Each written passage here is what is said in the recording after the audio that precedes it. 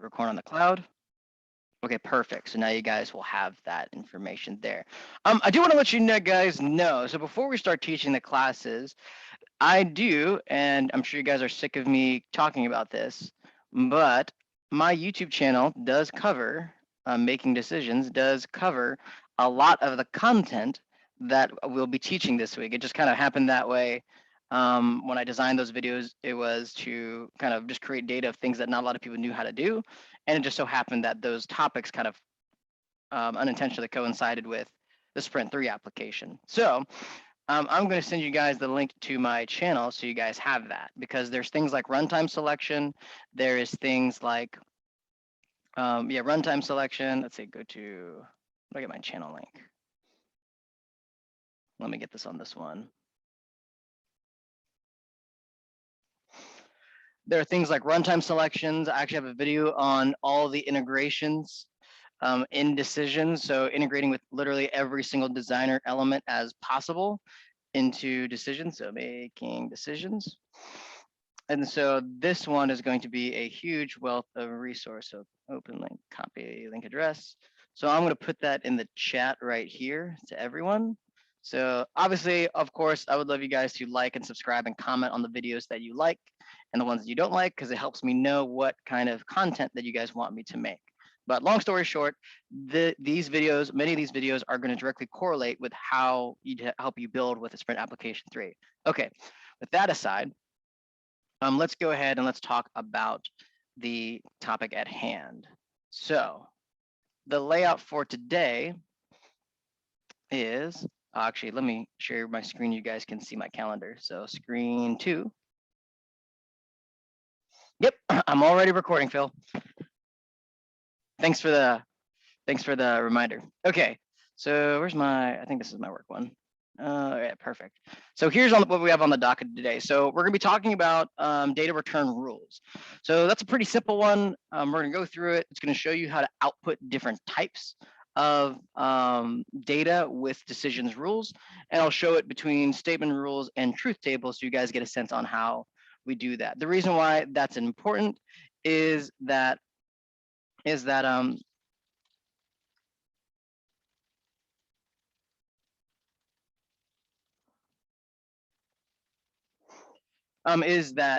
you'll be doing that in this build. You'll be actually setting a statement rule to say, hey, if this is true, I want you to output this text. If it's false, then don't output anything, a blank text. So that's the one we're going to talk about shortly in a little bit. We're also going to talk about rule sets. Rule sets is a powerful thing in decisions. A lot of our medical vector and our financial space customers use rule sets because they need to determine a patient's criteria or some type of relief for an ailment. And then obviously for the financial sector in the loan space, we have people that need to be determined whether they're eligible for a loan based on things like their income, based on things like their credit history. And so rule sets kind of are very handy in that point. We'll take a break. After the break, we'll talk about runtime selection and that cool thing. And so that will be a very helpful one in decisions because you actually have to runtime select a rule set within the application. So that's an important thing to know. After that, it's going to be lunch from like 12 to 1. When we come back from the call, we'll have a serialization and deserialization talk about what that is, how do we use it in decisions, and all that fun stuff.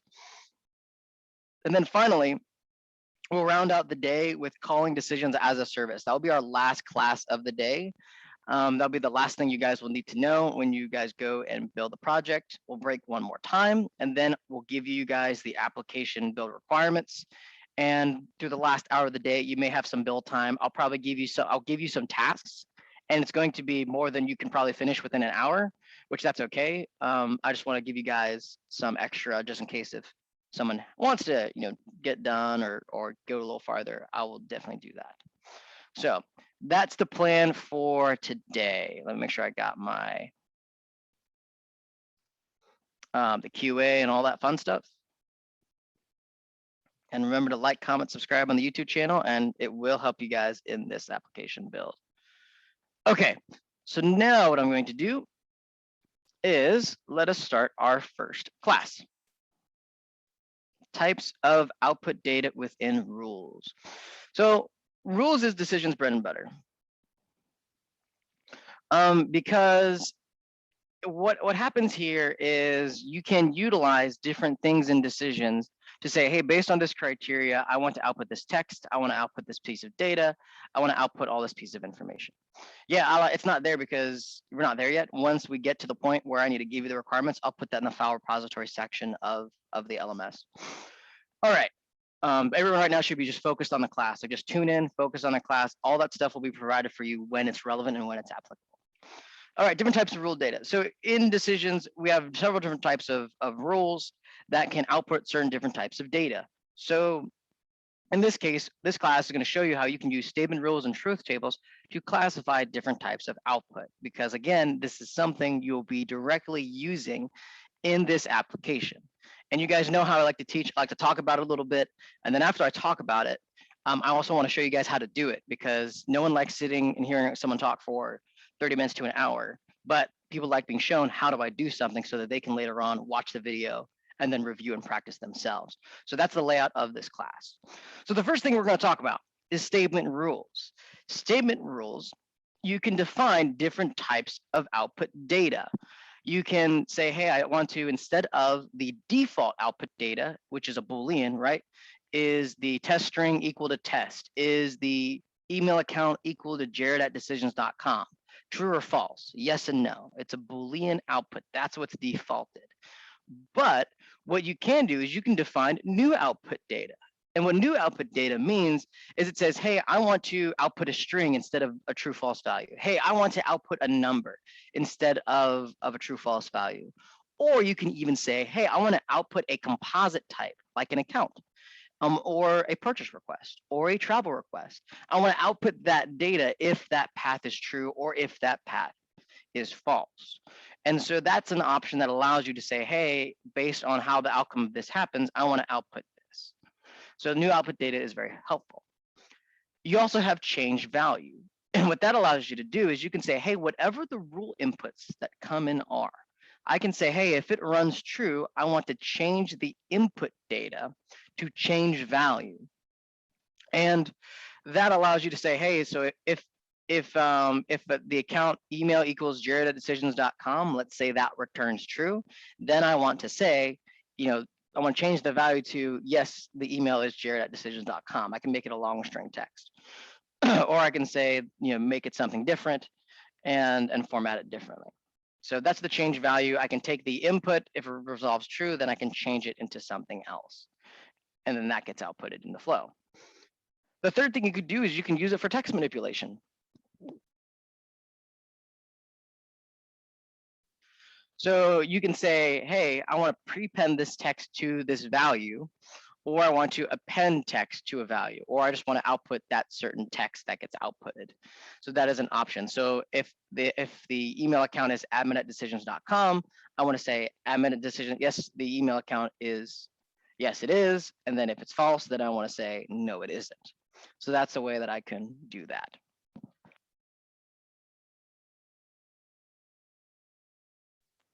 The last one we'll talk about is the run flow. The run flow allows you to say, hey, if the data returns true, I want you to run this flow. And you would pick the flow that you want it to run, or you can create that flow on the step. The second thing you could do is you can say, hey, if it's false, then I want to run this other flow. So it gives you to have a dynamic experience with decisions to say, hey, based on this actionable outcome here, run this flow because it's needed.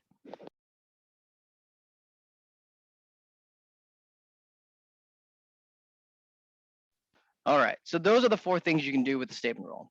You can say, hey, I could say, hey, defines data output.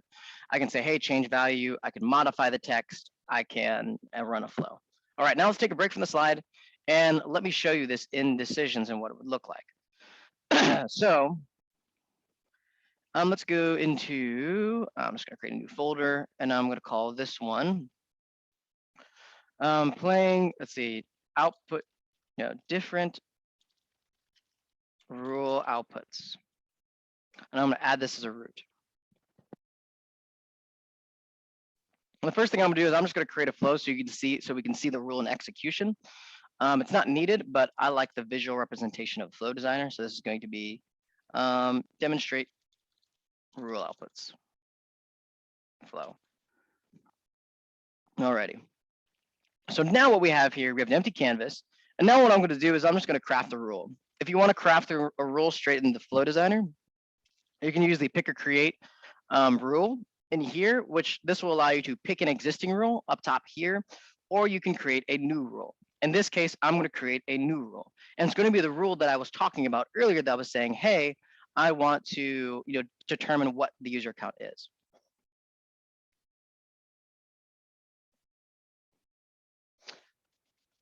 Let's see. Eshwaran asked, hey, I was wondering if as part of a statement rule, can we do something like this? If we do something else, then run another rule. Yeah, so that's the thing. So that's where rule sets will come in, Eshwaran. So I'm glad you're thinking that way. And that's exactly how we would use a rule set. And we'll talk about that later in another class, but that's a really good question.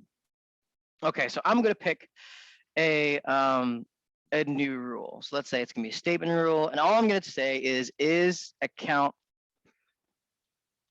email admin@decisions.com, right? That's all I'm going to say. And then my input's going to be an email, right? Single statement, email. I'm going to save. And then I'm going to craft this rule, email string. Oops, not ends with equals. And then I'm going to type in admin@decisions.com, admin@decisions.com. Perfect. And now we know the default rule, right? If I close this, right, I just get a true or false connected here. All right, and then what I do is I can say, hey, is it admin@decisions.com? I can type this here.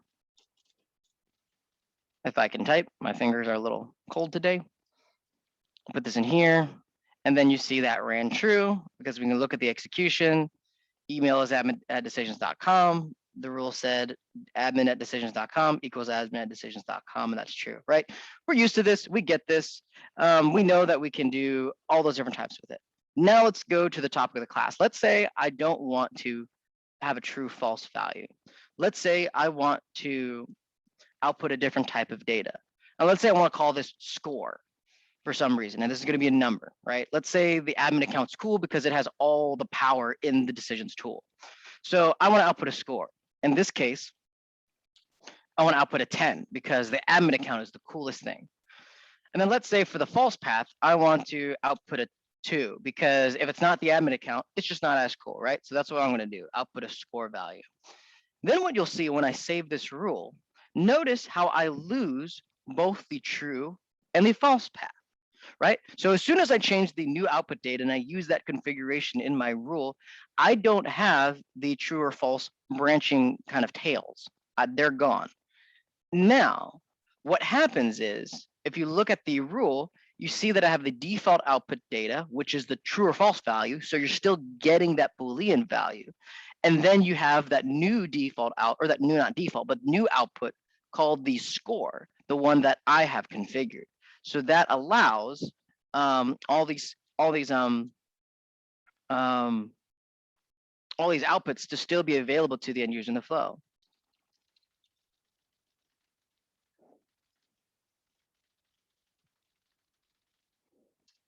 Alrighty, so now let's debug this and let's see what happens. So if I am going to leave the static input as admin@decisions.com, I'm going to debug this. And then when I look at the outputs of the rule, you'll see that I have the default output data, which the Boolean value is true. And then we have the score as 10 because that's what I configured for it. So, and then I could do the exact opposite. Whenever you create a rule, you also want to test the opposite condition. So if I do jared@decisions.com, and since that one's going to go down the false path, when I looked at the output data, you see that the output path is false and the score is 2. All right.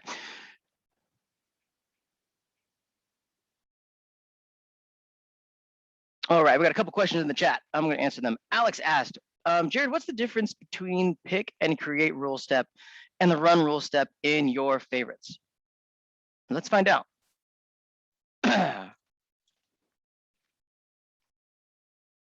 I don't think there's any difference. I think it resolves to the same step ID. So let's see this. So the step ID is that. And then let's see if the picker create has the same step ID. Oh, picker create rule. Okay, so they are different, technically different steps, but their functionality is the same. I don't believe there's any difference. They both allow you to pick or create a rule. All right, Jasper asked, what's the difference between pick or create run rule? Okay, that was the same question Alex asked. I don't think there's any difference. You can use either or if you want to use it. The one I use pick or create because that's the habit that I developed when I type it.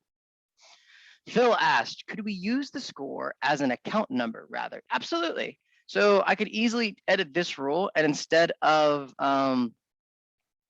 let's see, let me edit. There we go, edit this one. And instead of a constant, I can say, hey, let's get that account ID if I wanted it, and you can do it that way and output that ID. So in this case, to do that, I would have to make sure I'm using the account type and not just the email, and then I have access to that entire account. But yes, you can do that. Smart asked, what if I do want paths for my data? In Sprint 2, I wanted to use one condition to evaluate whether the status is new, updated or inserted. Wanted to use something like nested ifs used in programming. Paths for your data. So let's see, allow composite type. So here you would still, so in that case, what you probably have to do is you can run a value is true, because remember, you're still getting this default output data here.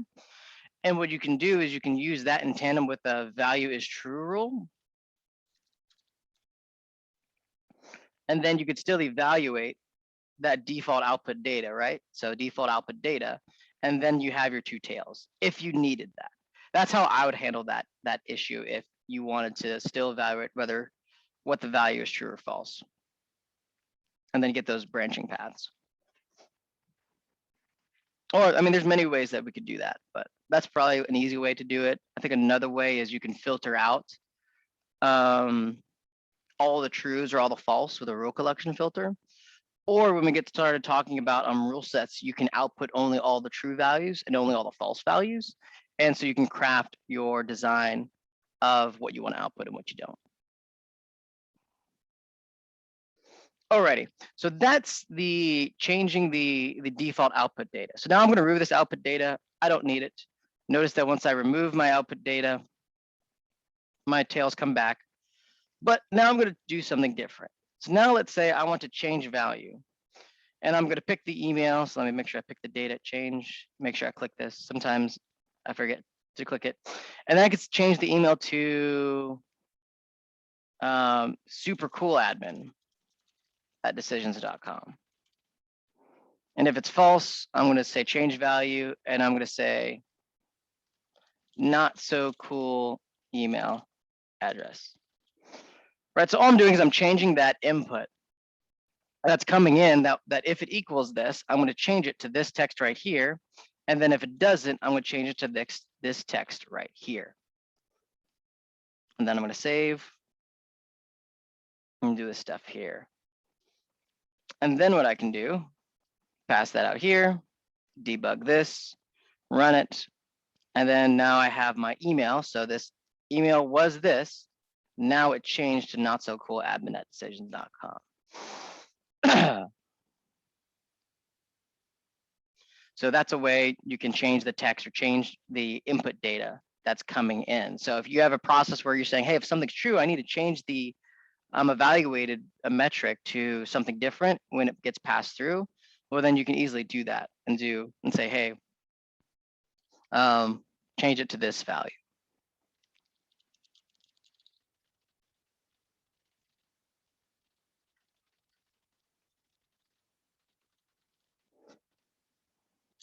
Okay, let us continue on. So let's talk about prepending text. This one's also another kind of simple one. So let me remove this one. And I'm going to say modified text. So let's say I want to modify the text. And so I'm going to pick this one. I'm going to say space is really cool. And then on the false path, I'm going to modify text. And I'm going to append it. I'm going to pick this one. And then I'm going to say is not really cool. So depending on what email, on what the output I get is, now what I can say is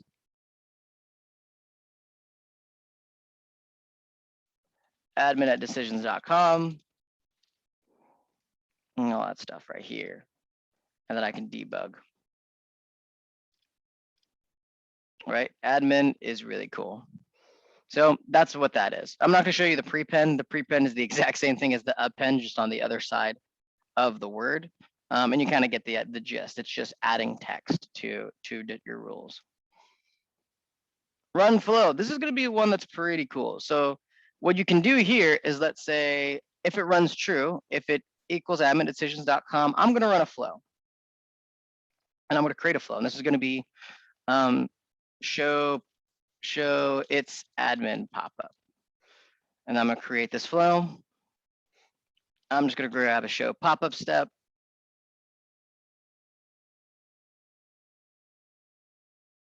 Send this here, send this here.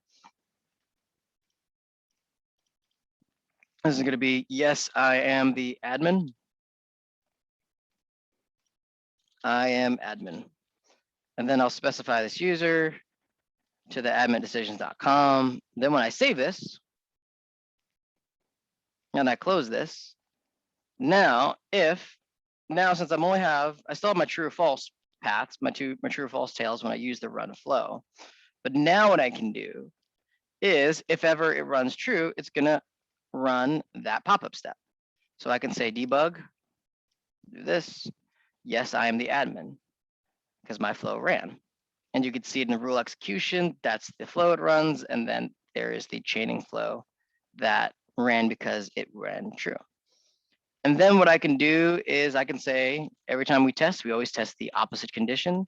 And then if I put an email that's not the admin, notice it ran false, no rule ran.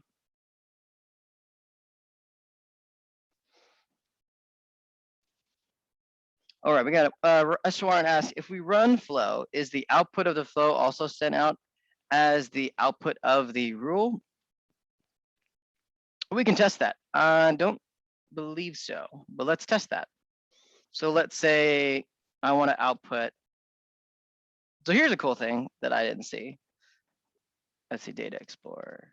Oh, cool. So whenever you do use one of these rules, your input of that rule will be apparent here. So if you want to pass in some of your rule inputs, you can do it that way.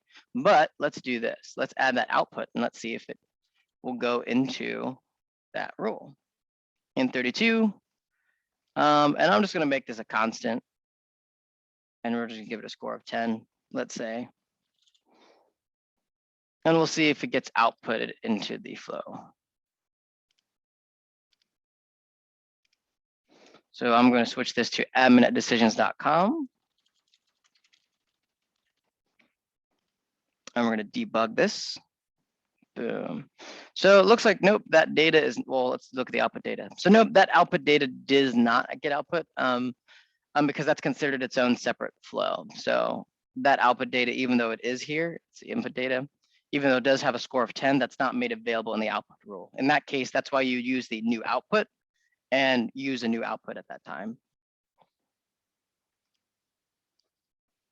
All right, that is the statement rules and changing the output of the statement rules. So you don't have to have a return true or return false only. You can say, hey, I want to actually append, prepend, modify, change value. I want just new output data entirely. You can do that as well. So that's the cool thing about that. Okay, so now what we're going to do is, let me go back to the slides and let's talk about the truth table section. Okay, so truth tables, you'll know, are a rule that has a Excel-like format where there's a column headers and rows, and your column headers are the rule criterion evaluations. And however many column headers you have, those are and statements. So that's a truth table. But in the truth table, you can also define new output data as well. And you can have those similar actions like we just showed with the statement rule. You can have the you can have the modify change value, or you can run a flow. And so that's going to be really powerful when we combine this into our runtime selection class, and they'll show you how we do that. But you have the same configurations. Now, in order to have the same configurations like you do in the statement rule, you have to allow actions must be configured to use. So this output right here, you must make sure that in the rule designer of the truth table that you have it set to allow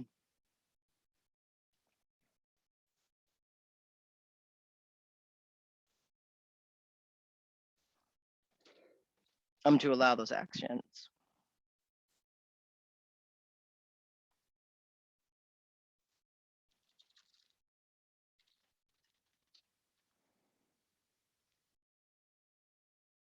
Alrighty, so now let me show you this one.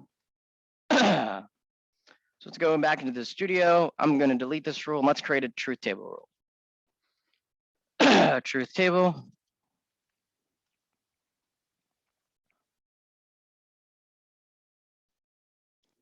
And I'm going to pick or create truth table. Actually, let's use the run truth table. I want to see if there is a difference. I don't think there is. Run truth table.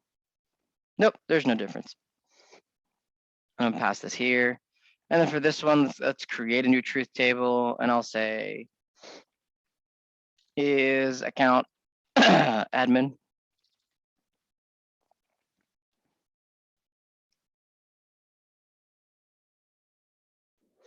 And let's see, and so I'm gonna add input here, define, and let's say email. Actually, I should rename that rule, but so let's say I want to say this is email, and we're going to evaluate equals, and then we're going to have jared@decisions.com, and then we'll have eric@decisions.com, and then we'll have admin@decisions.com. So let's say I wanted to create this truth table. Now I can easily change the output data here by, instead of having it Boolean, I can say that this is a string. So let's say I wanted a string, and then I want to say this is the senior, the senior technical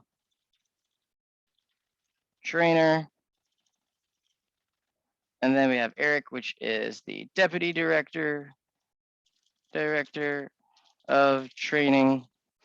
And then you have admin@decisions.com, which is the default admin account in Decisions, right? So let's say I wanted to output those pieces of data, and let's say here I just want to ignore. I don't really care about outputting if there's no match.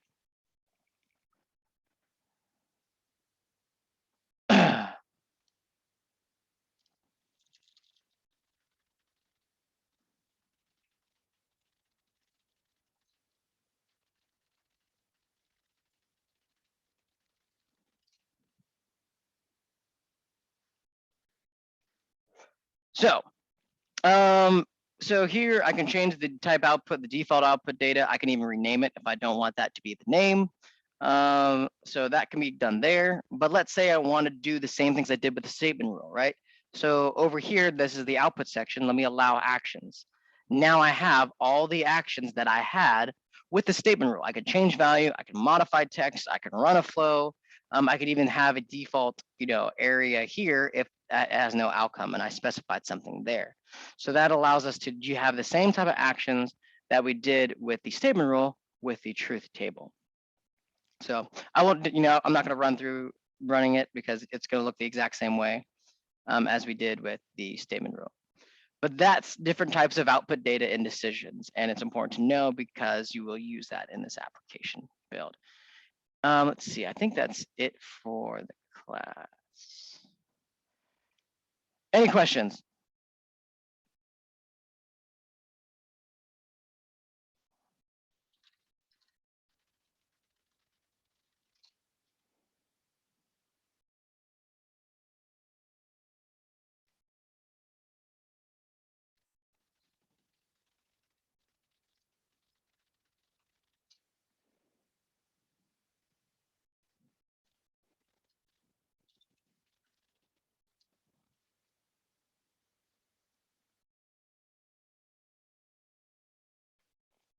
All right, I got a question from Alex. Alex asked, I noticed that I can create a rule that is a truth table and then run it either with the step run rule and run truth table. The biggest difference is when you have several output values, how those output values are shown to the rest of the flow. Is doing that a sanctioned way in decisions? Let's see. I noticed that I can create a rule that is truth table, yeah, and then you can run it either with the step run rule or run truth table. The biggest difference is when you have several output values, how these output values are shown to the rest of the flow. Let me like do what I think you're talking about. So if I use a run rule, right? I use a run rule, but let's say I'm going to pick my truth table. I don't think it should. Let's see. Oh no, it does appear. So then what happens is it change it. Interesting.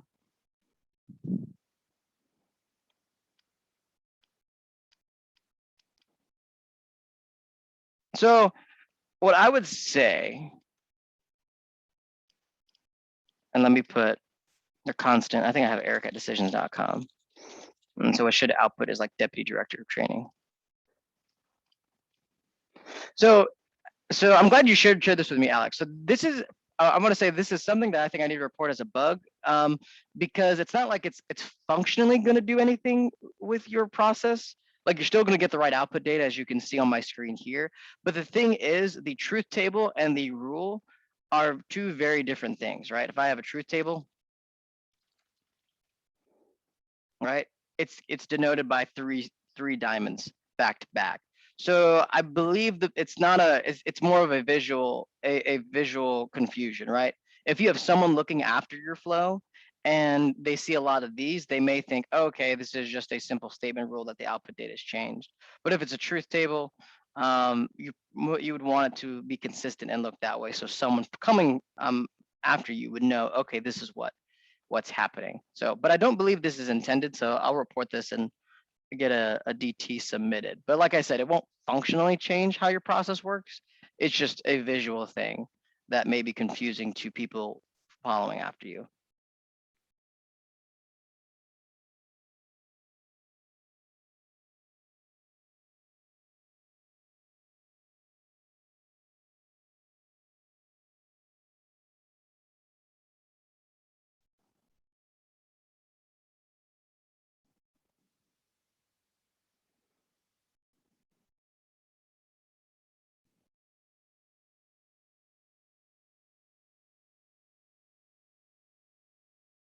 Phil asked, can we use this to link our bulk customer numbers? Input all of our customer numbers in the select data field and result in the output data or action? If so, what is the means to keep that customer list current? So in that situation, Phil, it sounds like what you would want is, I'm sure that data is getting stored somewhere in your process. So you'd either have like an external database that you're pulling from, and then you're mapping in those values that you want to compare, that you want to output, or you'll be using a decisions data structure in your process. So yeah, you can link a bulk of your customer numbers and say, hey, if it's customer number 01234, then I want to output Jared Co. If it's customer 2356, I want to output Alex Co. Right? You can definitely do that. It all depends on where you store that data. So if you store it on an external database, then your DBA team would manage that data. If you're storing it in decisions, then you probably have the decisions manage that data for you. You can have a dashboard or a report to update or clean or do whatever it needs to keep track of that data.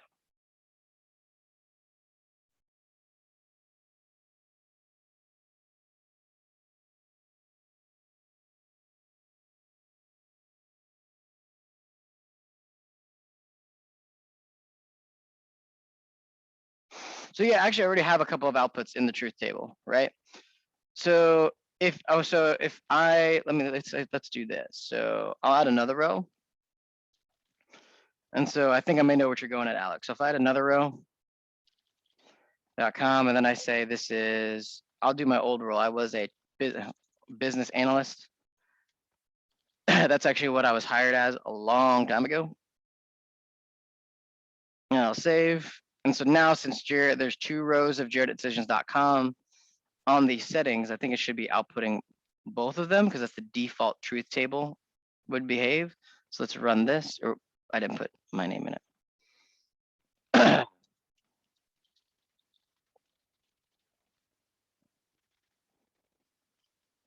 So now what I would expect is there'd be 2 outputs. Now let's say if this is treating it just like a rule, then it may only output 1. So look at that. Okay, so that's interesting. So what's happening is if you run your truth table with multiple outputs here, then what's going to happen is it's going to treat it like it's a truth table where it's set to return only the first true. So that actually is a DT that I can report because it's treating it like this. I'm going to output only 1 result. But if I pick my truth table, right, and then I attach it to here, you'll see that since I have it configured to output multiple pieces of data that match jared@decisions.com, I'll get a list of strings. And so now if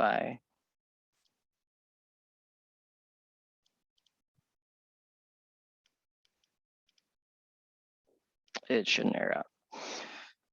And so now you'll see now I have 2, senior technical trainer and business analyst. So doing that way, Alex, looks like it constrains your inputs to where it's only going to run your truth table as, where is that advanced? Run only on the first result. And then you should just hit senior technical trainer.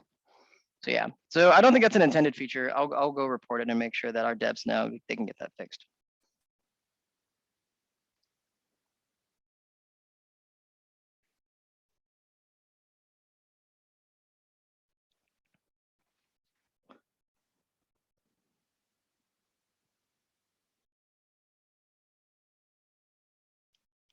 Let's try that.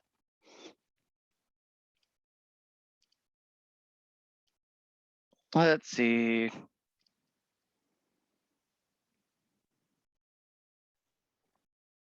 don't want this one. You want me to add like a whole nother one. So daytime, DOB.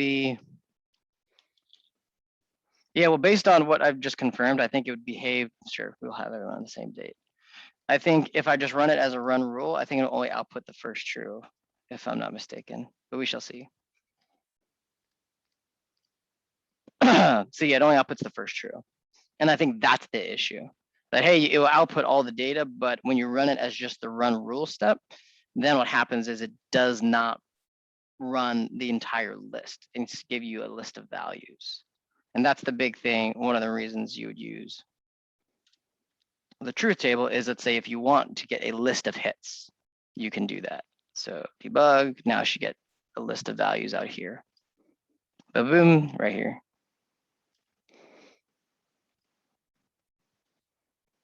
But good questions, and that's a cool find, Alex, too. Alrighty, let's look at my calendar and we'll see how we're got time. Alrighty. So let's go ahead and let's just go into rule sets. Rule sets. And then after rule sets, we will have our break.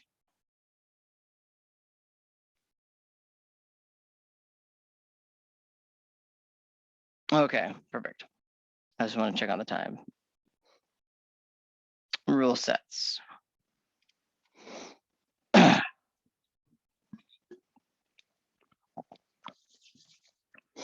Before we begin, let's just take a 3-minute stretch break. So go ahead and stretch for about 3 minutes. We'll reconvene at 10 a.m. Eastern Standard Time. So go ahead to the bathroom, get your drink of choice, and we'll start this class just in about 3 minutes. So let me 3-minute timer.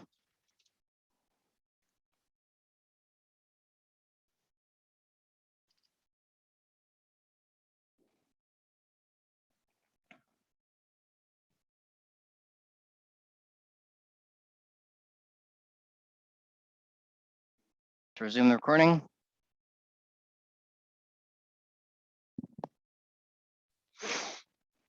All right, let's talk about rule sets. So rule set is another thing you will be using in this application build.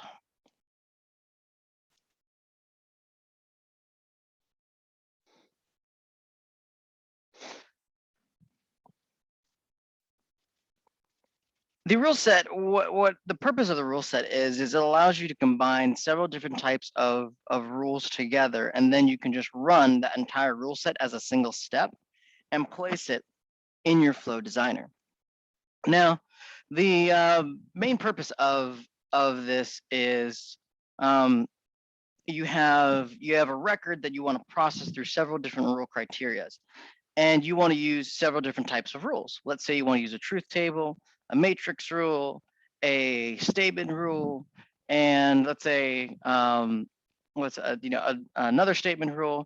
But also in the rule set, you can use flows. Flows can also be different types of rules that you can use in your process. So you're not just limited to just the rule designer. You can also use the flow designer in a way to craft your rule.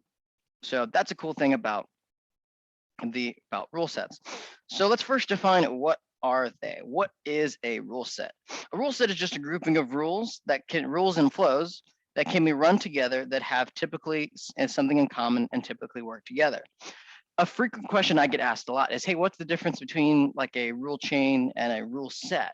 And one of the biggest distinguishing factors of a rule chain and a rule set is in a rule chain, you're just kind of chaining rules together. You're just adding true or false, truth table, matrix rule, this rule, or whatever the case may be.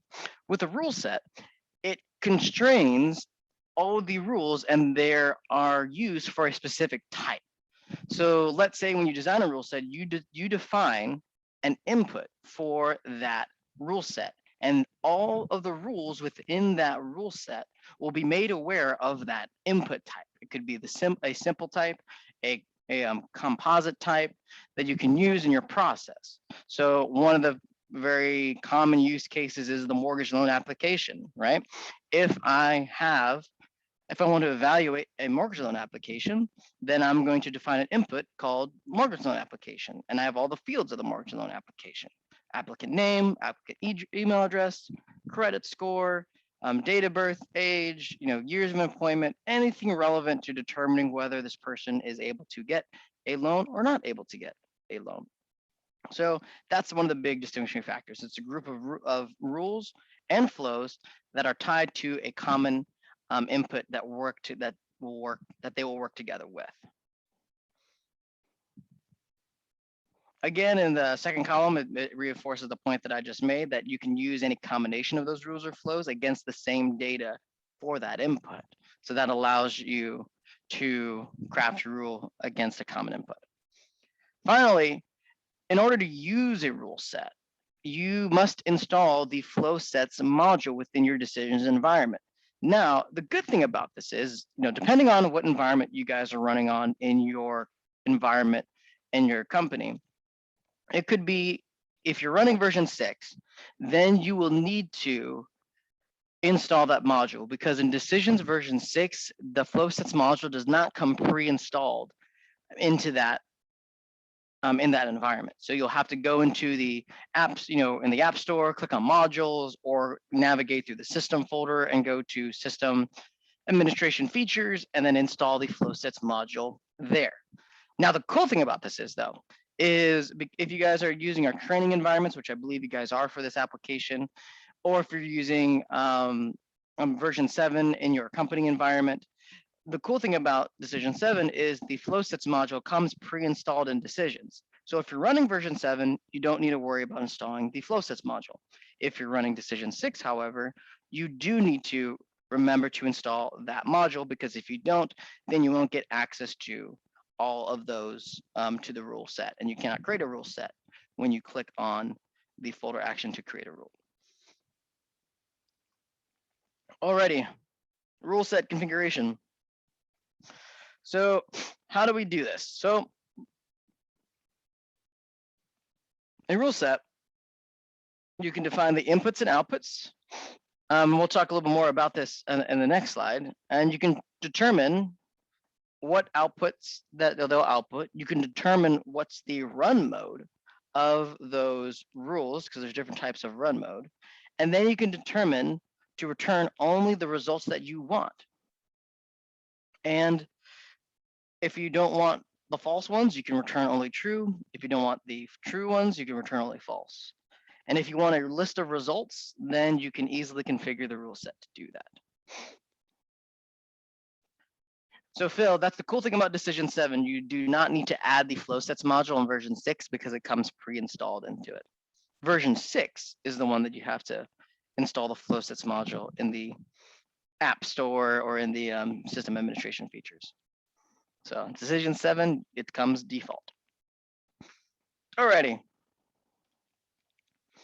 So here's the rule set setting. So you'll have here, you see that you get the inputs. That's where you configure what's the data you want to run through.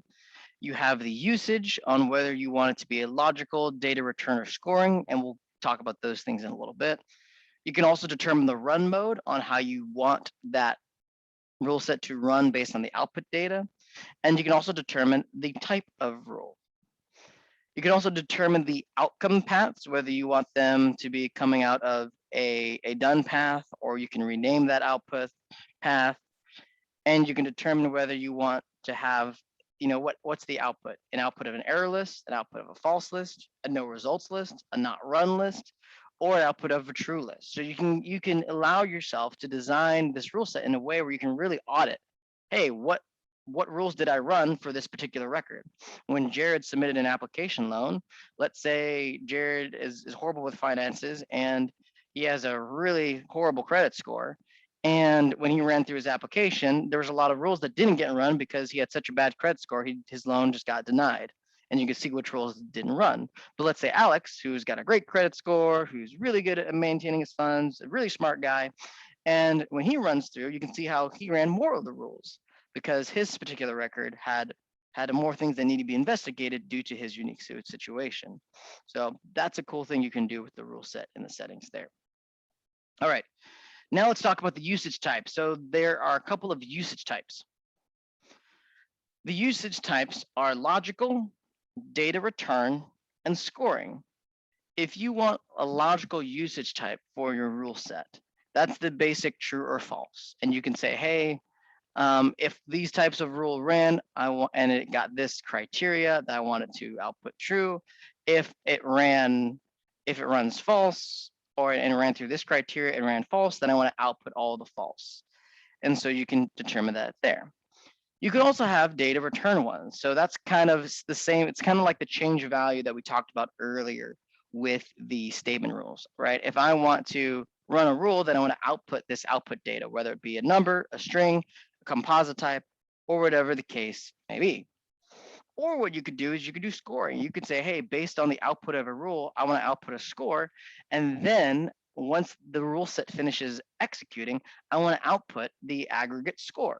So in that example that I talked about me and Alex, let's say my score, because of my bad credit score, the chance to get a loan is between 1 to 10, 1 being the lowest, 10 being the highest. And because I have a bad credit score, I output a score of 1. But because Alex has a really great credit score and is really great with money, he got an output of 8. And that's what that rule set would return. And you can see all the different rules that executed to get that information from. So that's a cool thing with that there. I'm going to pause right there on the usage types before we go on to rule set types. Any comments or questions over usage types?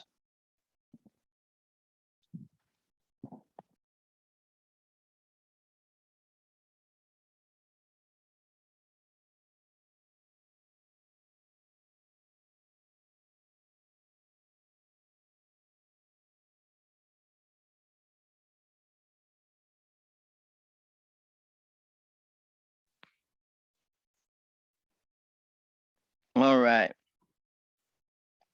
I don't see any comments. So let's go ahead and press on.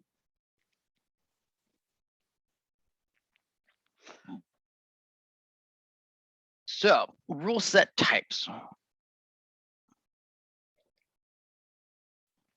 I'm going to get to that, Alex. Don't worry. I'm going to actually go into decisions and I'll build one. So rule set types. There are 3 different types of rule sets that you can run. You can run an instance, which just means I want to run all of the set of discrete rules against that data type. So if I have 3 rules, I want to run all 3 rules in my rule set against that type. Then I can add one called a template with instances. And what this one does is it says, hey, let's say, depending on the context of my data, I want to run not all the rules, but just only some of the rules. So if I have 3 rules, right? And let's say based on some template with instance, I only want it to run 2 or 1 of the rule, or maybe all 3. So I can do it that way. And then another thing you can do, rule set type, is if we don't want to use an instance, we don't want to use a template with instances, we want to do a conditional. And the conditional means, hey, if this rule criteria equals true, then run rule set A. If it equals false, then run rule set B. And if I have another rule that says if the value equals X, then run rule set C and rule set D, right? So it could be set up that way. So now I'm going to go into, here's a graph that kind of shows this. So I have an instance, right? 9 rules. I'm just going to run all 9 rules. Template with instances, I'm going to have certain instances that I could be run. So I could run all 3. I can run 1 of them, or I could run 2 of them. And then conditional means I just have an actual rule for my rule set that says, hey, with this rule, if it returns true, run this rule set. If it returns false, run this rule set. If it returns, something else, then run the third rule set. So that's kind of the rule sets in particular. All right, so that's enough of the slides. Let's go into decisions and let's actually create a rule set. So I'm going to create a rule set for you guys so you can see the things that we just talked about. Okay. So how do we create a rule set? So, well, we can save it because I'll probably go back to it. So what I'm going to do is I'm going to create a rule, and then I'm going to have a rule set right here.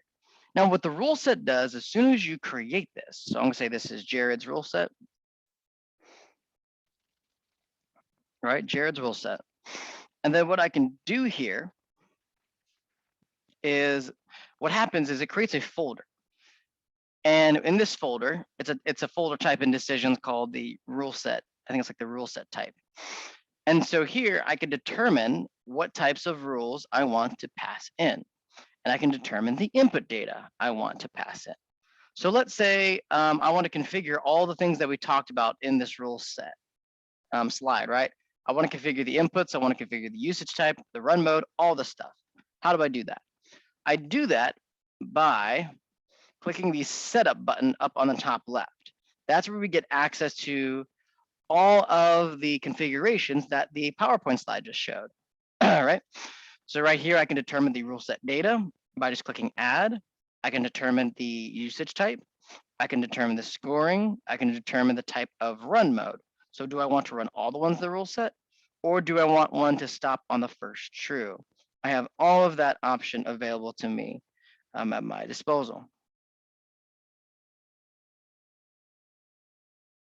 So I have that. And then I have the rule set type here. I can do template with instances. I can do an instance, which is the default, or I can do a conditional. All right, so that's how that works. So now I want you guys to notice that I can add an evaluation rule. And what an evaluation rule is let's say it's is account email jared@decisions.com. I'm going to create rule. And then now I can define what this rule does. Now notice I cannot configure the inputs of this rule. Why? The reason why I can't do that is because I need to define the input data for the entire rule set. So since I'm evaluating, let's say I want to evaluate an account. So the input data I'm going to say for this one is going to be an account. And I'm going to save this. And now when I go back into that rule, you will see that now I have the account as input data because I didn't have that before because I didn't specify it. So now I can say account email address, and then I could say equals, let's say, and it's jared@decisions.com.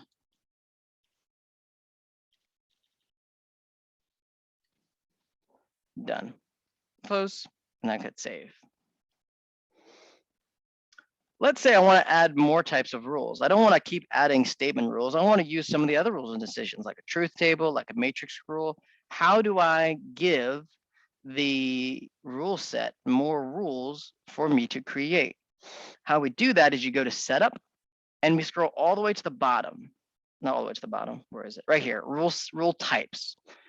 Over here, I have the choice to pick 9 rule types. I can pick rule tables, truth tables, matrix rules, tree rules, action rules, flows for evaluation, flows for evaluation and data addition, flows for transformation. So I can do any one of these things. So a habit to get into is when you develop your rule set, always pick the rules that you know you'll be needing. So let's say I know I'll be needing a truth table. Let's say I know I'll be needing a flows for evaluation. And let's say I also want to have a matrix rule just in case if I want that.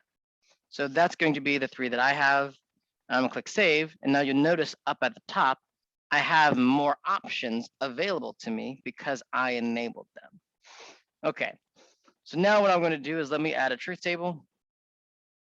And I'm gonna say, hey, I'm gonna say determine email user title.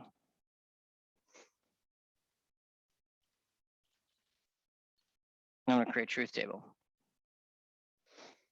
And so now what I'll do is select account. I'm gonna select the email address. I'm gonna select equals, and then we're gonna add several different rows. Right, I'll do Brian, I will do Jared. Let's see, Jared at decisions.com. And then I'll do Brian.Phillips at decisions.com. And then I'll do Eric at decisions.com.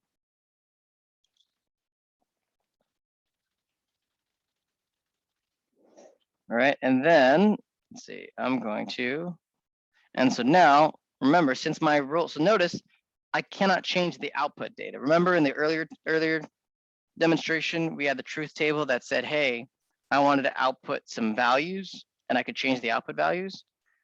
Notice here, I can't do that. I can delete a row, I can move it down, I can add a row before or after, but no, I cannot configure any output data. That's because the rule set constrains your inputs and outputs.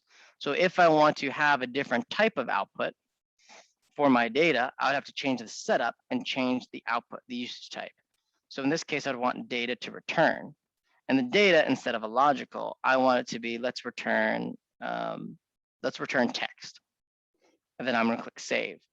Now, in all my rules, I can return default data, and that's text data, string data, and I'm able to do that. So result, yes, and outcome data, no. For here, I can do that here, but it's all configured within that rule set type. I don't have access to it on the rule level. On the truth table, now I can put the text. So I'm gonna say senior technical trainer. This one's gonna be boss man. And this one right here is gonna be junior boss man. And I don't think I'm gonna have a situation where there'll be a non-matching outcome. If I did, then I could determine that and say, but I could put something here, but I'm not going to. So I have those. So those are my 2 rules that I add there. Okay. So that's what I have here. And it's just a template with instances. Yeah, so it's a data return instance rule set type. Now, this is my rule set. I like my rule set. I'm done for the rule set. So let's say what I want to do is I want to run this rule set. How I would do that is I would go back into my flows. So let's go to demonstrate this one. I would pick my run rule set. You can pick run rule set or run flow rule set. Both of these steps will work. I'll use the run flow set right here. You pick it like you would have here. You have, it's aware that I have a rule set in here. I'm going to select this one. And then I'm going to connect my steps up to my rule set. And let me remove this here.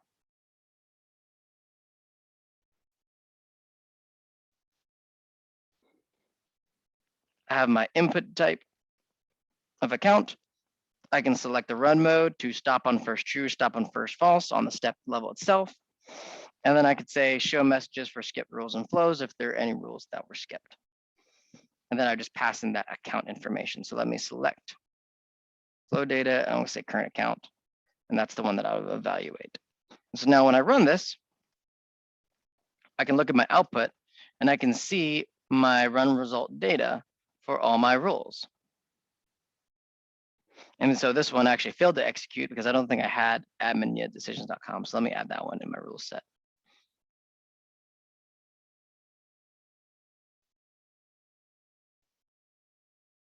Row at decisions.com. And then I'll say this is super admin. And then you'll see when I run that rule set again, I'll get it'll tell me all the rules that ran and then the path it executed on.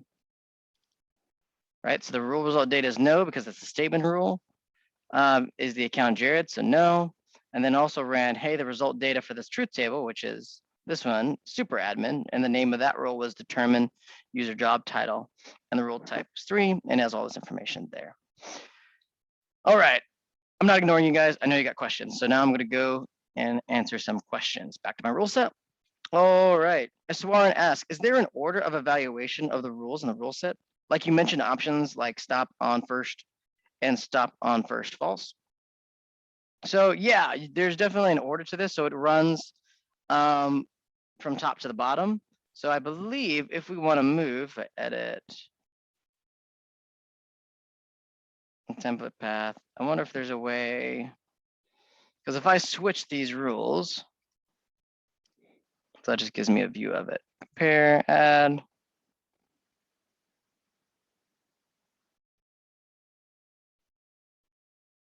Okay, make a template rule, get truth table ID, fun stuff. So how it executes is just it executes from the first one down. That's the thing to be aware when you're running through this, is that it'll execute that way. If you want to debug it, you can add it. We can add a new unit test. And let's say for the account, I want to say this is Jared, and then I'm going to send it an email address of jared@decisions.com. Oh wait, actually I already have one. Haha, jared@decisions.com. So I'm going to pick that one, and this is going to be Jared's test. And then I can just run it, and then you can see that execution of that rule set with that data. So the result data was yes on that one, and then the result data for the truth table was senior technical trainer. So I'm not sure. I think there's a way. I wonder. Run rule truth table. Yeah. I wanted to see if there's a way to copy flow set to move it. Or change the order. I wonder if it's the order. There's got to be an order number, I think. Edit rules, set name and description. I think there's like an order number that we'd have to. Let me ask that question because there is a way to do that, and I'm blanking on it right now. Support.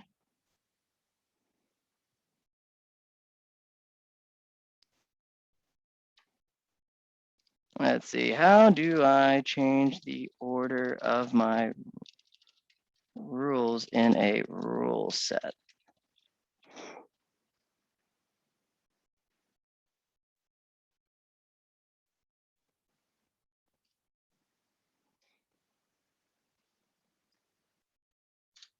I should get a quick response from that one. In the meantime, while we're waiting on that, I will answer some questions. Oh, I thought it was here. Okay, we have another question. I just lost my chat. Come on, chat. Where'd you come? Shashadar asks, is the flow execution from top to bottom of the rule set? Yeah, that's how it is. It'll run this rule first and run this truth table second. I wanted to see if there's a way to move it. So I asked in the support channel. I'm sure someone will respond to me really quick. I believe, there we go. Haha, that's what it is. I found it. Set execution order. So if I want to set this one to first one, I'm going to say, hey, this is going to be 1. And then if I go to this rule set and say set execution order, and I set this to 2, Boom, now it switches. Never mind, found it. So that's how you switch the order. You would set the execution. Yep. Move to, what does that do? That just moves it to somewhere else. So if I want to move it somewhere else, manage move to, I can move it to a different folder.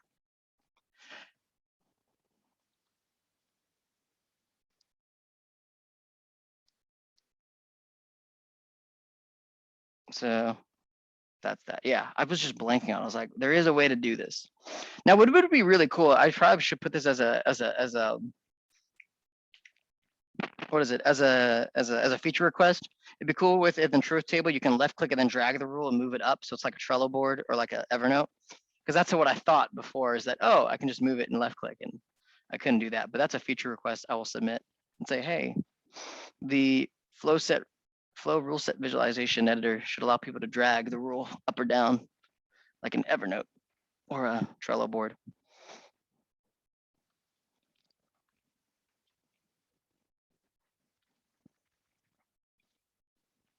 All right, so that's that one. So now that is the that was the rule set with just instances, right? I had two rules. I ran all those rules in a rule set. Now let's say I want one that's a template with instances. What does that mean? So when I switch it to template with instances, I have Jared's rule set. So this is like the parent rule set. And then now the template with instances allows me to say, hey, I want to create a new sub rule set. So this is going to be Jared's child. Right, there's Jared's child. So as you can see here, I have Jared's rule set and I have Jared's child. And in Jared's child, I want to add a rule, evaluation rule that says, what should I evaluate this time?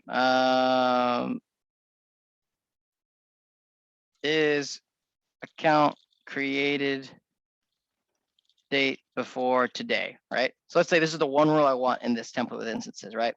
So I'm going to select this. I'm going to say the created on date is less than, and then current date time, right? Only rule, if it is, it's going to be account was created before this date. And if it's not, account was created after this date, right? I'm going to save this. So let's say that's Jared's child, right? So I have Jared's rule set. So what's happening here is, remember, what is a rule set? From a technical perspective, right? From a when you develop and why you use it perspective, it's a collection of rules that evaluate the same inputs and outputs. From the actual building it, it's just a rule, it's just a folder with a type of behavior in it. So now I have a rule set here, Jared's child, and let's say I want to add another one. So this is going to be Jared's second child. And so now I have Jared's child, Jared's second child, and with this one, let's say, I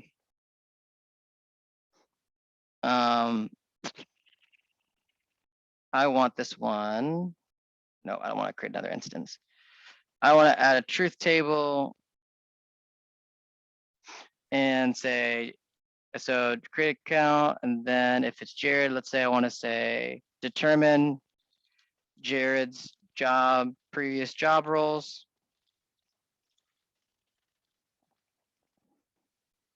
On here, so now I'm going to say, all right, account, account email address right here, close equals, and then it's going to be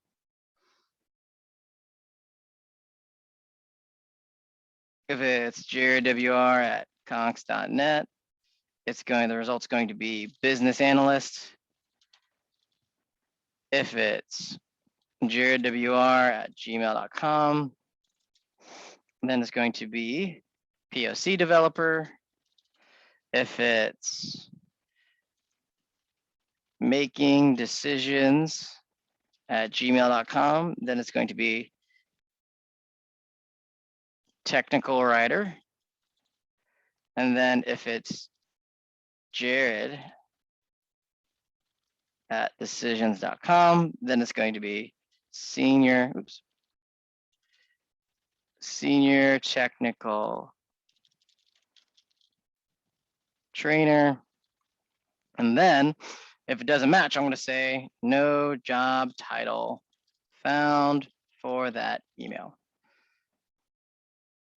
So, all right, that's Jared's, all the roles that Jared had, and that's based on the count on the email address that was used.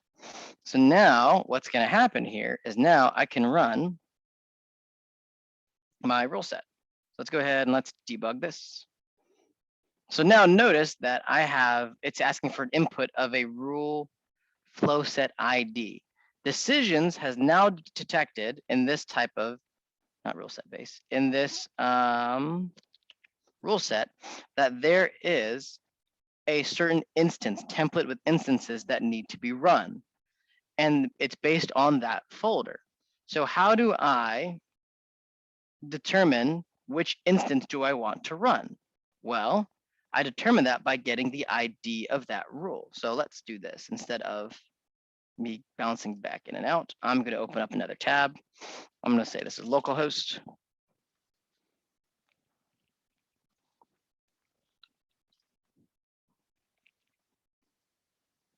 I'm going to go to my rule set. And what I'm going to do is I'm going to grab Jared's, I'm going to click on Jared's child.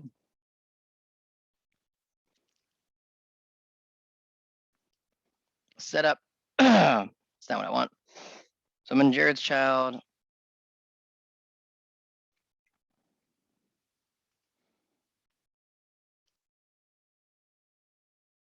Oh, that's what I'm doing. I know where I'm doing. So I want to go to Jared's child. See, it's a folder right here. I want to manage this, and I want to get the rule set ID. And then when I copy this, and then I go back to the flow rule set, now I can say, hey, after you run those two rules in the parent rule set, I now want you to run the rules within that particular rule set of those inputs. So I have the account that I passed in, output data. So you can see that my rule ran. So I have the super admin term user job title. Rule result data, is it jared@decisions.com? No, it's not. And I have that instance because I passed in that rule set ID to say, is the account created before today? And it was, because this account was created before this date. So that's what a template with instances is. You're saying, hey, I want to run a base parent of rules in my rule set. And then based on the ID or rule set ID I give it, then I want to run the second kind of sub rule set inside of it. So that's how that one works. Does that make sense?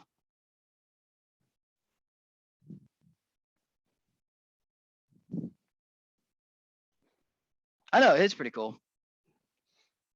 So this really helps. That's why a lot of our medical customers use it, because you can easily say, hey, you know, based on the sex of a patient, based on the symptoms of a patient, based on the type of cancer for the patient, I want you to send to this, or send to this, or send to this. Jasper asks, can you define more than one child? Yes, you can. Makes sense, but a lot of detail to remember. Is there a doc we will refer to? Yeah. So I think there is a documentation on our website. I can send you for rule sets. Rule set. I'll tell you all the different about it. So settings on a rule within a set. All right, so this is going to be the main one you'd want to look at if you guys really need to. Over there, so that's going to have it. Jasper asked, can you define more than one child to run? So yeah, so in my rule set, just to show you, right, I have these two child.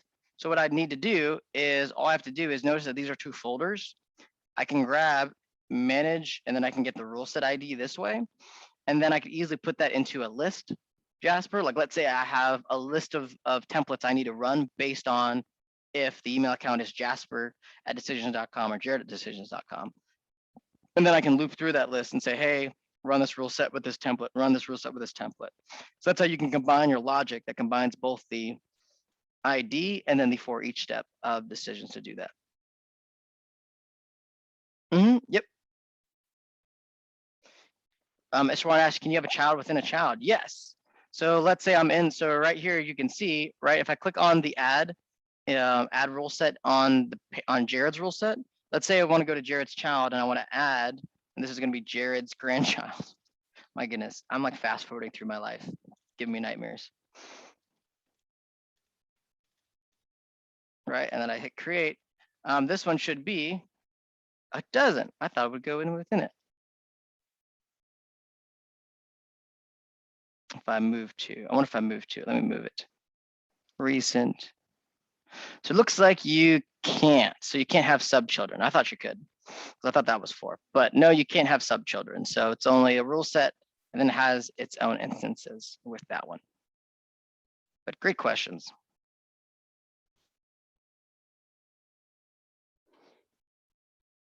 I believe the one you guys will be configuring for the project is going to be the conditional, not conditional, I'm sorry, the template with instances, because you're going to create a runtime selection that says, hey, I want, if it's a certain client, I want to send and run this particular rule set. And if it's a different client, I want to run this rule set.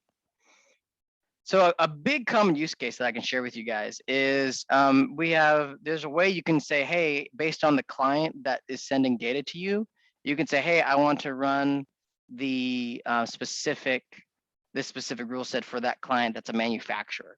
And let's say for another client that's a medical company, I want to run this rule set.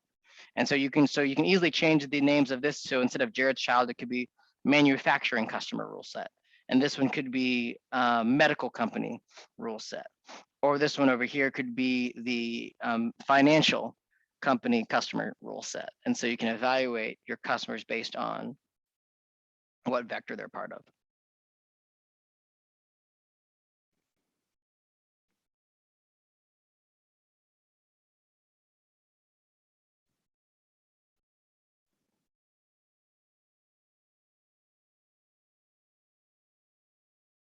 Alrighty, let's see what else we got left.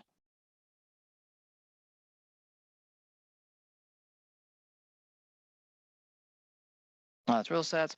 Oh, let's do one more. So let's create a conditional rule set, because I don't think we talked about that.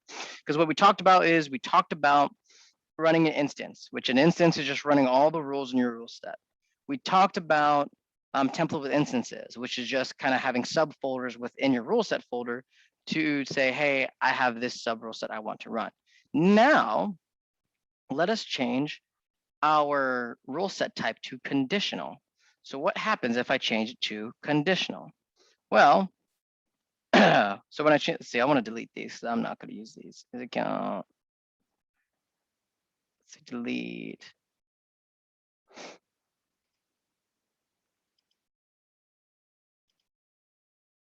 Okay, so it looks like within all of these sub ones, I have a rule here that says set control. So I can set this control, and let's say, let's go back to the parent one, and I want to say setup, or I want to add an account. Let's say I want to call this number determiner, number selector, or let's call this rule set selector. And sure, we'll leave it as a string. Okay, so now what I can do is on the selector, I can say, hey, if this rule set selector equals 5, let's just do 5, then run this rule set. So that's going to be the control that's going to happen. It's going to say, hey, if this return is true, we're going to run this rule set. And I'm going to do the same thing for the other one. So Jared's second child, this one's going to be rule set selector, and let's say this one's 3. It equals 3. Done. Close. Save. And I'm going to close this, and let's say I have another one. Let's see, right here. Or actually, I'm just going to delete the grandchild because there's no rules in this one. So delete folder. I don't need it. Boom. So that one's gone.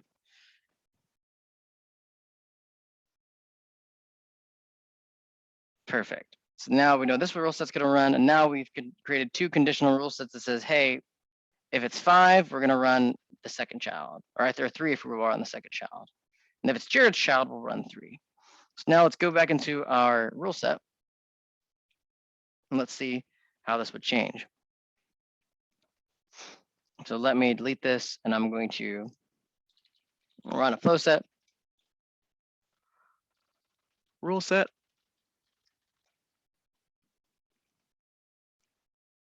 I'm going to pick it. Jira's rule set. Alrighty, so now I can determine which account I want to run. So let's do jira.decisions.com, pick, and then let's say the rule set selector is 3. And then now, when I debug this, I should see senior technical trainer, result data Jared, and then the result data senior technical trainer, because it ran the path Jared's second child. Notice it didn't run the other one because that control rule ran false. Now let's change it to 5 and we shall see what happens.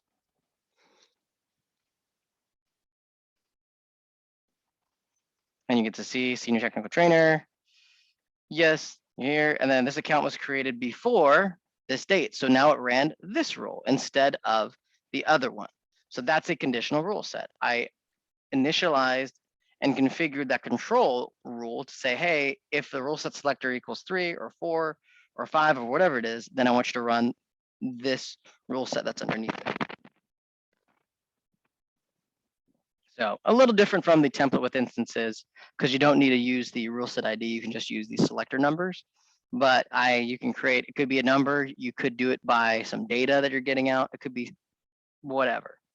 But that's how you would create a conditional rule set. And I think that's rule sets in a nutshell.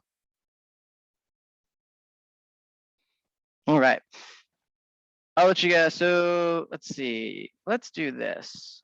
We have, cool, let's do this. Let's take a break for about 17 minutes. We'll reconvene back at 11 a.m. Eastern Standard Time, and then we'll talk about runtime selections in decisions. So we're gonna break for 15 minutes, and then we're gonna talk about runtime selections at 11 a.m. Eastern Standard Time. But before I do that, any final comments or questions over rule sets?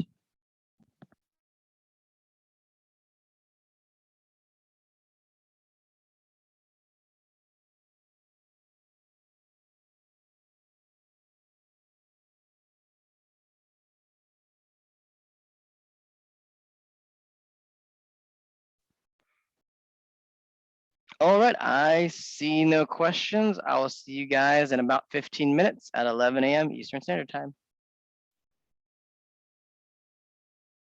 Resume the recording. Awesome. And now let's talk about runtime selection in decisions. What is runtime selection? So let's preface this with 2 types of things we want you to think about. So we have these things called design time and things called runtime. What does that mean? Well, in decisions, all that design time means is it's referring to the designer designing a specific thing or decisions element. So the stuff that I'm doing here, changing, text, adding another row, these are things that are happening, and it's called design time. It's what the designer's doing when they are creating a rule or designer element in decisions. That's design time. So if that's design time, can anyone guess what does runtime mean? What does it mean when I say runtime?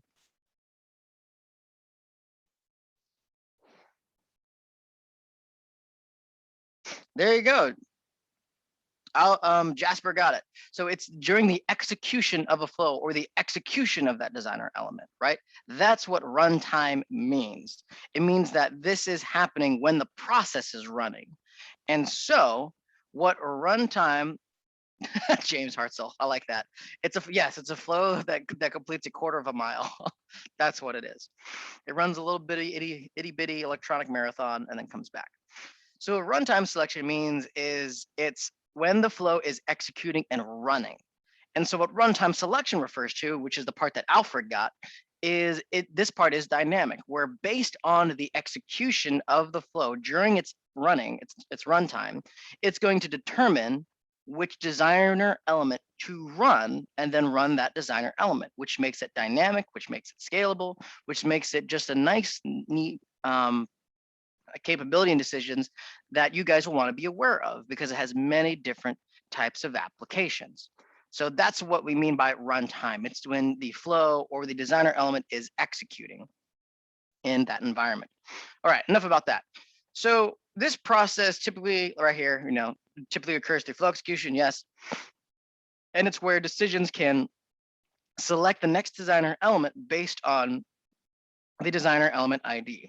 Notice that you can do this for flows and rules and pretty much almost any designer element that can take in an ID, because the ID of that designer element is how decisions knows which designer element to run next.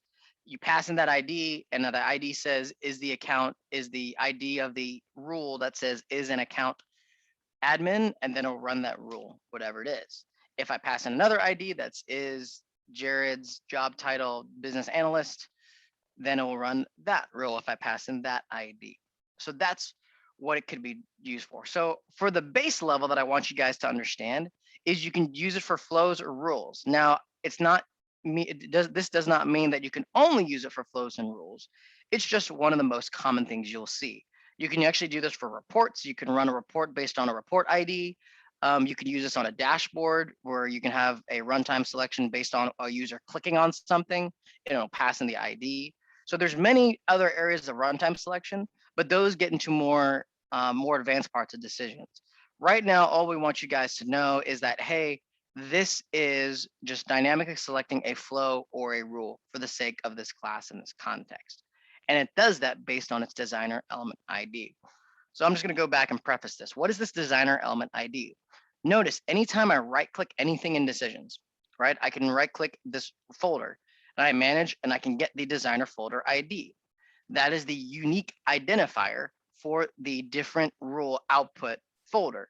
And I can reference this in the flow designer just to always get the contents within this folder if I wanted to. This applies to the designer elements as well. So I have this demonstrate rule outputs flow. If I right click manage, I can get the flow ID, which is the unique identifier for that particular flow element. Remember, all of decisions, all of the stuff you see on the portal right here on my screen is stored in the in the database that decisions is installed against. Specifically, your designer elements are stored in a table called the element underscore registration. That is the database table within decisions. So let me open up this. Right, so I can select asterisk, from dbo.element registration, and then let's execute this. And now I can get access to all of the designer elements by their ID right here. And so you can see the search contents, the class name, method name, all this stuff. Let's see. And then right here, you can see that I have some method names, generate random first name. That's a flow step. And all of this stuff here. So that is all that it is. It's just something that's configured in the element registration table that I can query and it's stored here. So that's something to be aware of. All right, just wanted to share that so you guys know how that works. Where is it, the entity header data? I believe it's the entity underscore header. I don't think it's here, but maybe. Maybe it is entity header data.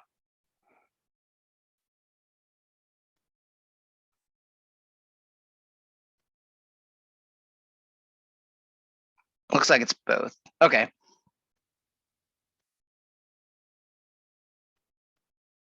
Got you. Okay.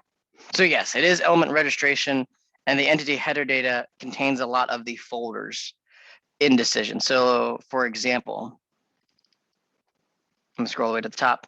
So I have this all users group. It tells you that that's the group all users.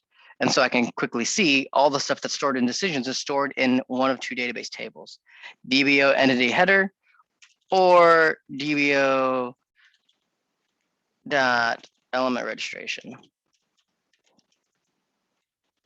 Right, those two tables. That's just kind of some cool fun facts to know. Alrighty, so everything has an ID. All right, so now let's go back and continue on talking about runtime selection. All right, so when should we use runtime selection, right? When are we going to be in that use case or in that situation where we should be implementing a runtime selection kind of area? Well, if you have a flow that contains multiple statement rules and then run subflow. So for example, like right here on the screen, I have a form and it says evaluate this rule, then run this flow. If it's false, evaluate the next rule, then run this flow. Evaluate the second rule, then run this second flow. If it's false, evaluate this third rule, and so on and so forth, right? It just keeps going on and on and on and on and on. It's basically saying, hey, run a different designer element based on a rule criteria. If we're ever in this situation, this is where we need to consider using runtime selection because it would very much fit our context and use case. So now, how do we set up the runtime selection? So let's just configure some of these before I go into, I'm going to the other details of it. So let's say I want to create a new folder, create folder, designer project folder at root. This is going to be runtime selection fun, yay, yeah, exclamation point, smiley face, enter. I already had a runtime selection folder. Aw.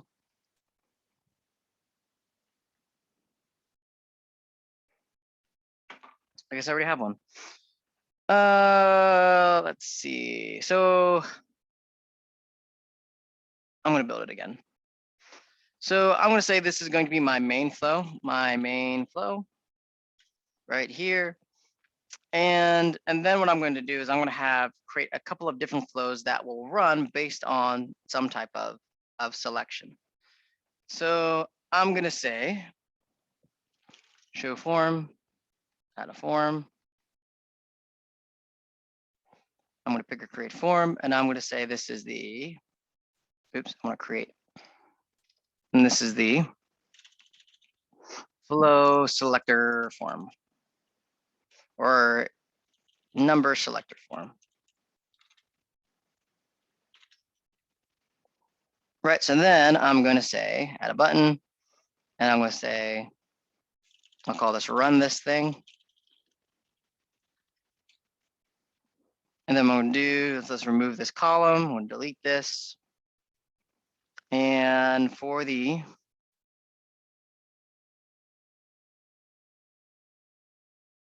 let's see, what should I do? Let's do a number spinner.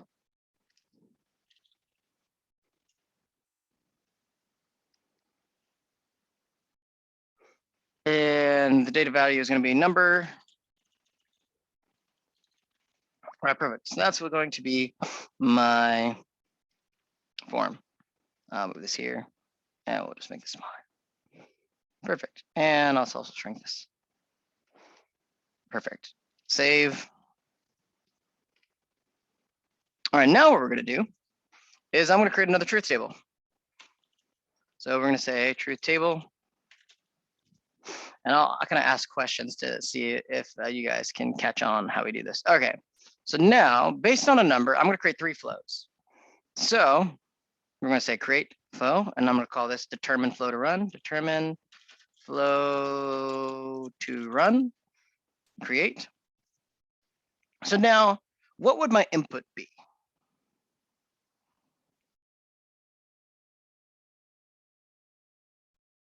So in my number spinner, I'm passing out a number. So what would my input data be? There you go, the number, right? Not too complicated. So this is going to be selected number. Let's make this int. I think it's an int. If it's not, it could be a decimal, but we'll figure it out. All right. And then I'm going to say if the selected number close and then equals 1 equals 2 equals 3, and we'll leave it at that. So now what would I want the output to be, right? So if the selected number comes in, it equals 1, what do I want to change this output to?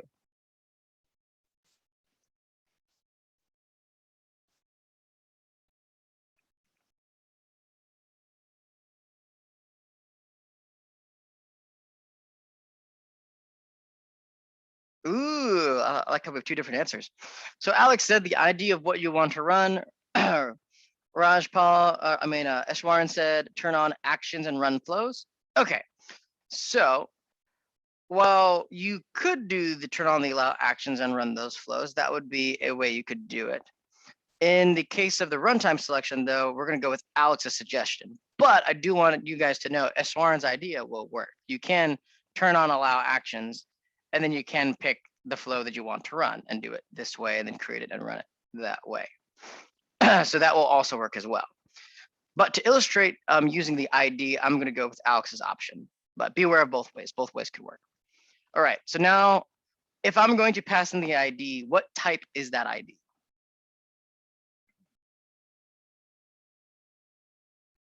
Alex got it. It is a type of string, right? So I'm going to say string. All right.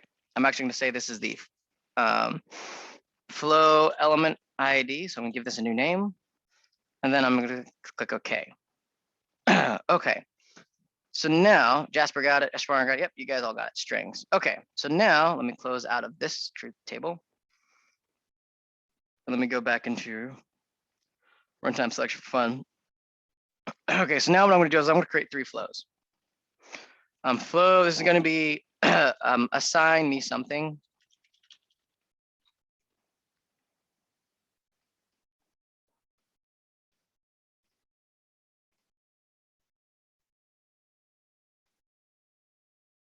All right, I'm just going to say admindecisions.com, this,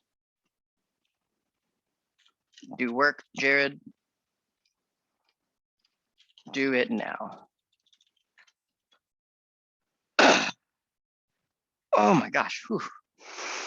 My foot was a little sore. Okay, click off and on. Okay, now I have this. All right, and then, so that's assign me something, right? So I'm going to save this. And then what I'm going to do is I'm going to create another flow. This one's going to be, let's add 2 numbers together, right? We all like adding. Who doesn't like math, right? Add something together. Click create.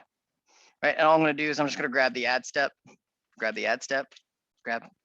come on, add, there we go. Add step, put it here, and I'm actually going to say, let's get these values from a variable. So this is going to be number 1, number 2. I can't spell, number 2. And we'll make this, I think it should be decimal. I think that's a decimal.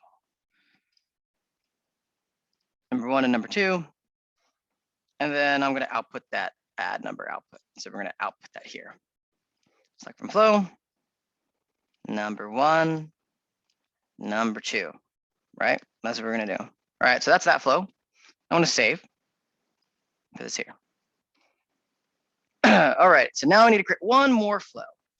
Let's say this one's going to be notify me of something. And I'm just going to do a show pop-up.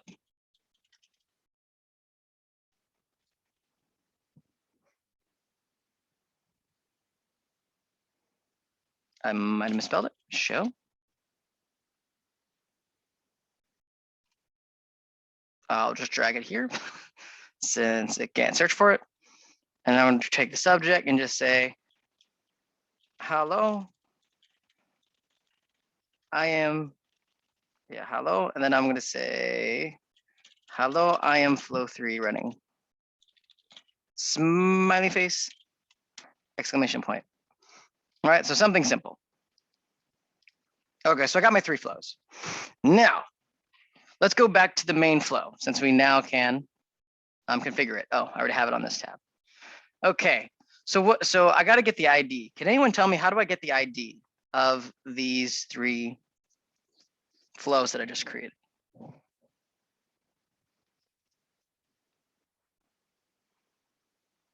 I right click. Okay. Let's see which one's gonna be first. So assign me something. I right clicked. Where do I go out from here? There we go. Shashadar, manage. All right. And oh, cool. Get flow ID. So yeah, you right click the element, manage, and then get ID. You guys got it. I'm gonna click the copy text here. And then all I'm gonna do is I'm gonna paste that element right here. So now if the selected number equals 1, it will output that perspective flow ID. So let me do that real fast for the other two and make sure that I'm not duplicating the same thing. Manage, get, copy text. Put this here, here, back, done. Notify me of something, manage, get flow ID, copy text. And then here I'm gonna say not a valid selection. Number selection. That's what I want to do. Not a valid number selection. Alrighty. So that's what I'm going to call it here. Not a valid number selection. So then I'm hit save. Put that here. The mix of, I'm just going to all. There we go. Now it's better. Now I'm going to hit save. So now I have my rule done. All right. So now what's next? So after I select from flow, tell it to grab the output of the number here. We're good. So what's the step I should have here? What's next?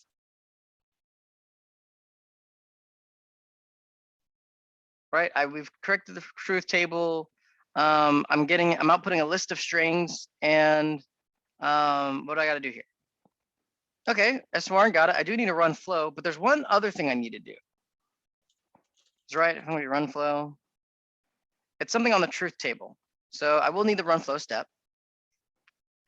So how many outputs am I expecting to get out of this?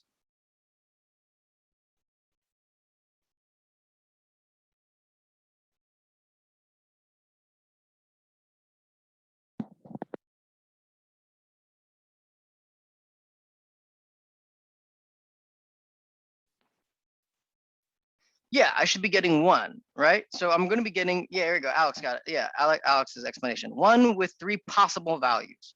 So how many values am I returning currently in my configuration? What does it say here?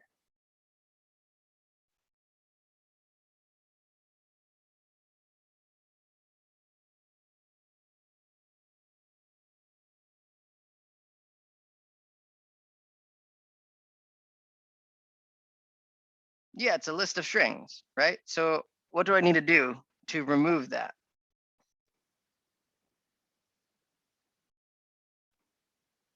Allah is right. You could build an array. So I could select build array, select the first value. That would work. But what's a more cleaner way to do it? Is there a way to parameterize a truth table so that it doesn't output a list?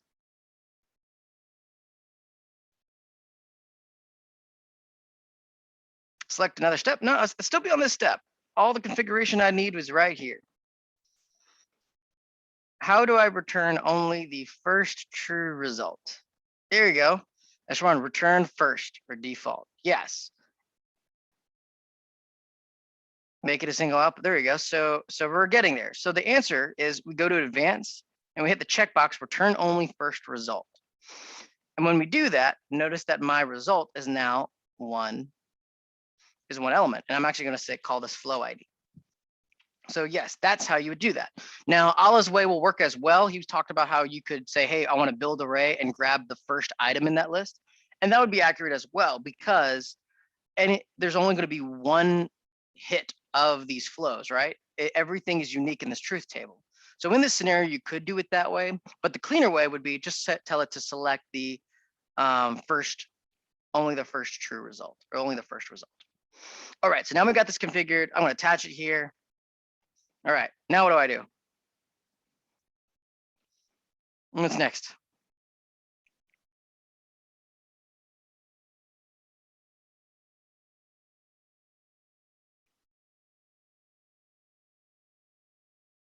Anybody got any guesses? We got the form, so user can select the type of flow they want to run. I have the truth table that will output the ID. Map the result to the input. I got no inputs though. See, I got no inputs. I don't know what I got to do next.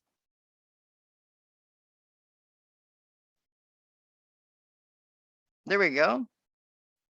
So yeah, Alex and Ala got it. And Shashadar got it too. Yes, we need to pick a target flow. So I'm going to create a new flow. And I'm going to call this the template flow. So this is going to be template flow. Right. And I'm just going to do it this way. So template flow. Oops. All right. I'm going to just connect it up. This is my template flow. I'm going to run this. And then, yes, you have to select the runtime selection type. And then the target ID is going to be the flow ID right here. All right. And I'm connected to the step. Okay, cool. So now what should happen is I'm going to debug this flow. I can select a number and I can run that specific flow. So let me run, let's do flow 1. Let's run this thing. Oop, I had an error. So let's see what this is.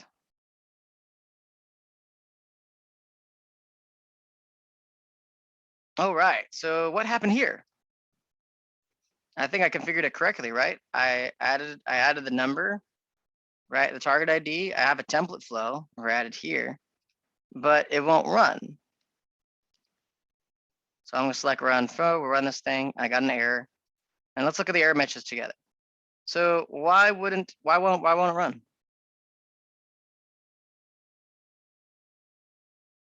I have an invalid runtime switch.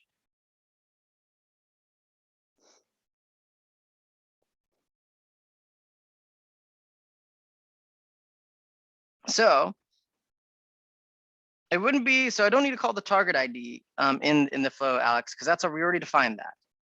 Phil, you're really close. You're really close. So let's say I ran flow 2. Run this thing, right? Look what happened here. This failed. But I at least ran this flow, right? And so here we have null values.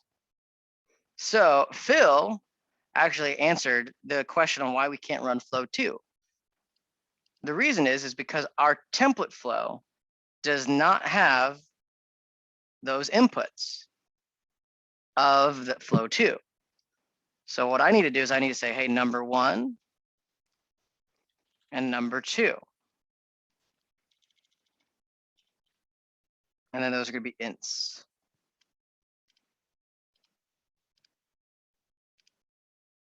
Right, so now I have that together. Did I say decimals? Well, we'll see. All right, and then what I'll do is I'll just leave these as ignore. Now if I run this debug, let's select flow 2. I think I said how to ignore. Oh, there you go, you're right. So good catch. So the reason why is I selected them as decimals. So they have to be the same type.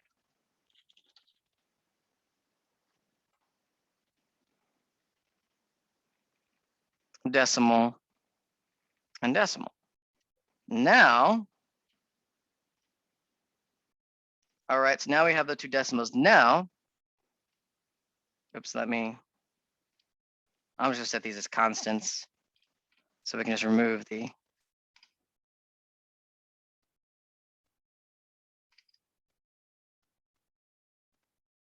And so now I can say run flow 2. And now it looks like it will still give me, I think I know why. I didn't configure that flow correctly. Whoopsie, let me fix that. Add something together. I'm going to give it constant values.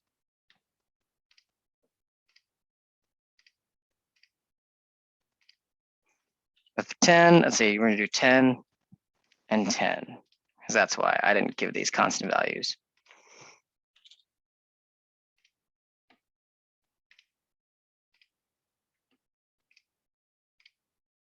There we go, and then now I'm gonna go back to the main flow, and then now let's run it. 2, and then it should add 2 numbers. Yeah, there we go. So now, so Alex and I think someone else was right. I did not create inputs. And now, since I matched the inputs, now I got this result. And now it goes through. So that fixed that one. So let's see, I want to see if I do 25 and 25. Let's see if that passes it through.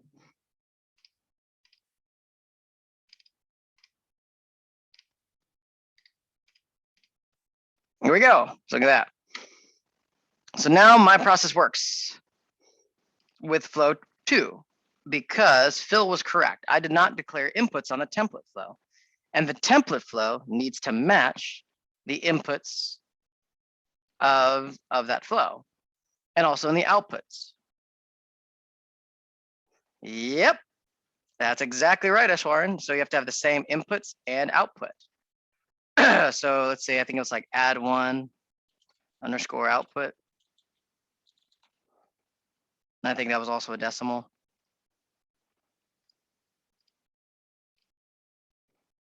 And then, let's see, and then I'm just gonna leave this a constant 5 or whatever.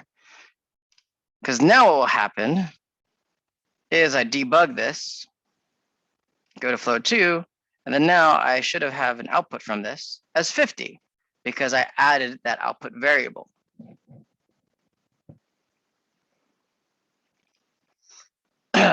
So that's the thing. So we solved why flow 2 wasn't working.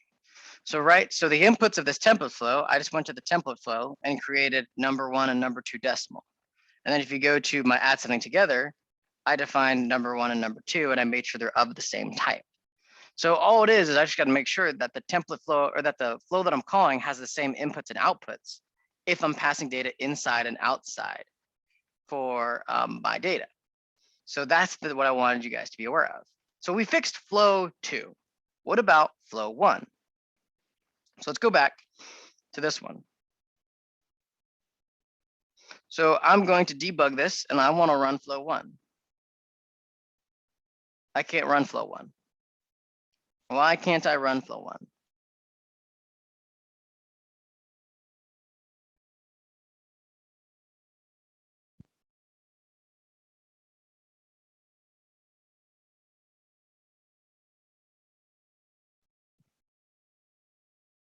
Yep, that is correct, Shashidar. You want to make sure you have all those inputs and outputs that you'll be using for all the possible flows that could be called.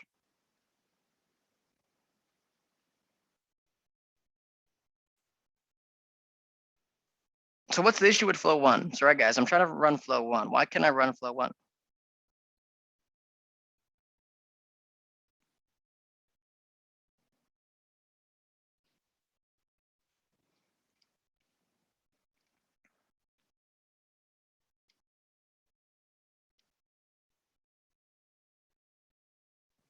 Hey, extra points for Allah. You got it. We need to add an add task step to our process because I don't have one. So now what I'm going to do, and I don't think I even need to connect that up. I could be wrong, but I'm just going to add that in there. So now when I debug, start the debug, and now when I run flow 1, hey, look at that. It worked.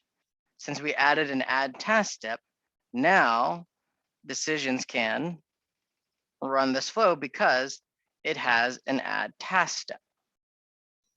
So we have to add the task step to the template. And now we can debug flow 3, and I don't think we need to do anything for flow 3. It should just display, boom, hello, I'm running flow 3. Okay, so I wanted to do that exercise with you guys because I wanted you to see the problems that you could come across with and the things you need to be aware of.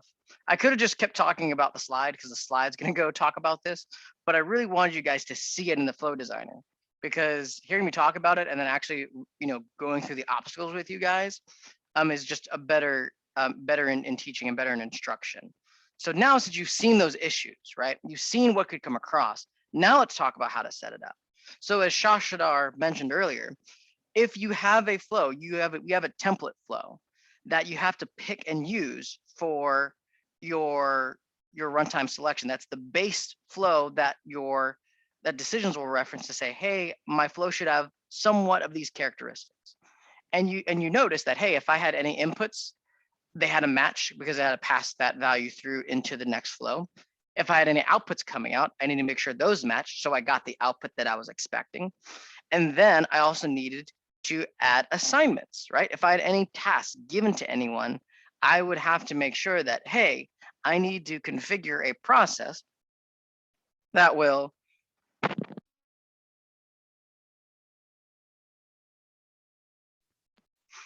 configure a process that will know, okay, this is what I need to expect within this setup, because that's how decisions knows this is the runtime selectionable item that I need to run at this moment.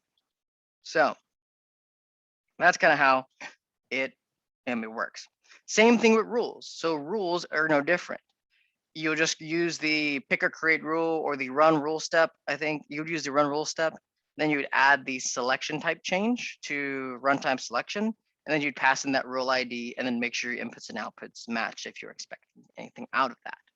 So that's the thing you need to be aware of. You got to see how we determine which output we had to determine. So you see on this on the slide right here, we have a client ID, and then based on that client, we're going to run a specific output data flow or rule or whatever the case may be. Wink, wink, nudge, nudge. That screenshot will be the setup of how your rule would look like. So if you want a sneak peek on how you have to design something, right there where it says truth table outputting element IDs, that you'll definitely use that paradigm in your application build. So just be aware of that. So that's one paradigm you can use. The second one is, let's say you have a data structure or a constant table that has joined this kind of named value with a value. You can also have your selection decided that way. It doesn't always have to be a truth table, but that is the most common way to do that. And then the data structure and constant table, you can create that and use that instead.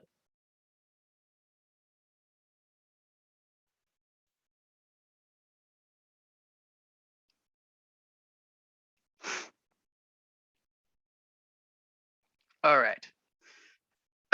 So here you go. So we're gonna and then after that you pass in the ID, which I just showed. So the rule set client ID, wink, wink, nudge, nudge. Sneak peek on what you'll be doing.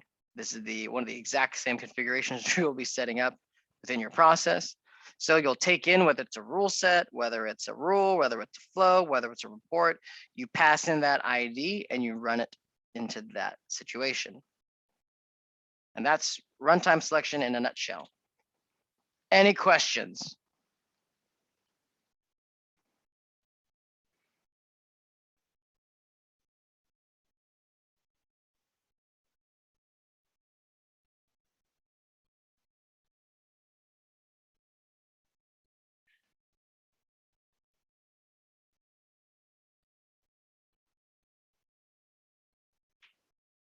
Makes sense, clear as mud.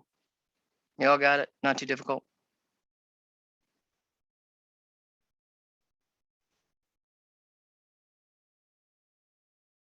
Is there a document? Alfred, you don't need a document. You have my YouTube video. You need my YouTube video again? Oh, runtime selection.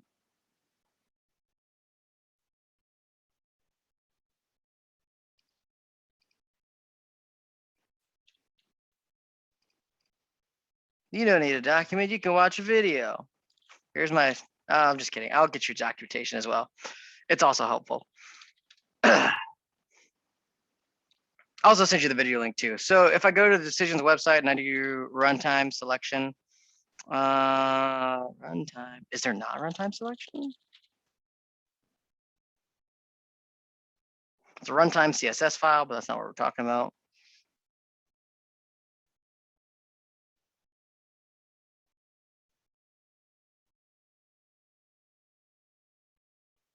We do it. I'm pretty sure we have a document. Hold on, let me, documentation.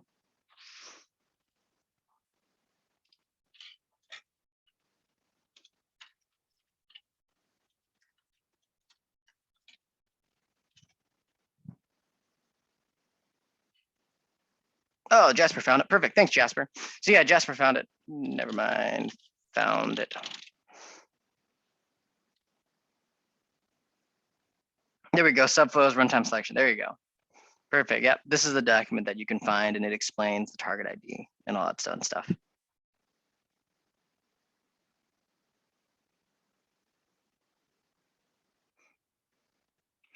Alex asked, let's test that out. Alex asked, what happens if I don't put a template subflow in the main flow and just connected the output of the truth table to the end step? You're just outputting a flow ID. So if I'm understanding what you're saying correctly, I do this.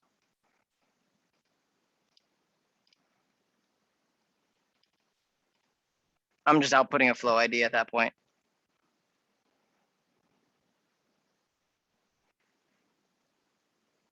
So then that's all it's saying is like, hey, I have this flow grid that you can use, but it's not doing anything.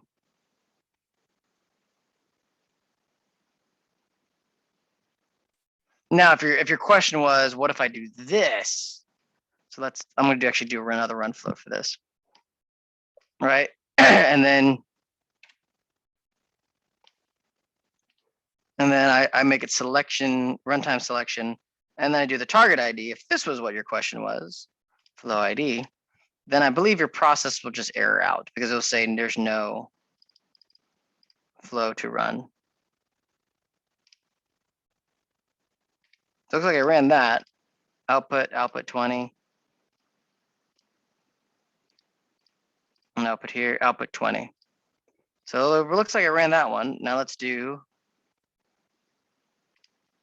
debug and let's do flow 1.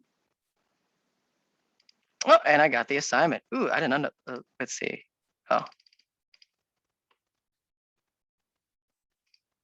Interesting. That's a really cool scenario. So if I do that and I don't pick a template flow,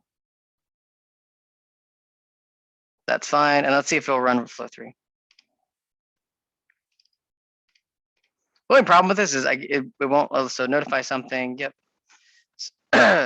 So it errors out, and it's basically because it's not connected anywhere.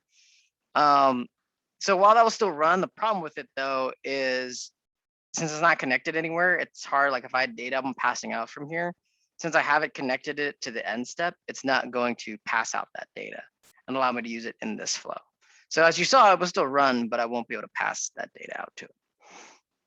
Shashadar asked, can we use runtime selection to route through multiple output paths based on input, or else what should be used to achieve this? Can we use runtime selection to route through multiple output paths based on input, or else what should be used to achieve this? I'm not sure I understand the question. So I can. So if the question is, I can have a subflow called, like I can have an entire application, right? Like a huge flow in here. That's so let's say my template flow, not my template flow. Let's say this flow is going to call another flow, right? Another process, and it could route it to somewhere else. I can add more subflows to those specific flows that I'll be calling. And so I can get that to run that way. So that would work. And you could be an entire, like I said, it could be an entire application or process to run through.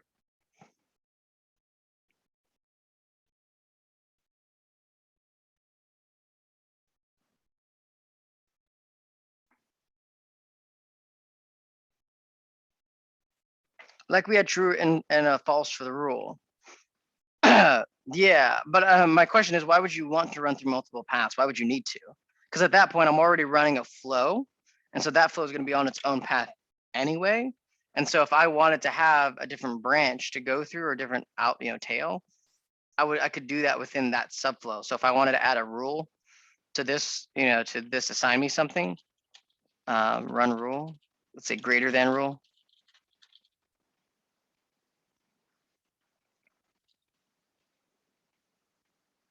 So that's true. And then let's say, and then I'm going to say is 5 greater than 10, which will return false. So then when I run this, it's not going to debug.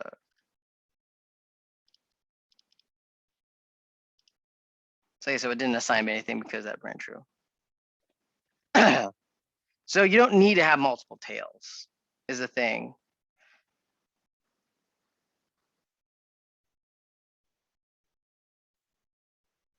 Exactly, Alex. It's the template flow. Yes, the template flow is there to represent the flow that will be run by the main flow based on the output of the truth table. Yes.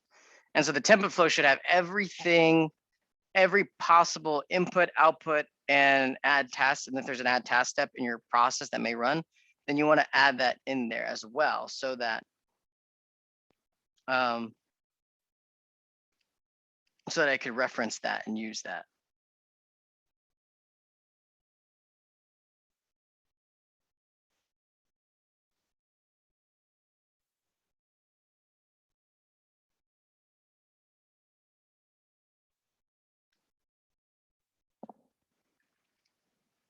But yes, that's how that works.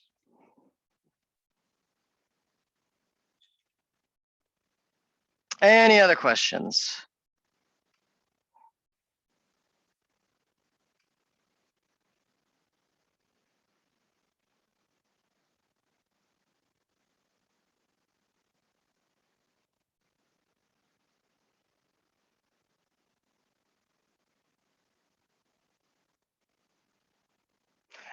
Smartass, I do not understand the add task part. Why are we doing that for flow 1? Let's say, so this is just, let's say I have a process where I have to route to approvals, right? So this is a purchase request. Let's say my truth table is not evaluating 1, 2, and 3, but let's say it's evaluating a travel request. Let's say it's evaluating a calculation summary, and then the third one's evaluating, hey, manager notifications. If flow 1, or in this case, let's say it's a travel request, right?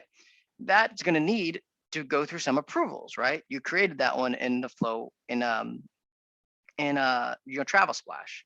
So what's going to have to happen is I need to have, since there are assignments used in that flow that's going to be called, the template flow needs to have an add task step, so it knows, okay, this flow could potentially pause at any part of the process.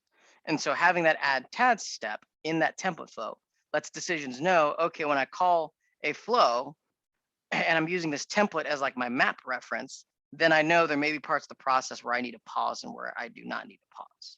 So that's why that's needed. If you have an add task step or assignments within the flows you're calling, your template flow needs to have an add task step, so it knows to expect pauses in the flow execution to wait for some user actionable outcome. That's why. Because remember, so let's go back here. Because remember, that was the whole issue here. If I go to my template flow, and let's say I delete this, right? I'm going to delete this. I'm just going to connect this up, right? And then I'm going to run flow 1. Boom. I'm going to run flow 1, and it errored out. It won't let me execute because it says invalid runtime switch. The default flow does not need to be stored, but the runtime selected flow does. Adding a task step to the template flow will fix this issue. So that is the error. So this is the flow it was trying to call. It couldn't call it because there was an add task step here. So in order to fix that, I have to add an add task step, so decisions knows that this potential flow could be paused and may need to be stored. So it's this error right here, because if you don't do it right, I can never run this flow. And whenever you have a user try to run a flow that has an assignment, it will always error out like this.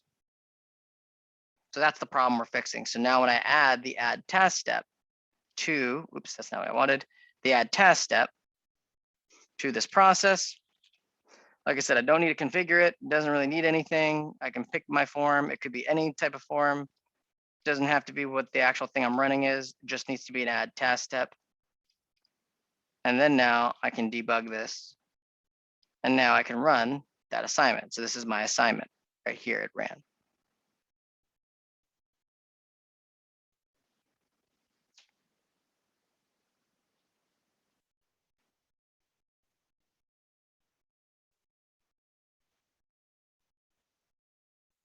What if you have error handling? So let's say, so let me see if I understand what you're saying. So let's say, I'm gonna do this error handling. Not error handling form. Where's the error handling process? Nope. I think I imported the project error handler. I think that's what it's called. I don't think I imported the project.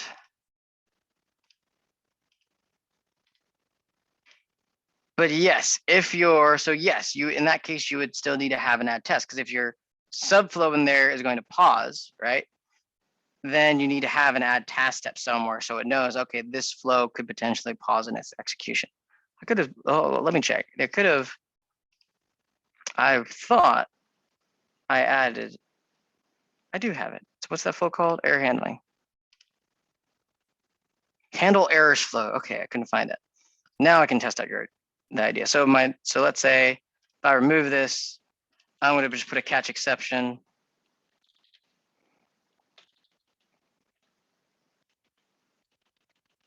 So I just need to add, actually, I just need to add task step right here. And let me add my handle errors flow. Let me go back to runtime selection fun. And I'm going to say, assign me something. And let me say the handle errors flow, right? So end process, catch exception.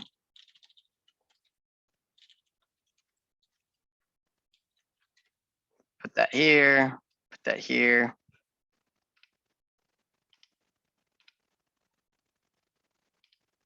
Constant test.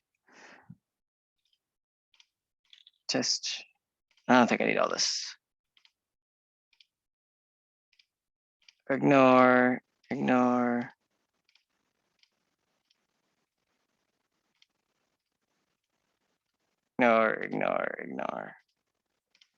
I don't like all these inputs. I just want to run. So now I'm going to run this. So let's say I have an error. This flow can't be run because it'll break. So it should run through the handle errors flow. Now the question that SORN is asking is, hey, if in my template flow, I don't have an add task step, what will happen? Well, let's just create that scenario and let's see what happens. I'm going to pick flow 1. So same thing. You have an invalid switch. So yes, you need to have an add task step for that scenario. Anytime you have a subflow or in that, so every time in the flow that you're calling, right, this flow right here, if there is going to be an assignment anywhere, you have to have your template flow to contain an add task, because the add task, the confusion is the task part, and it's really what the add task step does. And what it does is your assignments pause the flow execution. So adding the add task step tells decisions that, hey, this template flow should expect flows that will pause their execution and wait for user action. And if that's not there, then decisions won't know that this is a flow that needs to be paused. So that's the thing to be aware of, is that's why.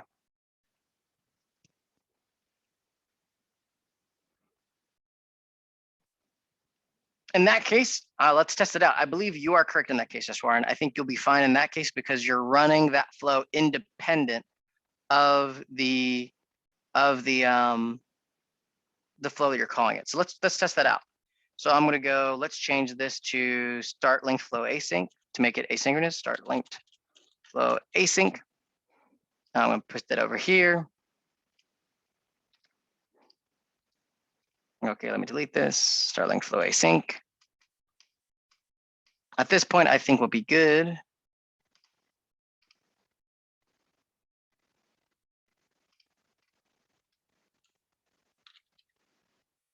Handle errors flow, right? Constant test.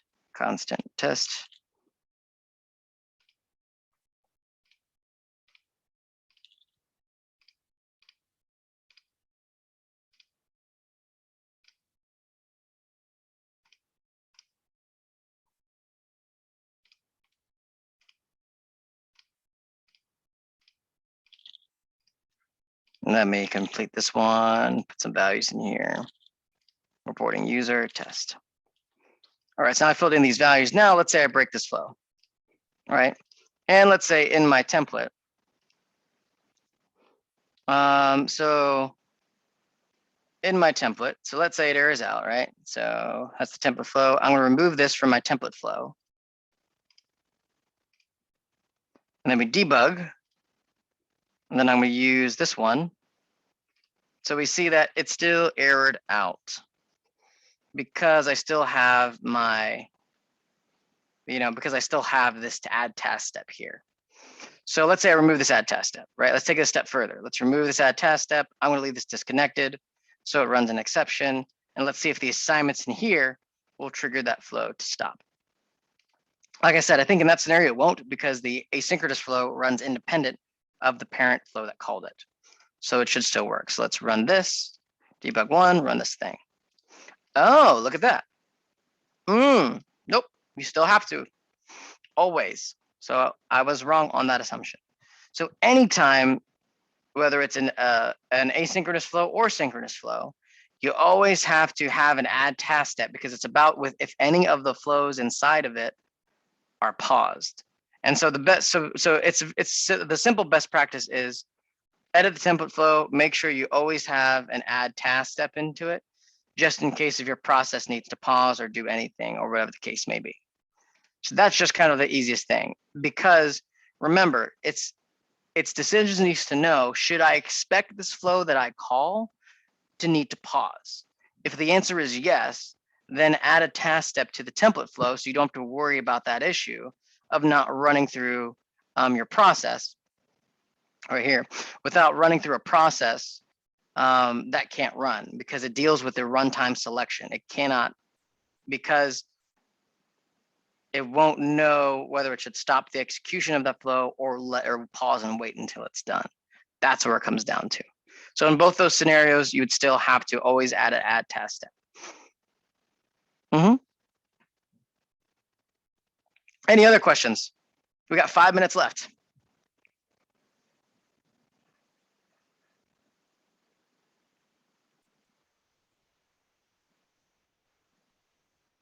Did I miss it? I think I missed it.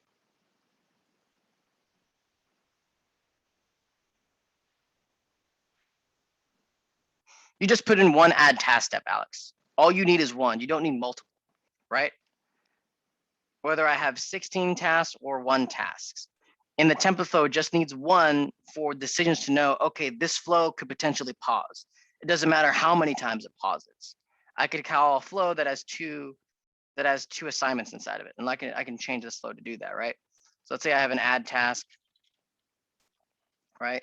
And then immediately after this add task, let's create a new form and say, do something weird.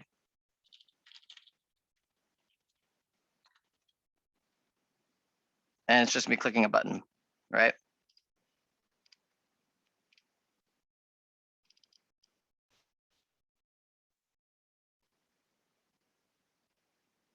And then I'll have another. So I have 2 add task steps, right? Right here. And then I'm gonna say this is the admin. I'm gonna say this is test. I'm gonna say this is test 2. And this one's gonna be admin. And this is going to be test 3. And this is gonna be test 3 for the action, right? And so now I'm gonna save this. So that's the template flow it's called. And now for my main flow, I'm gonna switch back to my main flow. I'm gonna call this, right? Or before I execute this, I want you guys to know I have 2 tasks in that subflow, but in my template flow, I just have 1 and it's not even connected to the end step. So now I'm going to debug over here, run through here. So now look, I ran this task, boom. And now I ran this task, and then I could say done. So you're getting too hung up on the specifics of the template flow. The template flow does not need to be configured. Nothing. I have no form picked. Oh, so this is the idea of the template flow. The template flow is just to give decisions an idea of how the flow will be run. Is it going to be paused? Because that's what add task steps do. It pauses the flow. Or is it not going to be paused? It's just going to run all the way to its execution.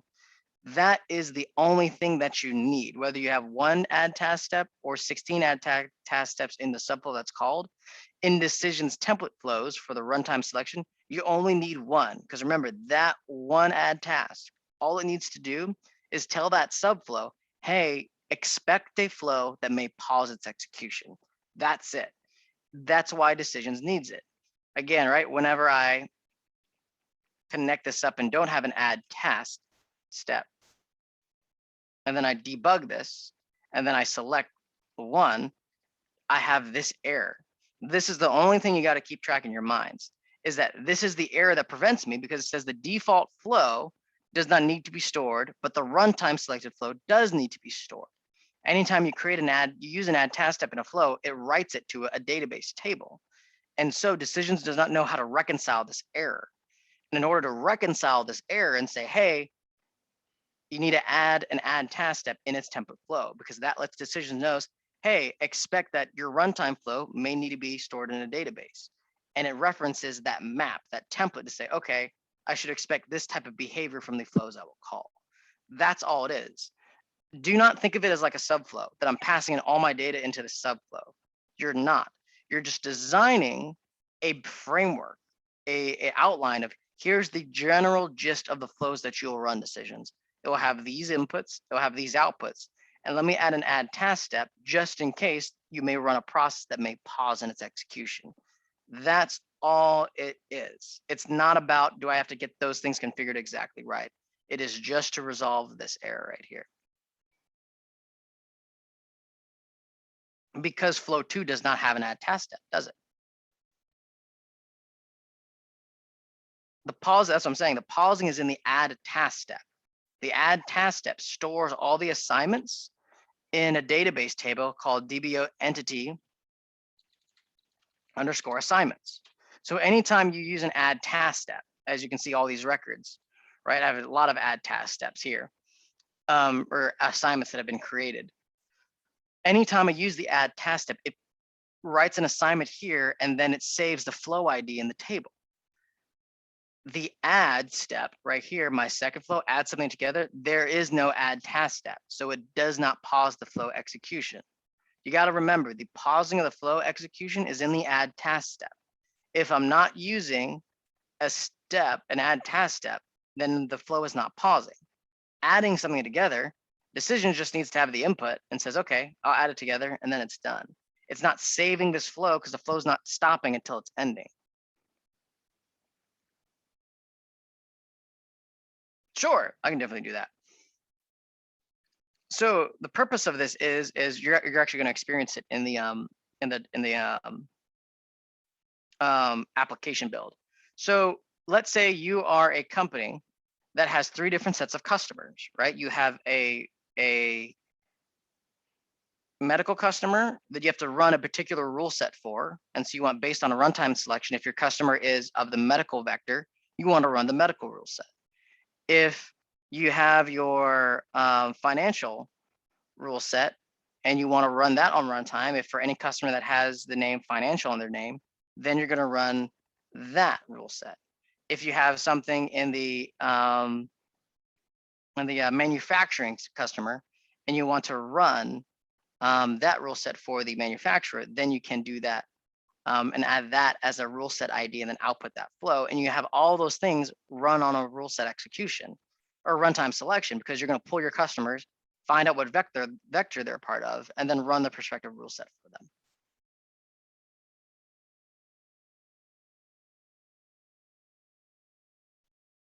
You can, like, that way will work if you want. Let's do that together. I think you can do that. Let's see. So here's the way that, so that's a good thing. So here's the way Ashwarn talked about. That is, Ashwarn, you are true. You won't, I don't think you'll be able to pass in the outputs, because remember, we determined that from earlier. And so that's the problem with that, is if I do Ashwarn's suggestion, Alex, you won't be able to pass output data. But as you saw with the main flow here, if I ran flow 2, I outputted data. Right here, run this thing, I outputted data. Your data in a runtime selection will be output in the parent flow. If you run it from the rule, then it won't work. So Alex, you wouldn't want to choose it based on an aesthetic approach. You would want to choose it based on what you need and what's practical. And the runtime selection allows you to get the inputs and outputs that are needed. So that's why that way would be the best way to do it.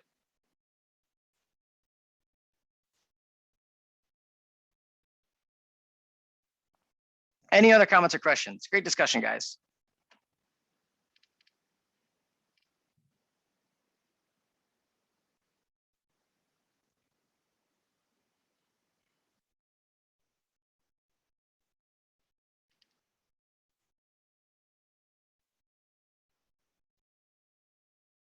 All right, I see no more questions. So let me see what we got. I want to see what's next. So we have our lunch break, then serialization and deserialization. Okie dokie. So I'm going to pause the recording.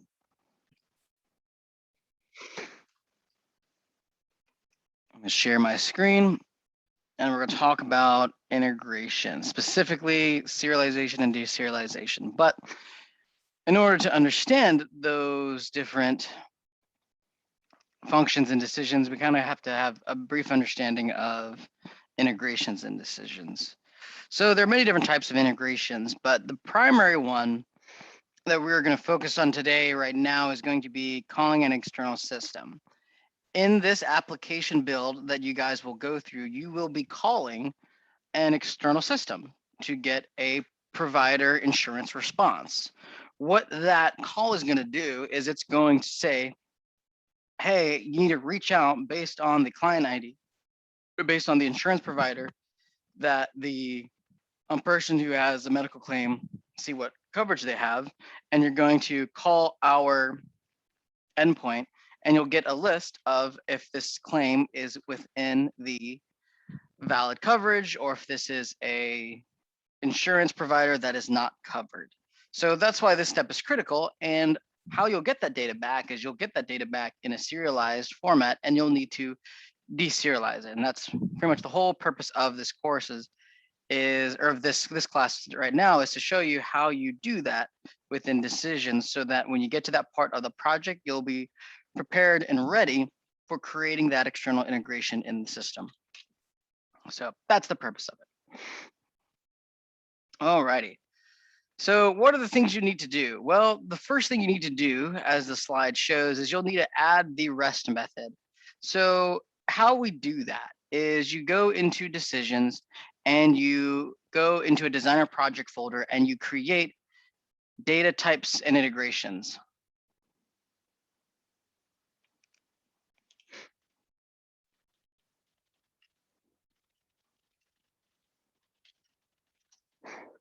And in that, when you create data types and integrations, you'll have access to all the different data types in decisions, or you could say, hey, create an integration. And you can specifically set REST service. There's many different types of services, of integration services and decisions that you can use. The one that you will be using for this application build will be the REST call. And once you've done that, once you add that REST method, the second thing you're going to do is you have to configure it. And so this is where you're going to have fun researching and reading about the other system and their API configurations and things you can do and can't do. Actually, for our LMS, I actually had to read up on the LMS's website of API calls that they have, and then I created those in decisions utilizing the same method that I'm going to show you guys when I demonstrate it. But yeah, you read the API documentation, you configure the settings, and once you've configured those settings, then what happens is you can go into that setting, and then you can say, hey, what I want to do is I want to configure a method for that REST integration. And that method for that REST integration, once you've configured that method, will be available as a flow step in your decisions environment under integration and under REST services. And then you can get that. After you add the step, then you'll have to define, you may potentially have to define a structure.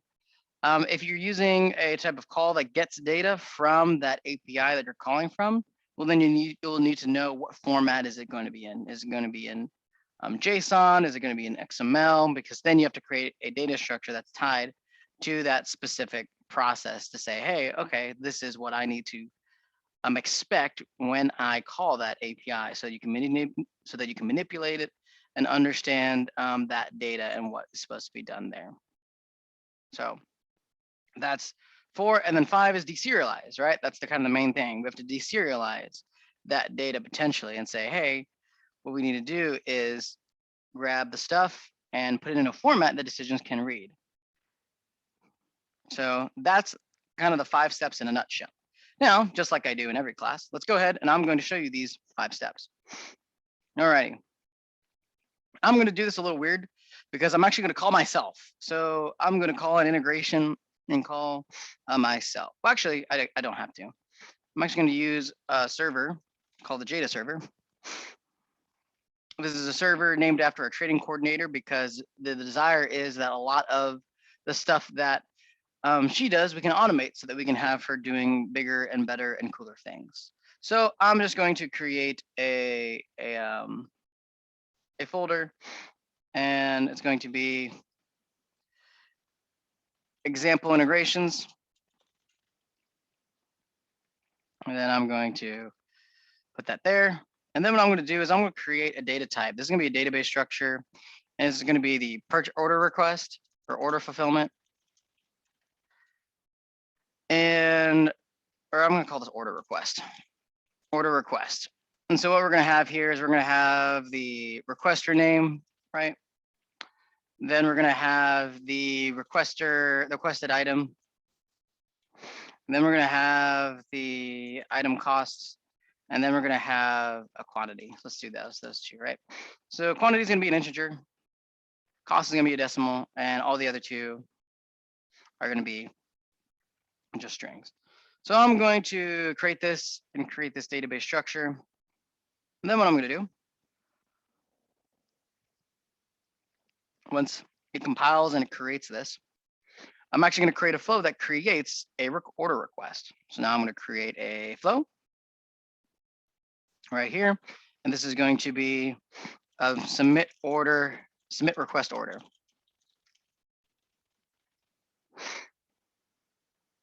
Alrighty. So this is going to be like my example external system integration. So I'm going to have the create order step. You define types, database structures,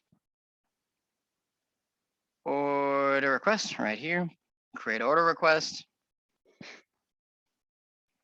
and right here. And so this is going to kind of bleed into our calling decisions as a service because it's kind of essentially because that is what I'm doing to mimic an external integration. But we're also going to go over integrating with other designers as well. But it's important to note that what I'm going to do is I'm going to say, hey, I want to have certain elements to be expected from the input as a body in the REST package. So I need to define those inputs. And what are those inputs going to be? Well, what I'm going to do is they're going to be item. The thing is like item name, right? Item name. I think I have it as a requested item. So requested item, requester name, then it's going to be cost, and then quantity, and then we're going to do a decimal, and then we're going to do an int, and then I'm going to save that. So anytime you want to define some data that needs to be passed in from the body for your API call within decisions, you'll need to create that on the start step of decisions. Then, let's see, where is my glasses? There it is. Whew. I know I'm not that old, guys, but the white screen. This is why I've submitted a feature request for dark mode in decisions because I just can't handle how white the screen is and affects my eyes. So, but anyway, so let me just make sure I have my chats. All right. So now I got my glasses on, I can see I'm not blinded.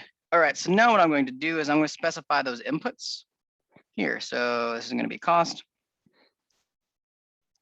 This is going to be quantity. This one's going to be requester name. Select from flow, requester name.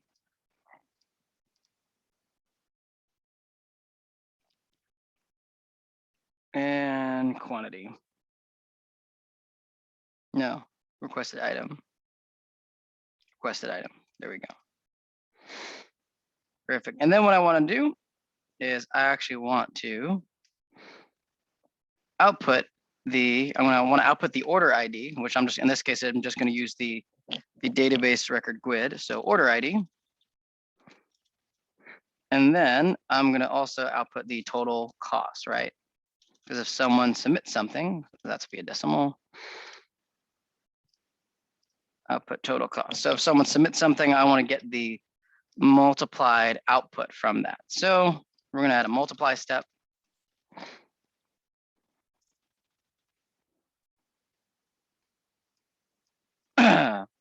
And the value is going to be, we're going to use the quantity or the value, that's going to be the cost. And then our by value, which is going to be the quantity. So now what's going to happen quantity? So now what's going to happen is I'm going to output both of those. The order ID is going to be the entity ID. And then the total cost is going to be the multiply one output.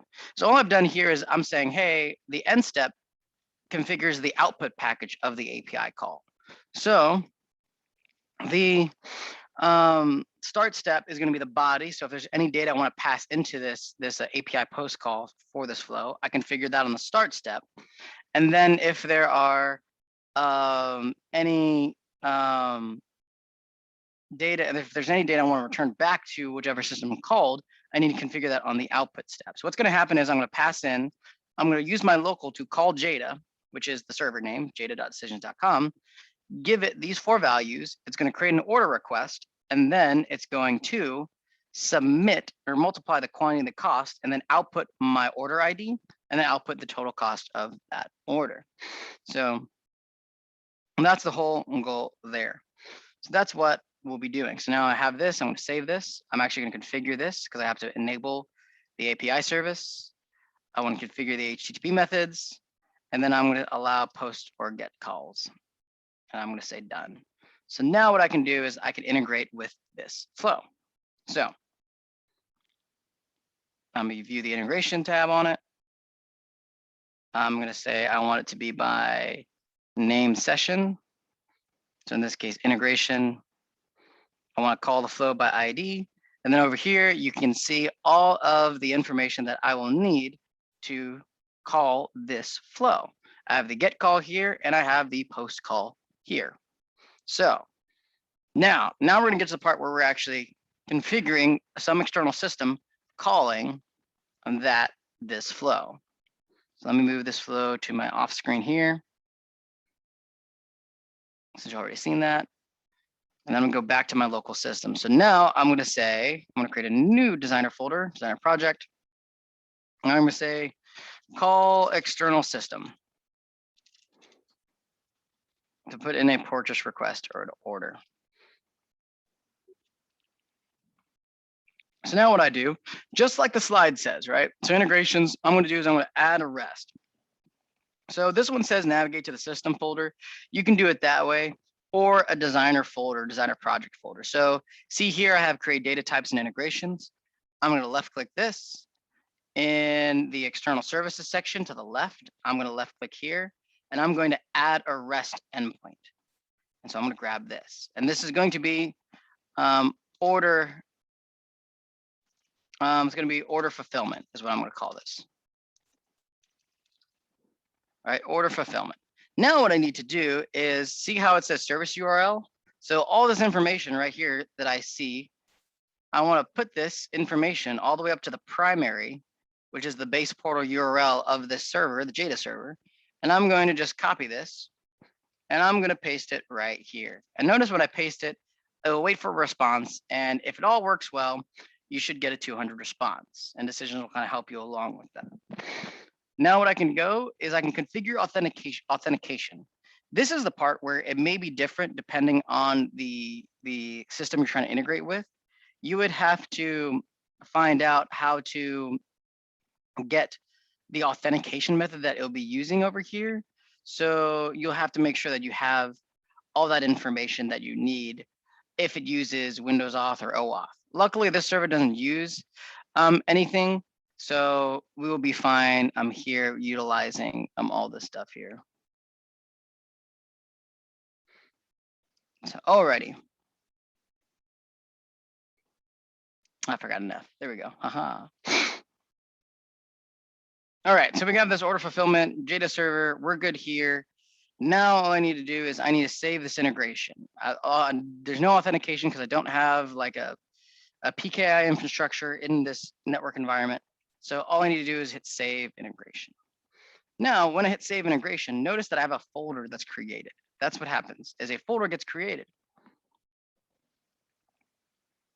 Within this folder, I'll have the ability to write a method. So I can say, use the alt tab here, or the alt action here, and I can say add method to the service. Now what I do is I take all the stuff after that slash, and I copy it, because now it's saying, hey, that's the primary. Here is the next section that I will need to create this post call. And so this one's going to be called submit purchase order. I'll put that there. And so that's going to be the fully, the whole path to that URL that I need to get. And now what I'm going to do is I'm going to set this to be a post call, right? This is what it's going to be, because that's what I'm using. I'm getting data back from it, so I want to use it as a post call. Then what I need to do is I need to specify the content. Where am I getting this content? This content is coming straight from the input step right here. So I have these 4 inputs. When I go to that integrations details of this flow, you'll notice that all of these inputs right there, requested item over here, are values that I can use. I also have the session ID and the output type, because that's what I configured.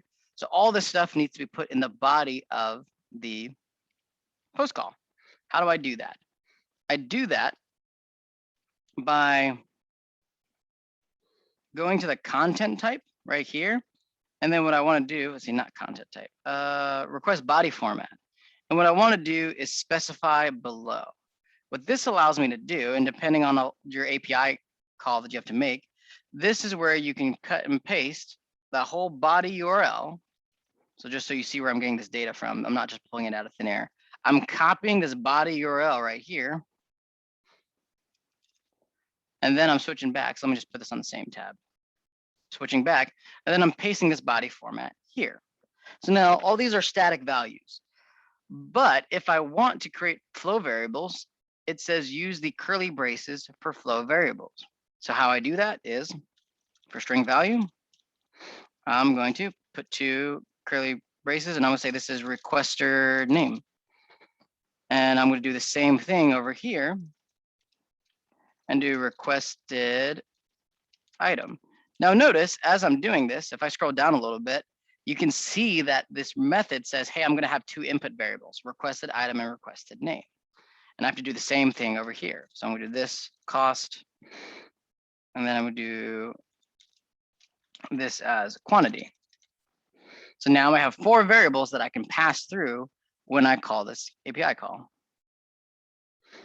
Yep, exactly right. So you would copy this from the API documentation. So I'm treating decisions right here as like, this is my API documentation. I need this as my body for this flow and all that fun stuff. So, but that's all stuff you would find, yes, on the API documentation of the external system you're trying to integrate with. So the direction of what I'm integrating with is different, but the exact process that I'm doing right here, you would do in your scenario. Alrighty. So then what I can do is I can say, hey, I'm good. I'm going to leave the output type as raw. And then I'm going to click OK. So now I have this method called submit purchase order. Now, if I create a flow and I say submit order,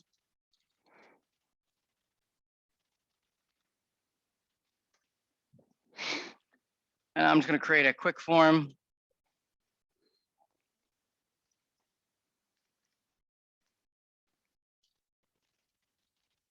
Calling this purchase order form. And then what I'm going to do is I'm going to put a button here and just say submit order. And then let me just remove one of these columns because I don't need it. And then what I'm going to do is, let's say with this text box, I'll say this is the requester name, shift enter. And then what I'm going to do is have this as requested item and shift enter. And then with, let's just use a number box. This is going to be cost, enter, and then I'll put quantity here and shift enter. I'll move this up just a little bit because we're not going to use everything. Alrighty, so now what I can do is I have my submit order form. And now if I want to use that method that I just created, I'm going to go all the way to integration, and I'm going to go all the way to REST services. And now I can use the order fulfillment, order fulfillment method that I've created.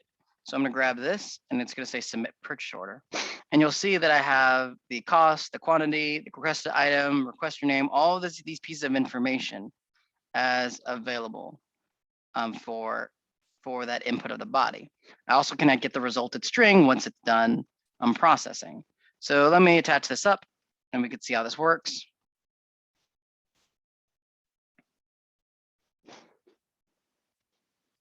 And so now I'm going to select this, select from flow. I want to grab the cost right here. Quantity is going to be quantity. Requested item is going to be requested item. And then requested name is going to be requested name. Requester name. So now I'm saying, hey, I want to pass in the values that come out of this form and I want to submit a purchase order.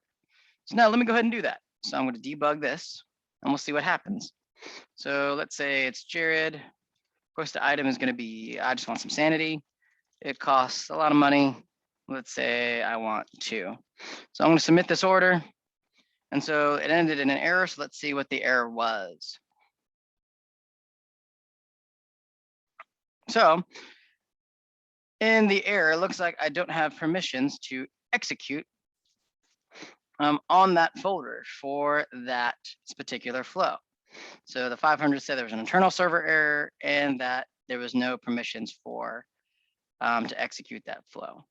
So what that means is that the authentication method that I used on the Jada server, that the name session, which is the integration session that I created, does not have permissions. So why did I do it again?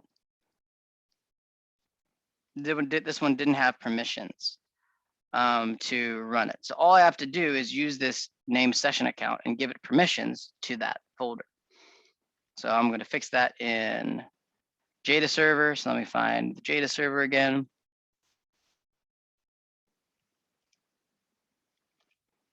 Example integrations.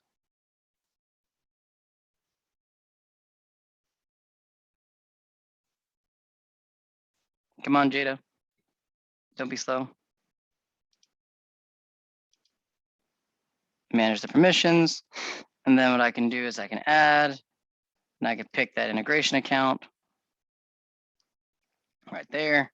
And I can give it can use for all the stuff with it inside of that folder. And then now it should return some data. So now let's run this again. Let me debug. So let's say Jared, I want some sanity. Let's say the cost is 1,000. And the cost and the quantity is 2. So I'm going to submit this order. And now it went down the done path, as you can see here, done. And then when I look at the input and outputs, now we see that we give this really long string right here.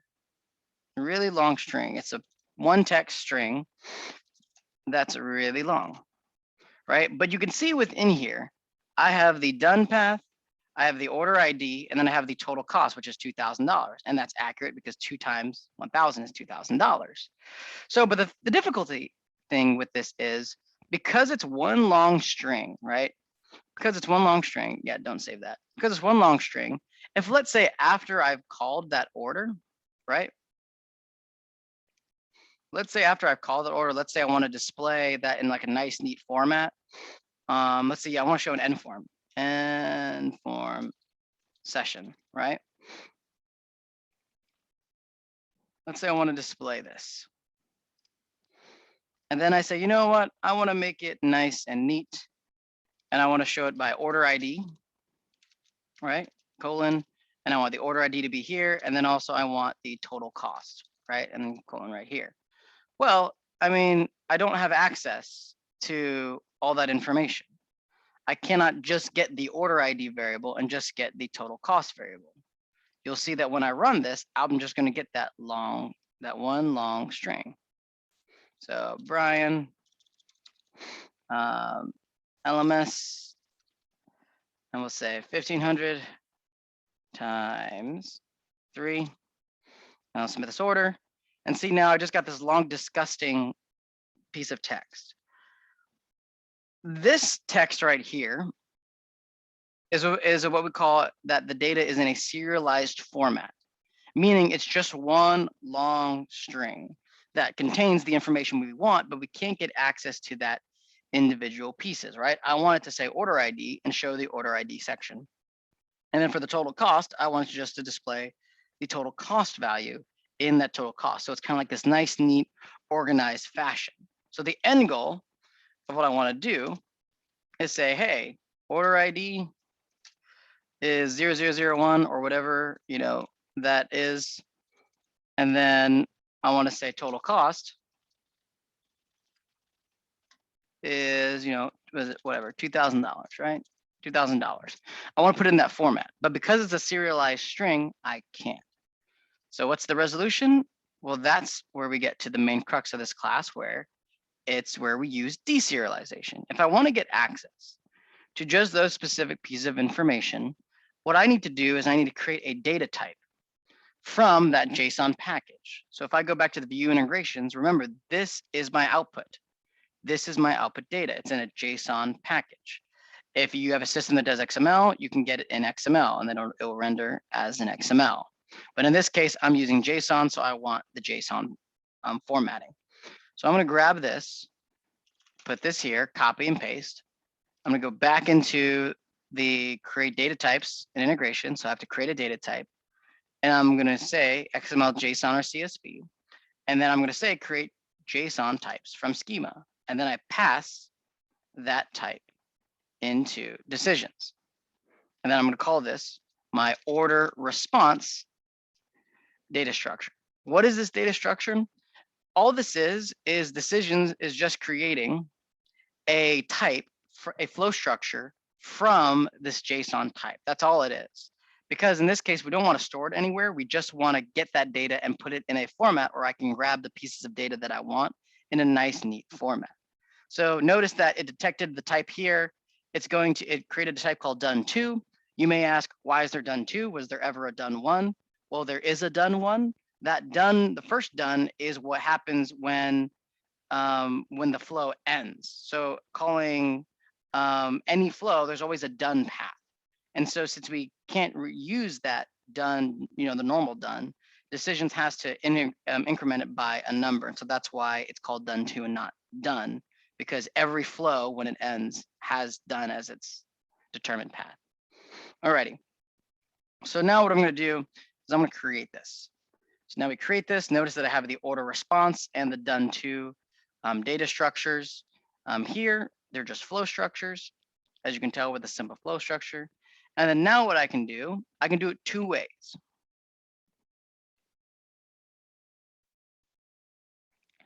So yeah, we do need the done, because this done contains those two items right here. So we need to have this because that's what gives us that data that we're looking for. So that's why we have to have it. Think of it as like, this is the composite type that's inside of that order response that I created. So yeah, we're going to need that. And so that's why we have to have, we have to generate that type. Because notice when I, let's see, edit this JSON, notice that that's the type that was generated right here, the done2. So we have to have that so we can use that. So I'm going to save the structure. We got it.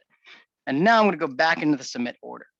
So if I just want to get that order ID in a nice, neat format that I can map in those values in a neat way that's not using the entire raw result, well, then what I need to do, I'm going to delete this field, delete, save. I'm going to grab a deserialize step. There are 3 different types of deserialize steps. There's JSON deserialize, deserialize. There's JSON deserialize. There's also XML deserialize. And there's also, I think, XLT, XLS. XSD, that's what it was. XSD deserialize. So there's also those as well.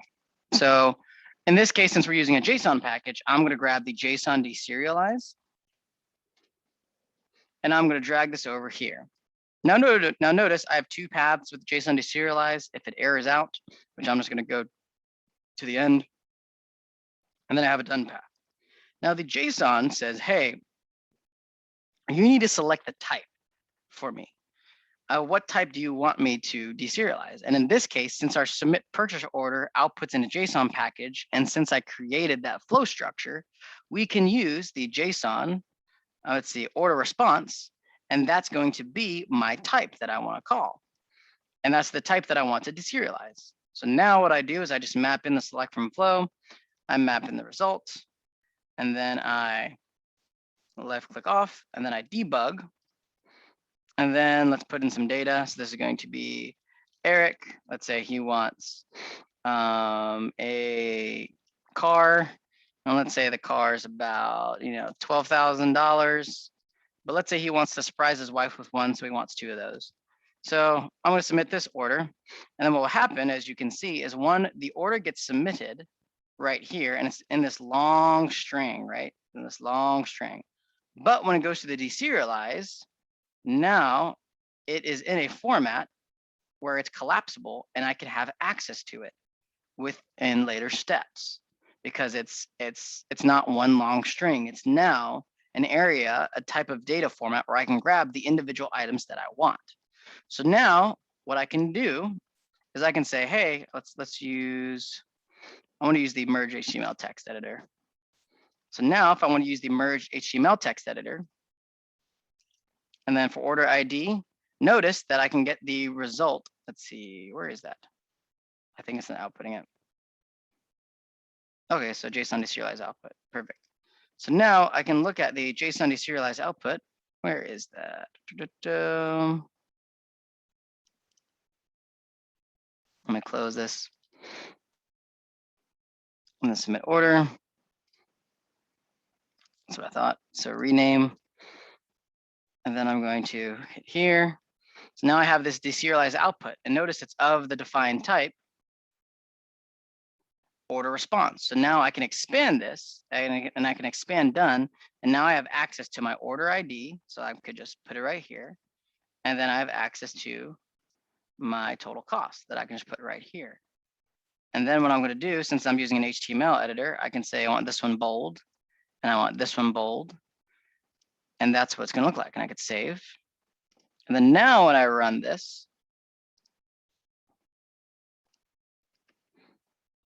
and I run this real flow, I can say, I'll use myself again. This time I want another house, and it's only going to cost about 100 and let's say $165,000, and the quantity, I want to buy 2 of those, or let's say 3 of those, 4 of those, and I submit the order. And then now you can see now it beautifully separated those values. Or now I have my order ID as this, and then $660,000 is the expected is the total from that. So that's going to be the cool thing that comes out of that. And so the deserialization allows you to send information, or deserialization allows you to get the pieces of data that you want in a nice, neat format, and you can display it in other designers, however you need be.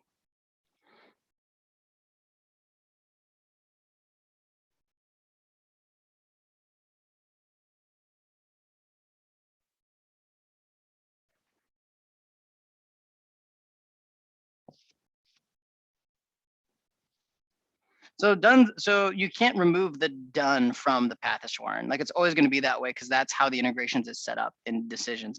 If the flow fails on that server, on the Jada server, right, then it's going to go down the error path, right, and the URL is going to throw a 500, remote server error or something like that. So that's the thing that's going to happen there. Is it would still be fine. The done path is just the default that it has to declare, because the done paths are already taken by other default flows. And any exception that occurs on that flow that's being called by the other server. So if I can find it. So over here, if it's being called by it, then what's going to happen is it's just going to, my process will error out from the step level. Where is the Jada? Right here. So the process would just error out on this level here. And then here would just go down the error path saying 500 error.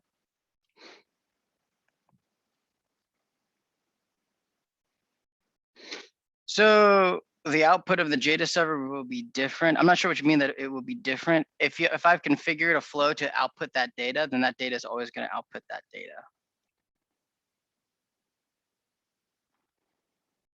So The cool thing for you guys is you have to create an integration, but you won't have to create it in Jada. There's already a URL endpoint that's been created for you guys. So in your process, what you're going to do is you're going to do the steps that I showed earlier, right? You're going to say, hey, I got to create a data type. I got to create an external service. I got to create a REST service. And then after I create the REST service, then what I got to do is I got to go to my folder, and then I got to create a method for my service. And then you can determine the input and output of that. Now, I showed you guys how you can use the JSON deserialize step in the actual flow, right? Calling a service system, right? I have this JSON deserialize step right here. But wouldn't it be helpful if I didn't need to use this step and I can eliminate this step from the process? Well, how would I do that? Well, how we would do that is I'm going to delete this step and I'm actually going to save. And how we would do that is you would set up your output type from the actual method. So when I go through here, I can edit the method. And notice on the bottom, I have the output type here. If I have it set to raw value, it's just going to send you that really long serialized string. But if I select the data type, and then I select the recent one that I created, and let's say I think it's like order response or something. Right here, order response.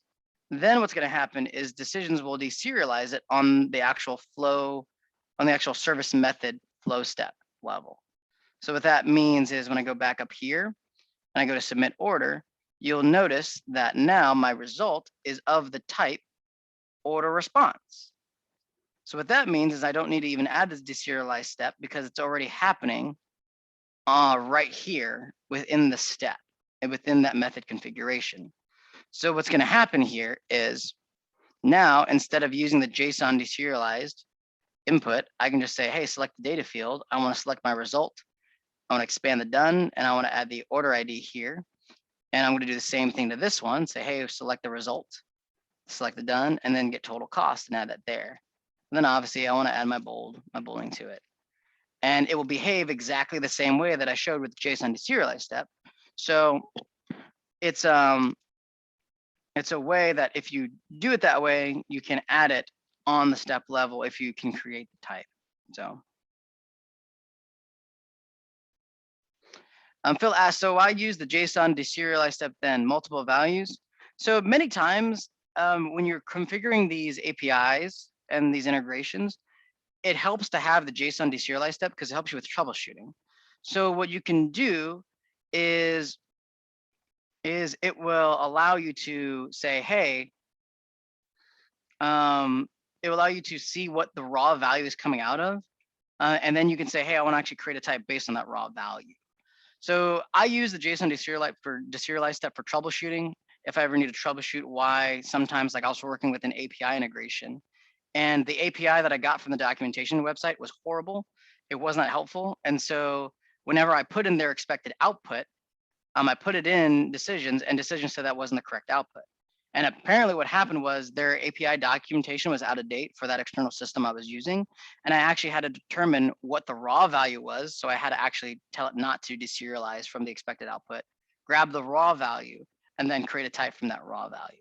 And I would not have known that unless I used the JSON deserialize step to begin with.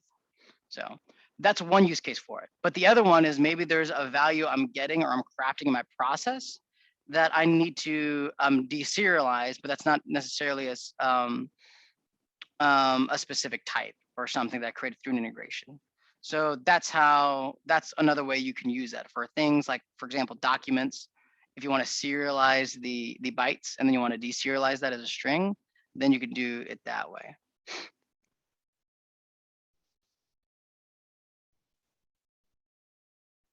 So, no, Ishwarn, you're thinking it way too, I'm thinking of it not in the right way. So the Jada server does contain the done path. So if I debug this, right, I'm just going to, because every flow, because since I'm calling the Jada server, it's going to contain the done path. Test, and let's say, and then I'll say 100, 200, right? And I submit this. Notice that when I'm outputting this, the result, that's the done path right there. That's the done path coming from Jada right here. So I'm not having to change anything. for any exception. So if you want to pass, so you won't need to do any of that stuff. If I want to have an exception, right? If an exception happens, let me break the Jada server or this order. So let's say I break this, right? And this happens. If you, in this process, you would probably have error handling here, and that's what you would have. So I would configure error handling here if I wanted it. And then let me just call that server again. And I believe what should happen is test for, and see, it just returned an error. Right, and so I can view the output and say, hey, there's internal error happening, and you'll see the error response right here. Error in the flow, submit order, no path done. So decisions takes care of all that for you. You don't need that level of granularity for that, because that's the whole point of that. That's why the API call has an error path. Their integration has an error path, so we can communicate what are the errors that happened in the Jada server, and we saw that, hey, in this one, oh, darn it, I didn't want to do that. Jada.decisions.com. And let me go back to my, where is it? Example integrations. And yeah, yes, I want to break the lock. And so now if I connect this back up, then it will work. So you don't, so I'm still not understanding the confusion that you're having, but remember the REST, excuse me, the REST call throws out the error here, so you won't need to configure any additional paths.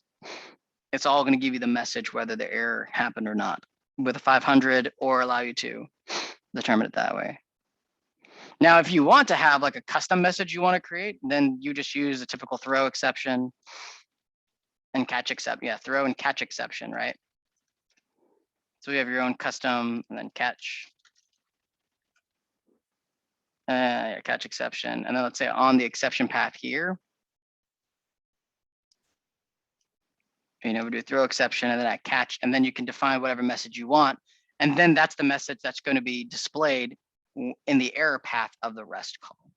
So it's not, so it won't be, you don't need to output two different data structures. Decision is just going to output that message. Does that make sense?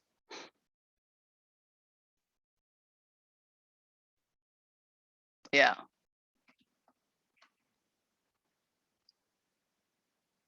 All right, let me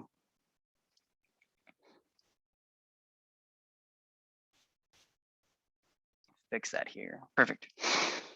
Alrighty, so that's that. So that's how we deserialize data to send data through to someplace else. The next thing we can talk about is serialization of data.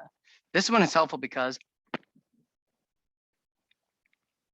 if I need to send like complex types to another system, then what I'd have to do is I need to send it in a format that it could digest and understand. I've done this with a document. So let's say, let me try to configure this real quick, because this is a great example of serialization. So create a flow, serialization example. So let's say I want to push a document to somewhere else, right? In the Jada server, let's create another one. And let's say I'm going to create another flow that says store. Let me grab, wait a minute. Create a folder here, store document, document storage. I'll put that there. Okay, cool. So now what I'm going to do is I'm going to create a flow that says store document,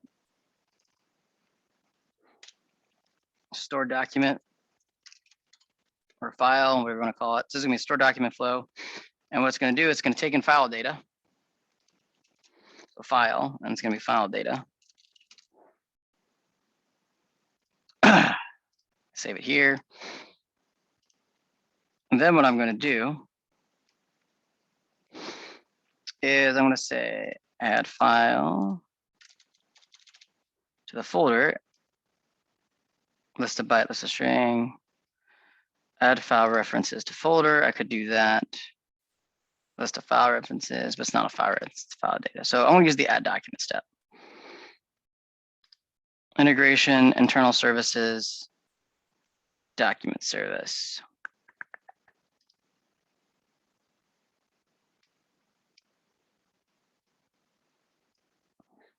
Perfect. So I'm going to grab the folder. It's going to be a constant. Let me grab, I didn't grab the stored document folder ID like I should have. So let me get the document storage, manage, get folder ID. I'm going to copy this folder. I'm going to go back to the stored document flow. And I'm going to say, hey, I want you to place it in this folder. And then what I want you to do is I want to build the data. And I'm actually going to say all this stuff I'm going to get from the call. So I'm going to get the title, which is going to be a string. And then I'm going to, what's the other fields? Description. So let me add the description there too. Description, put that here. So now, all right, perfect. So now all this is going to do is just going to add a document, and then I'm actually going to output, status, right? And if it goes through, I'm going to say, status success, or I'm going to create some data and call it my status string.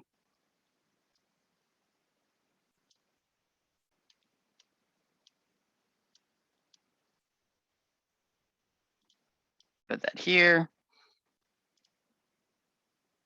I'm going to say, let's say if this error is in an exception, add outcome for exception. Then I'm going to add this one here and say data, and it's going to be status. And this is going to be error. Looking a lot like the data cleanup one. And then what I'm going to do is I'm going to Control V, copy this one. And then what I'm going to do is say, hey, this is success because it worked. So that's going to be the output that I get from that. Just a simple status output. I'm going to put that there. So now we have our flow. So this is going to be status. And we're going to output, select from flow. And we should have one status. Yep, perfect.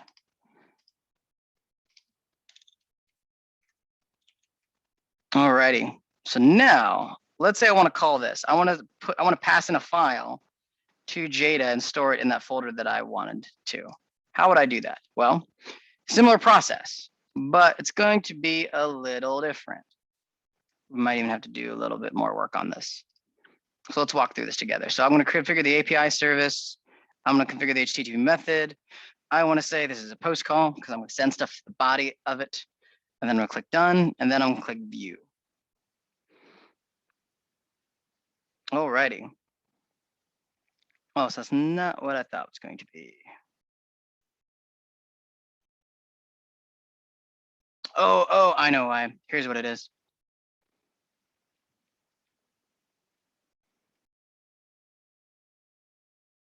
Yep, I know what I did wrong. So I'm going to call this, so I have a file. I'm not going to get you to use the complex type because it's not going to work that way. This is actually going to be the file data, and I'm going to say it's a string. There we go. Alrighty. So then what I got to do on my end, so right now I'm going to say, hey, I'm going to pass this data and store it. So, right, so I have data, which is a string value, I have title, which is a string value, and I have a description as a string value, right? So this is gonna kind of come together when I start working on this end. So I have a file, show form, right here. I gotta move this in here, pick create form. This is gonna be my file upload form, And all it's gonna do is just gonna have one file upload. That's all it's gonna have. And let's just put, fine, we'll do a button, put it there, perfect. And it's got a button that's gonna say upload.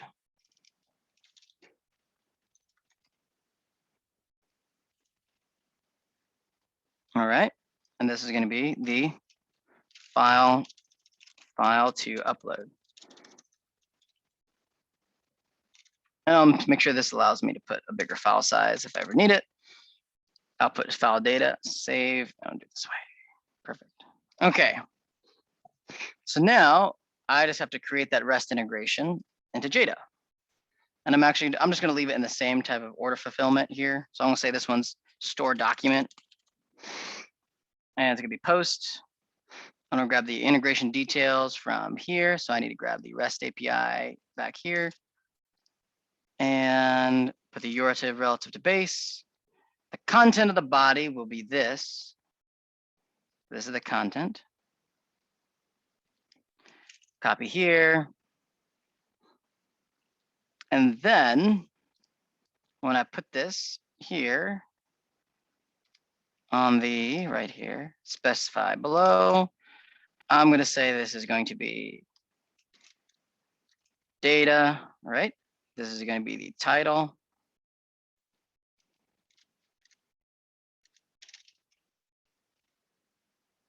Title or file name. And then this is going to be description.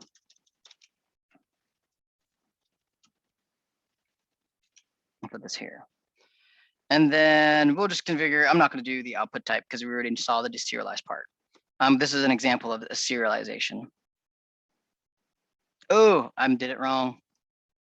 It's not login. I want an integration name session. So now it's going to recompile. There we go. Now it'll work. Right now, the login credentials was doing by login. I want to do by name session. All right, so let's reconfigure that again. Data. This is going to be file name.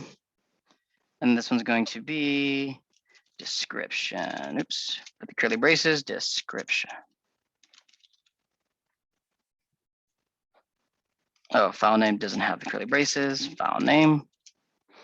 There we go. And I'm going to leave it raw because, like I said, we don't need to show the deserialized. We need to show the serialized. So here's the issue. When I start doing a serialized example, I'm going to upload a file. I'm going to call this method. We're going to go to integration, REST services. I'm going to grab the order fulfillment, and I'm going to say store document. I'm going to upload. I'm just going to hit done.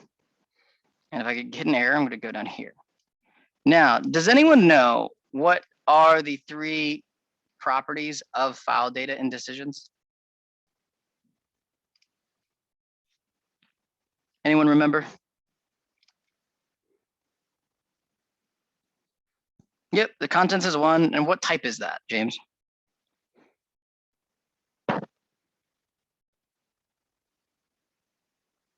Yep, James got it. It's a byte array. So I have a problem. If I want to select, so this is going to be select from flow, file to upload. I got file name. Let's say in this description, I wanted file type.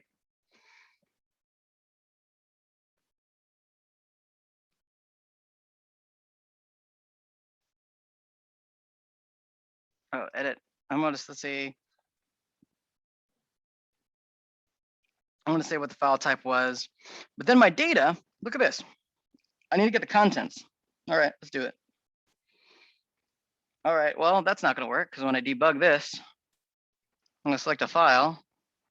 Let's see, let me drag. Let me minimize some of these windows. Let me drag, let's say I want to drag Eric's picture. I want to store Eric's picture.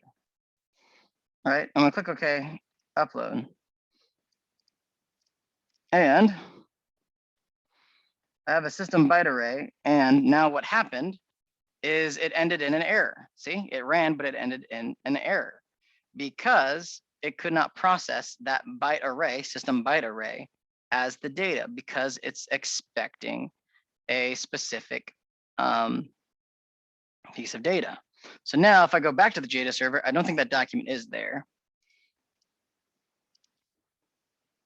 Let's see if it is there. Yep, the document's not there because it didn't work because it errored out. That's why I had the status. So now what I need to do, yeah, it looks like you guys are getting ahead of me. Yeah, so what we need to do is we need to say, hey, I need to convert a byte array into a string because I need to be able to send that data to recreate the file on the other end. So I can just say convert bytes. I think there's a convert bytes step. There we go, convert bytes to base 64 string. So what this allows me to do is say, hey, I need to take this list of bytes coming from this file. I need this, and I need to convert it in a string. And that string, so this convert basic to for string output, that string is what I'm going to send as data to my, say, that's not what I want, to my process. So now what's going to happen is I need to actually, so now I've serialized this stuff, but now I'll still have a problem. So let's run through this process and I'll show you what the problem is.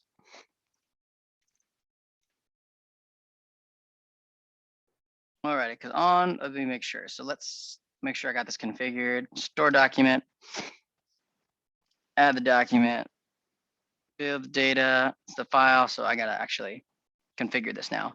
So the title is going to be the title. The description is going to be the description.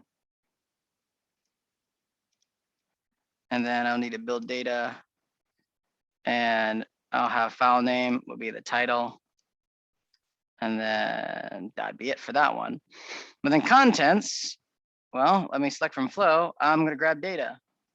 All right, so let's do that. Well, and I have an error. So when I debug this and I select Eric's face, upload it and click OK and upload, it ran, but let's look at the output execution. So it ran as a success. So let us see what happens, because it said it ran as a success. So what that means is when I go into my document storage here, I should have a file. And let me download that. Did it work? So as you can see, even though it says it worked, it says it appears we don't support this file format. So what happened here? It looked like it worked. It looked like we almost got there, but what key thing are we missing?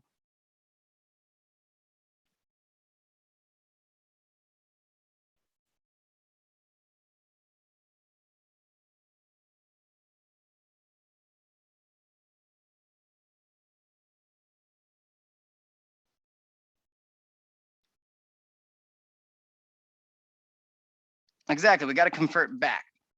So let's delete this document. So we have to convert it back. So we essentially serialize the data here by converting the byte array into a string, but then we have to do the reversal of the process here. And so when I start the document, we need to have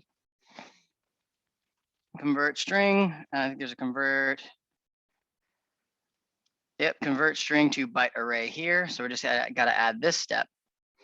And then we take the data from here, which is a string, and then we upload it into the contents of the byte array. And then now what we should see is now it should run as a success, but this time when it runs, debug, I'm going to choose Eric's face again. Boom. Okay, upload. And now we should see that it ran as a success. And then now when I go to the Jada server and I see that document storage here, now I have Eric's face. When I look at it, there is Eric's face.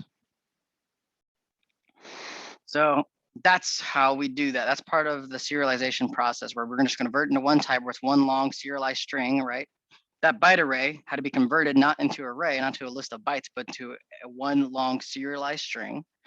And then after that, we had to convert it out of that serialized string into a byte array so that we can see Eric's face back here.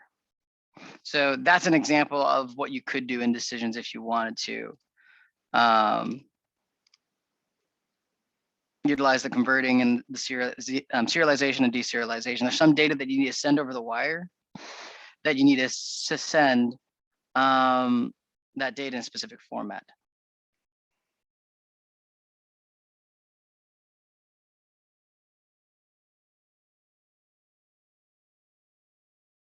So yes, it is expecting it a byte, and we were giving it a base 64, but we fixed that. So in our integration flow right here, so the store document flow, we converted the data, which is the string, because we couldn't really pass in an array via URL. So we converted the data into a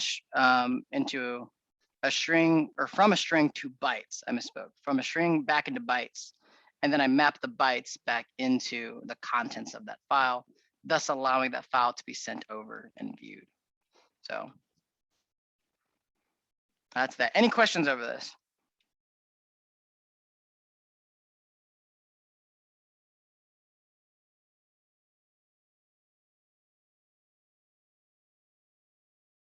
All good, clear as mud.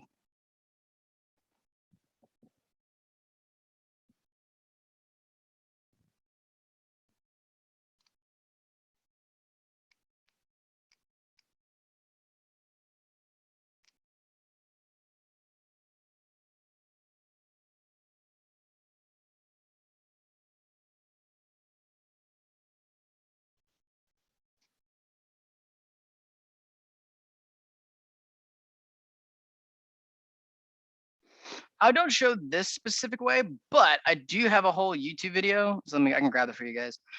That goes over just integrating, like it's called like integrating, I think, integrating out of everything in decisions or something like that. Oh, how to set up integrations in decisions. And that one will be very helpful.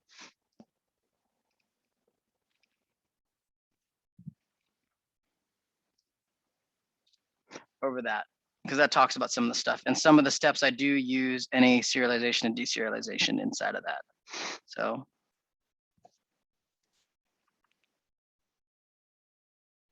yeah, any documentation? Yes, there is documentation over this.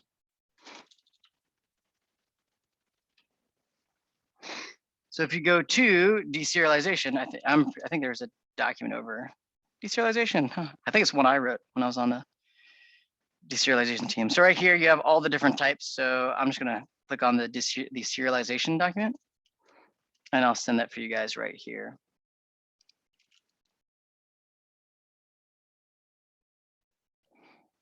Put it right there. So I can try. The only hiccup with sharing the project is I'm not sure if it'll work to you guys, because I don't know if it exports the name session of that account. So it may not work if I export it, but I'll still export it and you import it and see how that works. So can you please show again what the consumer flow is sending to the JDA server? Yeah. Which one? Are you talking about this one? So I'm sending in 3 pieces of string: data as a string, title as a string, and then description as a string. So it's just 3 strings. And in order to send a byte array, right? That's why I made that purposeful mess up where I tried to pass a byte array into a string to show you that that's what's going to error out. So if I select from flow, remove this, and then I select the file to upload and I select the contents and select done, it's going to throw an error and say, hey, that pass not valid, because I'm trying to map in a string into a byte content array, which just does not work. So that's the problem here. That will not work in decisions. That's why I had to say, hey, let me take the bytes from the file. And you can see this in the Data Explorer. So I can say, let's take the bytes from the file right here. Where is file upload? Yeah, I'm saying let's take the bytes out of the file, put it in here.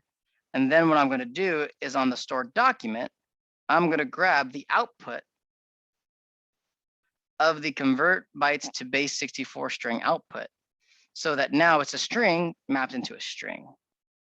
So that's what's happening there on the Jada side. And on the Jada side, it says, hey, I got this data that's a string, but as you saw, when I use that string and put it in the contents of the file, it created a bad file that could not be read.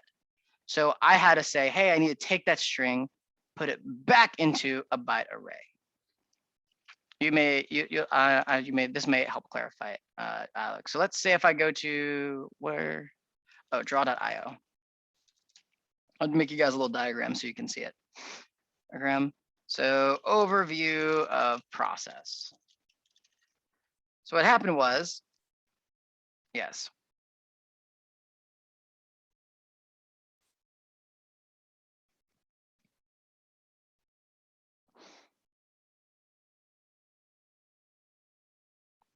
So what's happening is I'm taking the file. So I said, hey, let's take this data, which is going to be a byte array. I'm transforming it into a string, right? So this is the part that's happening on my local. So this is all, let me drag my text, happening on my local. And then on the Jada server that I'm using as my endpoint, on the Jada server, I have to do the opposite. Jada server.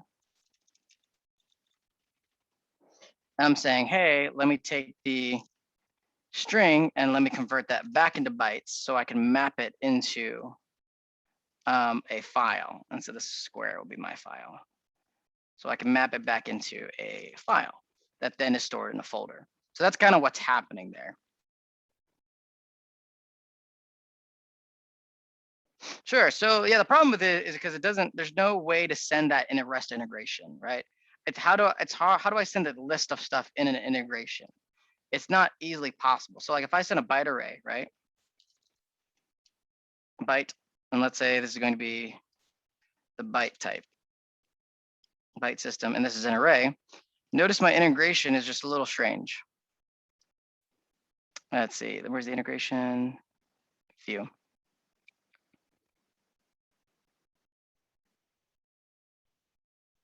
So see that there, that's the list of bytes. It's just a 0. So if I knew the actual byte code, like the zeros and ones of what made up that file, then I can pass in that however long 256 byte or character ones and zeros, then I could pass it through. But the problem is, Eswaran, I don't know what that is. All I know is I know what the human readable version of that byte array contents is. If I transform that into a string, then I have this long kind of random letters and numbers that make up the data of the file. Since I don't know, I'm not a zeros and one wizard where I can read zeros and ones and know exactly what that data is. That's why, yeah, if you knew it, you could do it, but most people don't read zeros and ones because that's how a computer understands the data, but we don't. And so it's easy from a human perspective just to say, hey, let me just take this byte array, this list of ones and zeros, convert it into a string, and then I can map in that string into it. So let's go ahead. I mean, we could, for just sake of experiment, let's try to do it. I'm going to update my method. And let's say I got the byte array. I think I said as array, right?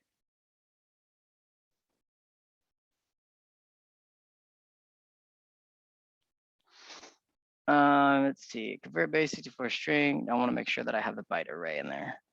Okay, good, I got a byte array. So now what's going to happen is, let me go back to my method of integration.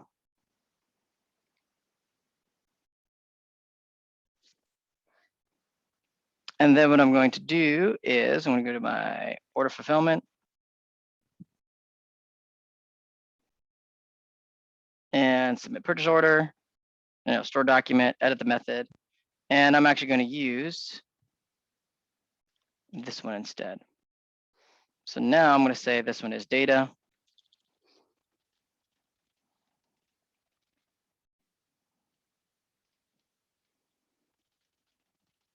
This one's going to be file name.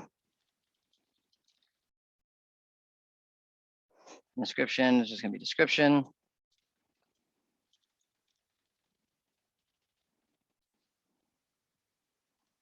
Let's see if I can do it this way. So byte array. So that's not a valid. So let's say bytes. All righty. So now when I click OK for this, and now let's say I want to do what Eshwaran said. Hey, can I just do this? I'm going to go into my flow. Where's the example calling stuff? Calling our system. I'm going to say serialization example. So now I have this new thing, but notice it already changes it into a string, right? So even though I selected bytes as the input, it already said, hey, I made it a string type. So that's why there's no way I could just have the data as a string. So that's just not possible because this integration is just going to say, hey, I can't accept the literal ones and zeros. You need to convert that to a string, send it over to the wire because that's what the API call is expecting. And then you have to convert it on the other end into that ones and zeros and then put it into the file. So it's not necessarily the specific server thing. That's just how you have to construct the API call for it. And say, hey, I have to take this bytes, make it a string, pass it over the wire, then convert it over on the other end. You can't just pass in a list out of it. I hope that demonstrated, answered your question, Swarren, that that's just not possible because it's just a string.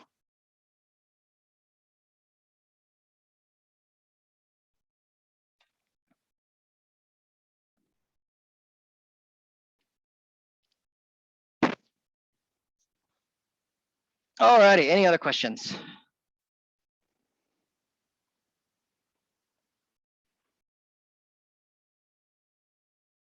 This one is recorded, so I remembered to record, so you will have this video when it's done. Let's see, how are we doing on time? No, I don't want this one.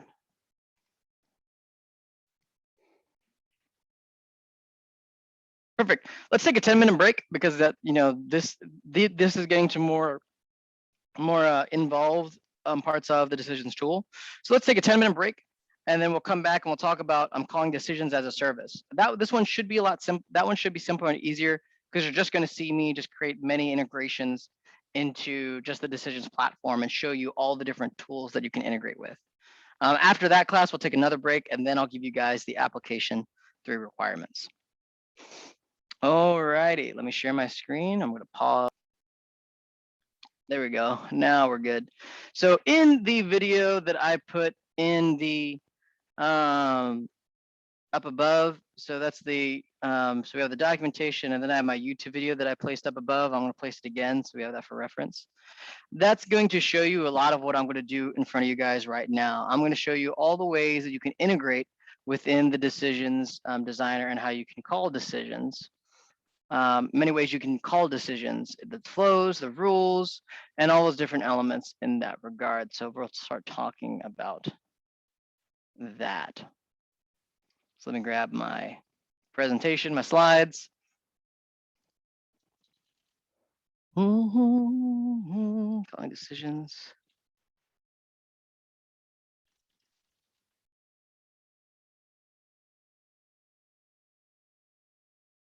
Looks like it's the same slides, I think.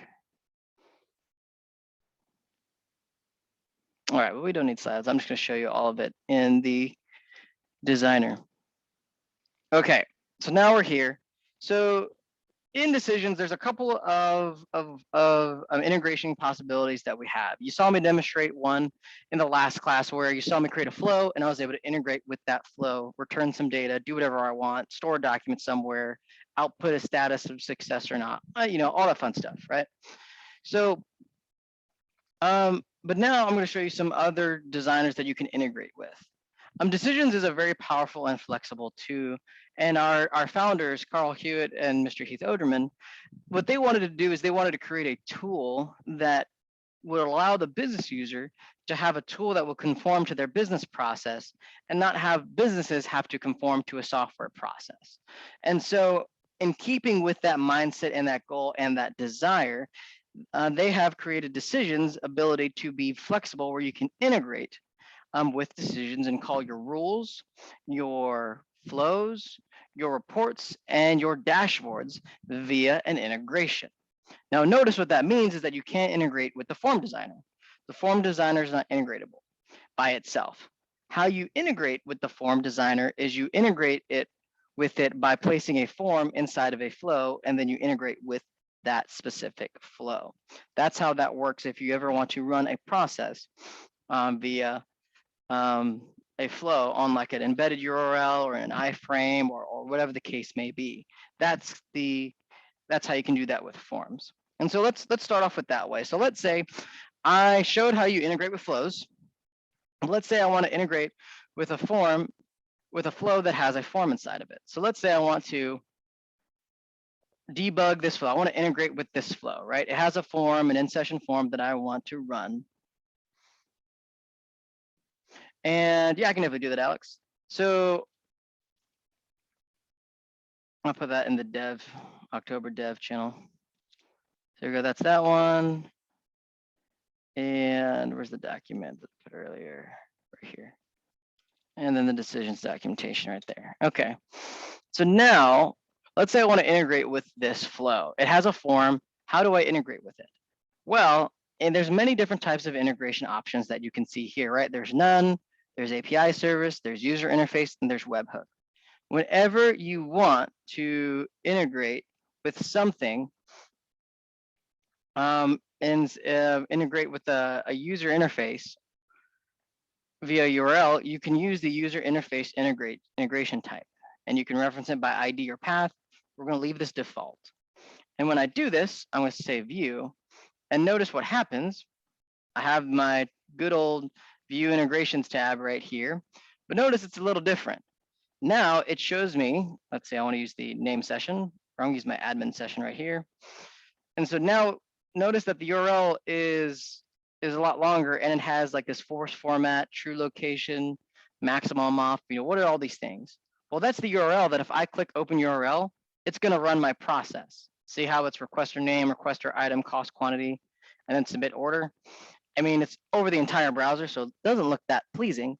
But what I can do is I can parameterize the display settings right here. So if I click let's see what's an additional options. This allows you to determine how you want to run this flow by. But what I'm concerned with is the display settings, because let's say I don't want it to be over the entire screen.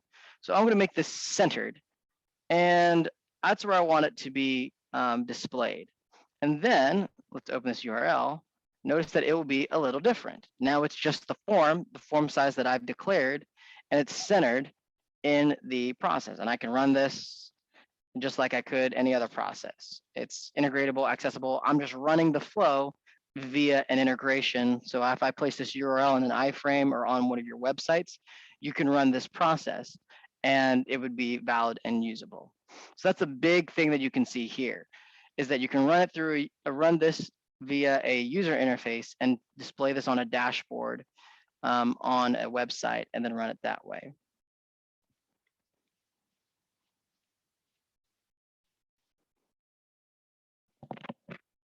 Alrighty. So that's the interface with the user interface section here. And that's with a flow that has a form, or a flow. You'd want to use that with a flow that has a form, and you'd want to use that. You'd use the interface option right here. No, I didn't want to view. Click the wrong button. I would use the user interface type here. Now, if I have a flow that is just logic, then I can just say, hey, I just want to use the API service and pass in that complex type or whatever it is into it. So that's a thing that I could do that way. But in this case, I just wanted to show the user interface. So that's one way. You can show decisions as a UI code or a normal API REST integration or webhook. All right, so that's that one. Let's say I want to run a rule via an integration. So what I'm going to do is I'm going to create a rule, and it's going to be a statement rule, and it's going to say integrate with me. And I'm going to check if the flow data rule constant, let's say if the initiating user email is admin@decisions.com. Actually, let me set up input data. So I'm going to say, hey, I'm going to pass in an email, and I'm going to pass in a number. And let me make sure the number is an integer. Save. Done. Close this. Now what I can say is I want to make sure that email equal to admin@decisions.com. And then I'm going to add an and condition if the number is greater than or equal to 7. So that's my rule. It's got to be admin@decisions.com and greater than 7. Now, to configure an integration into the rule, it's the exact same way that you would do in a flow. You would just hit the configure integration wording right here. You'd left click it, and then you would determine what service type you'd want. Now, in this case, there's no UI element with rules, right? It is just you pass out the data or you don't pass out the data. So in this case, I'm going to say it's an API service. I'm going to configure the methods that I want to allow. It's going to be post and get, and then I'm going to view this integration. And it's going to look exactly like a flow, where when I configure this integration, notice that I have the two inputs here for the type, and I can run that API for this rule, have it return the data in a specific format, whether it's JSON or XML.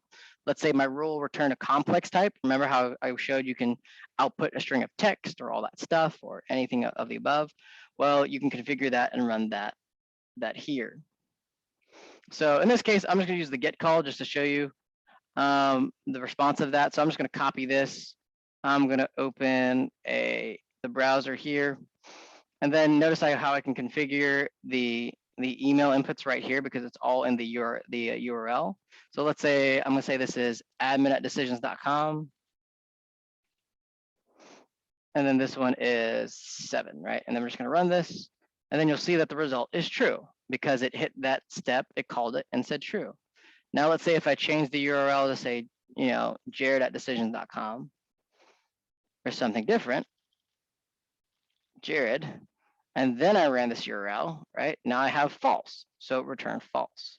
And so all I'm doing just to test this is I'm just calling it via the local API or the API endpoint that I was given in the View Integrations tab right here. And the get call specifically allows us to put the parameters in the URL, as you can see here. If I'm using a post call, then the data gets put in the body. That's a big difference between the get and post calls. So I won't show you the post call part because it's going to be doing the exact same thing I showed you in the last class where I added the REST service method, I configured the method, and then I added the body, configured the URL, passed that in, and then all that stuff was there. So that's what happened there. So it's not too different from what I already showed. So we'll move on to some other piece of information. However, let's say I had some data. So new output data, let's say I wanted to output a message, MSG, not the chemical, the output data. So my message, and I wanted to output it both, is this is not valid data. Or no, this is valid data. Oops. So this is the true path. So this is valid data. And then on the not path, this is not valid data. So that's what I'll put here, not valid data. So that's going to put there. Now when I save this, and then when I view the integration, you'll notice that my outputs should be different this time. And so yeah, now I have default output data and MSG. So now what I can do is now when I call this get call, and I do this again, or I put it here. And then for the email where it says null, I'm actually going to say, if I can move I'm going to say this is admin@decisions.com. And the number is going to be, let's make the number 10. And I'm going to run this. And now I have two results. I have a result of default output data, output value true, and then MSG, this is valid data. And if I do the same thing with bad data, so now the output value is false, and then the message is this is not valid data. So I've just confirmed that I'm getting the types of data that I want out of this rule. And I can get it from an external integrator, or from integrating or calling decisions rules designer as a service. Okay, so that's the integrate with me rule. Let's see, one of the other designers you could integrate with. Let's see, we talked about, so we talked about with forms, we've talked about it with flows, and now we just talked about it with rules. So now what we can do is, what about reports? Can you integrate with a report? Is that possible to get data from a report or run it in some shape or form? And the answer is yes. You can run your process via integrate your process with a report. So how do I do that? So let me craft a really quick report. And this is going to be, let's see, accounts report.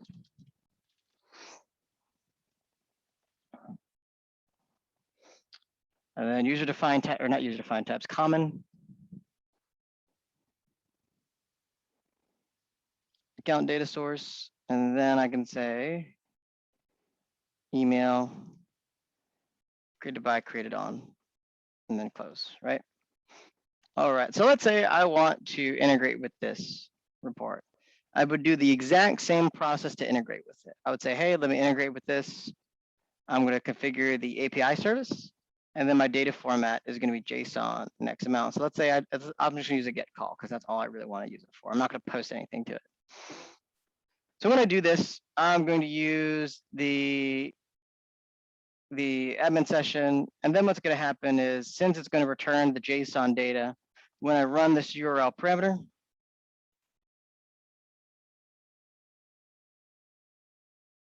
I'll put this up here.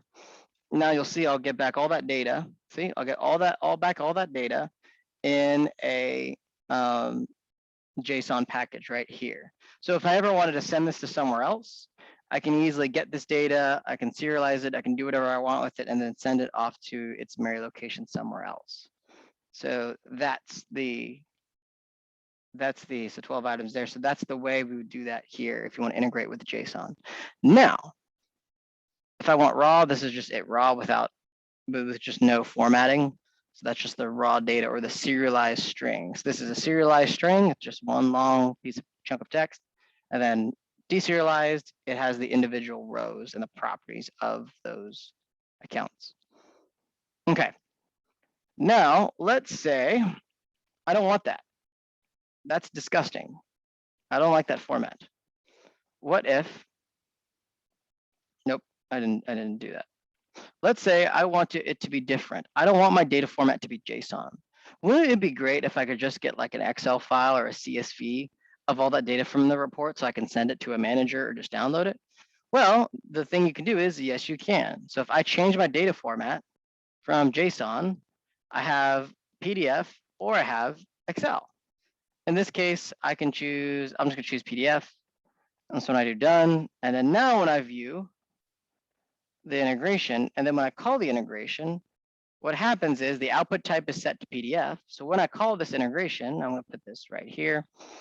When I call it, what happens is now I have an accounts report downloaded to me, and I can open it and I can see all the accounts within that system in that data right here. So I can do it that way, or I can do it in an Excel. Man, say that 10 times fast. I just don't have Excel on this machine, so I'd have to put it into Google Sheets. So that's why I didn't download it that way. But if you want, you can. That's a cool thing about reports, where you can specify the data format that you want. It could be JSON, XML, or you can just have the human readable format and just do it by the type of file. So that's integrating with reports in a nutshell. On that way. Any questions over reports?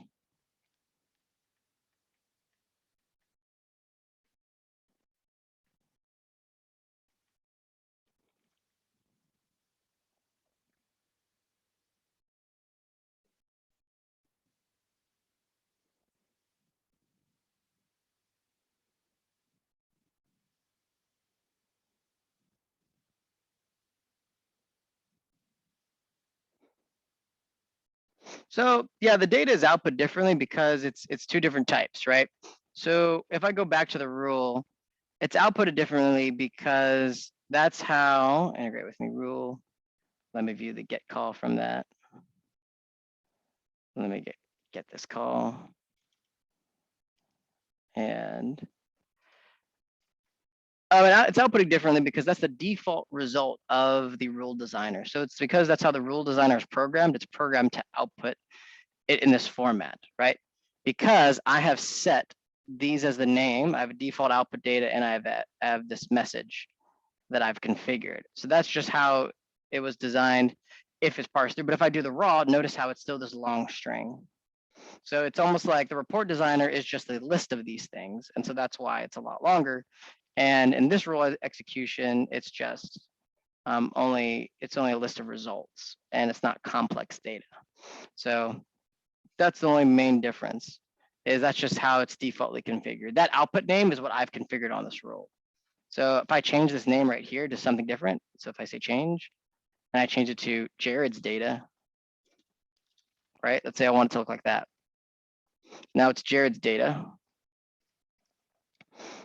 And so now what's going to happen is instead of it being default output data, it's Jared's data. So that's just how the designer is programmed and developed. So now if I call this again, right, put this here, say Jared's data, and then message.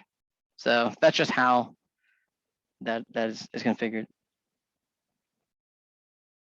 Well, because remember, we're talking about two different designers here, right? The rule designer allows us to craft different messages and different output data. The report designer is something completely different where, I'm not going to save this, is where we're having a list of data in a reportable format with a column headers and rows. And so with this data here, we have options to say, hey, let's display this in a file. Where is, go back to that, where we can say, hey, I want to display the format in a PDF or an Excel or a file. Now, if I want it to be displayed in a similar way like the rule, I would choose JSON. And then when I run this JSON rule, or not this JSON rule, but if I run this report and get the JSON data, notice that it runs just like the rule, right? Except the output, the default output type for reports are rows because that's how it's developed. And the default output data for rules are, you know, whatever you name it. So that's just how, that's just the coding of how both the designers work. One allows you to output the name and change the name. This one just outputs a list of rows of the report and then the data within them. If you want it, like I said, I like the file formats in the report designer because it's just human readable and it's just really cool that you could download that type of stuff inside of it.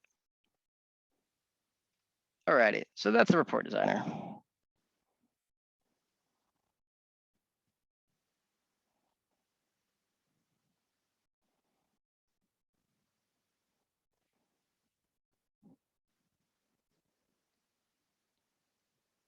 Any other questions?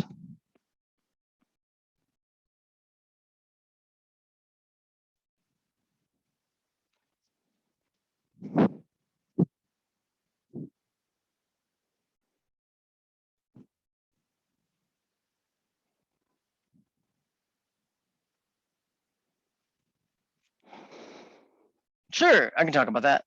So the other option is, and the webhook is one of the legacy types of, what am I doing? Okay, yeah, is one of the legacy types of ways to create integrations.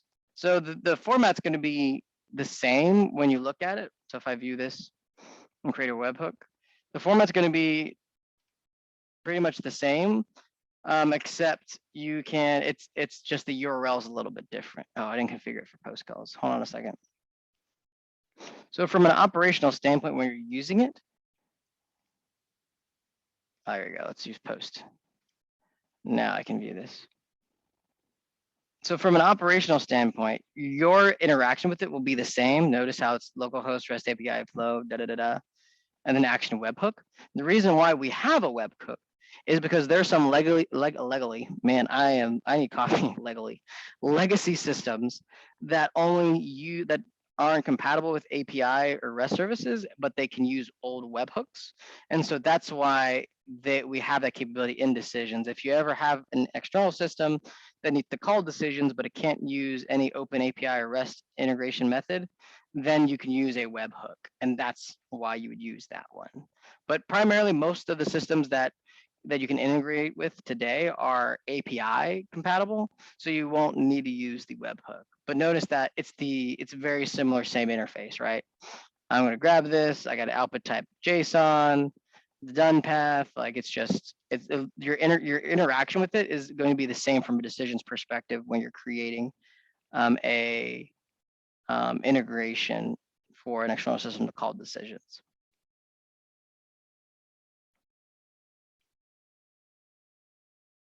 Nope, I did it again. I didn't want to click that button. I just wanted to say, turn this off. None. There we go.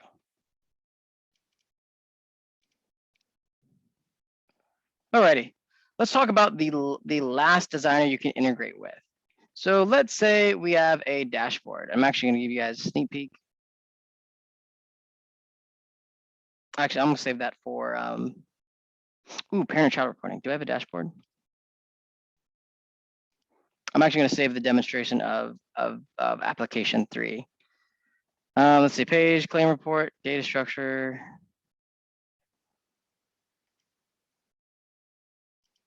That's data. Where's the dashboard? Data. Oh, I keep clicking on the exact same folder.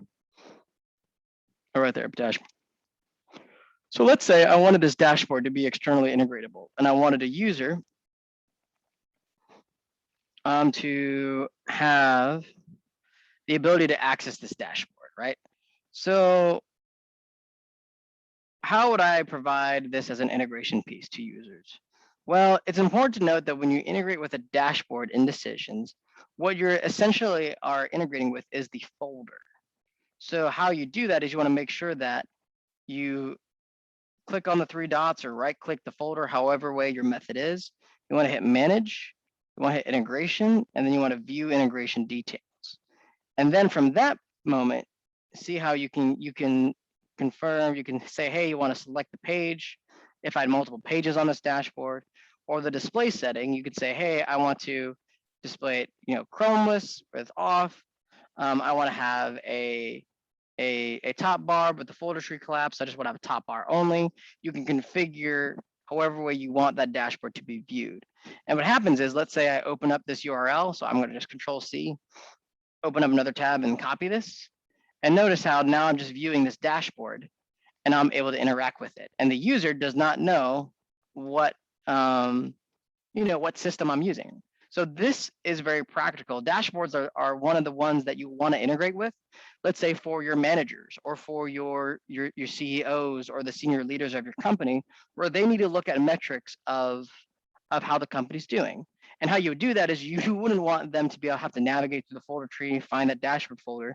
You just want to say, hey, here's a URL that's, company metrics, and you can maybe organize it by quarter or however way you want. And then anytime a senior manager or leader of your company wants to view the data, they can just click on that URL and then go to that dashboard and see how they don't even know if they're in Decisions or not. They just see data, and then they can make judgments and calls and decisions based on that data.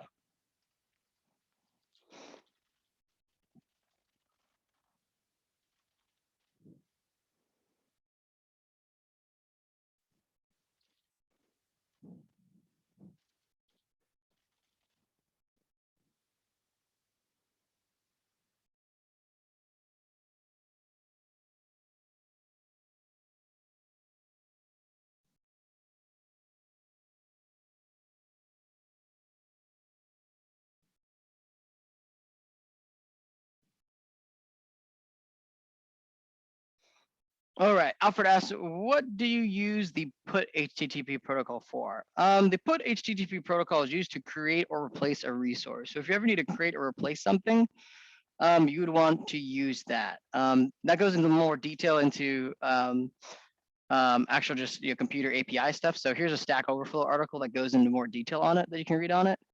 But that's when you'd want to use that. For the sake of fun, let's go just test one. Let's see what happens when we use a put call. I'll be honest, I have never used a put call.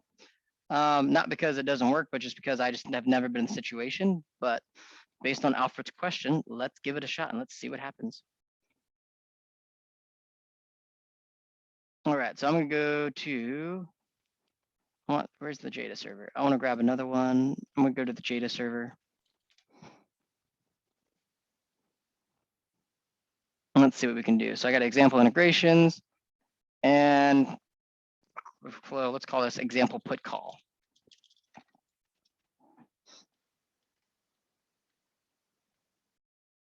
I'm just gonna connect it up and have it not do anything. API service and all configure HTTP, and it's just gonna be put. That's it, done. Let's look at the view integrations.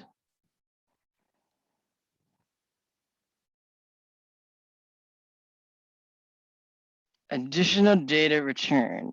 Set outputs. Output value flow. Can I test this?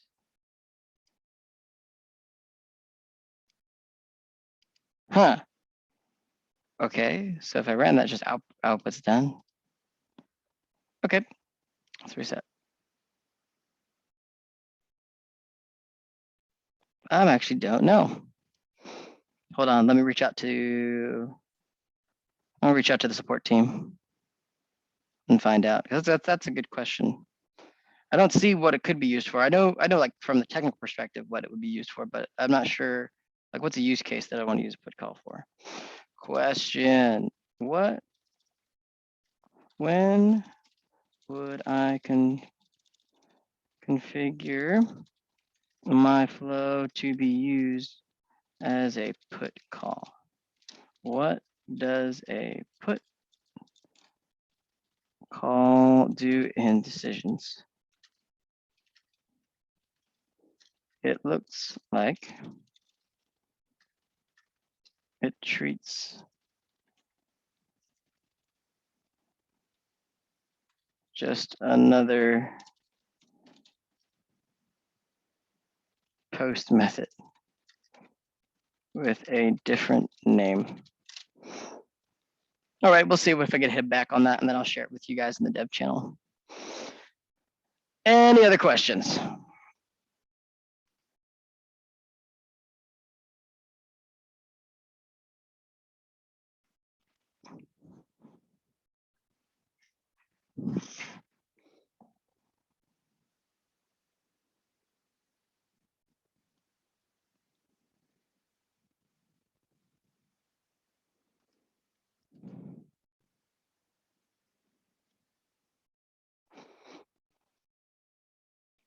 All righty. I see no questions. So let's go ahead.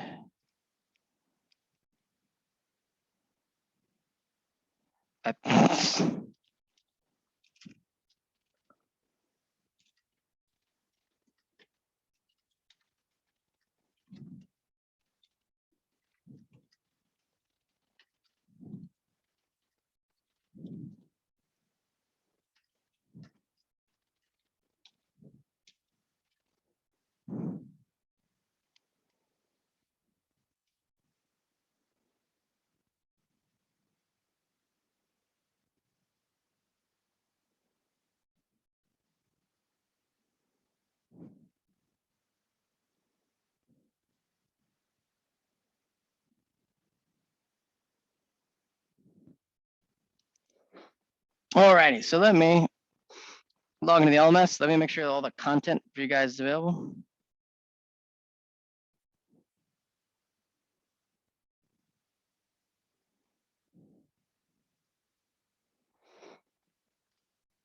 Developer, let's go to Sprint Class 3. Let's go to, so if you go to the overview, guys, if you go to the file repository area, you'll have access to the project file. So there's the Sprint 3 requirements document and the Sprint task list. So log into the LMS and grab this data. You also have course documents. So you'll have the agenda if you want to look at that, or if you want to have access to the slide decks. All the slide decks will be done here.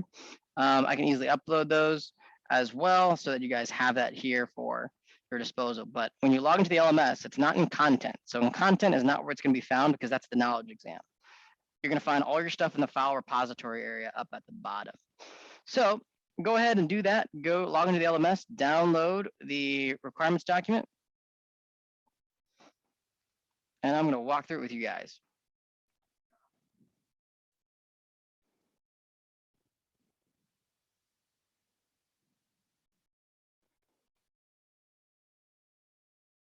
Alrighty. So you're going to be building something called the Purchasing and Administration Task Force, which is just basically a fancy name to saying you're going to create a project over insurance claim requests. Now, the contents of it is you're going to have the insurance claim process, and then you're going to have a request tracking that you're going to configure for it. So let's read the goals and purpose. The goal and purpose. The Purchasing and Administration Task Force is a company that processes insurance claims for their clients. Pat is in need of a service to validate the insurance claims based on a series of general and client-specific rules. The initial project will be for 3 clients, but be able to scale over time. The purpose of this project is to automate the process of validating claims and allow the addition of new clients and their rules. What's the scope? The scope and objective of this is to configure an API to validate a claim for a specific client with a decisions environment. Have the ability to add rules for new clients and evaluate the claim to validate if all conditions are met. And the deliverables of design and development are, hey, the ability to call an API REST to kick off the insurance claim process, ability to run different series of rules depending on the client, and then ability to view all requests and validation issues that are tied to the request. So those are the three goals, right? Right there. Your process, when it's done, should give us those three things where we can say that the process is started via an API integration. So you need to be able to call it via an API. Second, it needs to run a different series of rules depending on a client ID. And then the third thing, it should be able to view all the history and the dashboard of all the requests that have run through the process. So that's the whole goal of this. Let's see.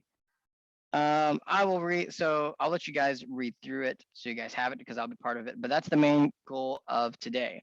The things I do want to stress is you do want to make sure you follow the requirements as much as possible. I understand that in previous trainings, we had the ability to be more creative.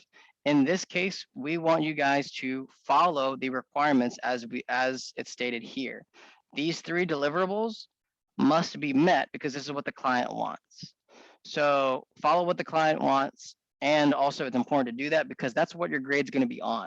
So there were a couple of people I graded yesterday and last week where they created some cool things, but it wasn't what the client asked for. And I can't give extra points for that. I can only give points for you accomplishing the project requirements and for accomplishing and learning the lessons that we want you guys to learn in this build. So make sure you keep that in mind. Follow the requirements as much as possible and get them configured.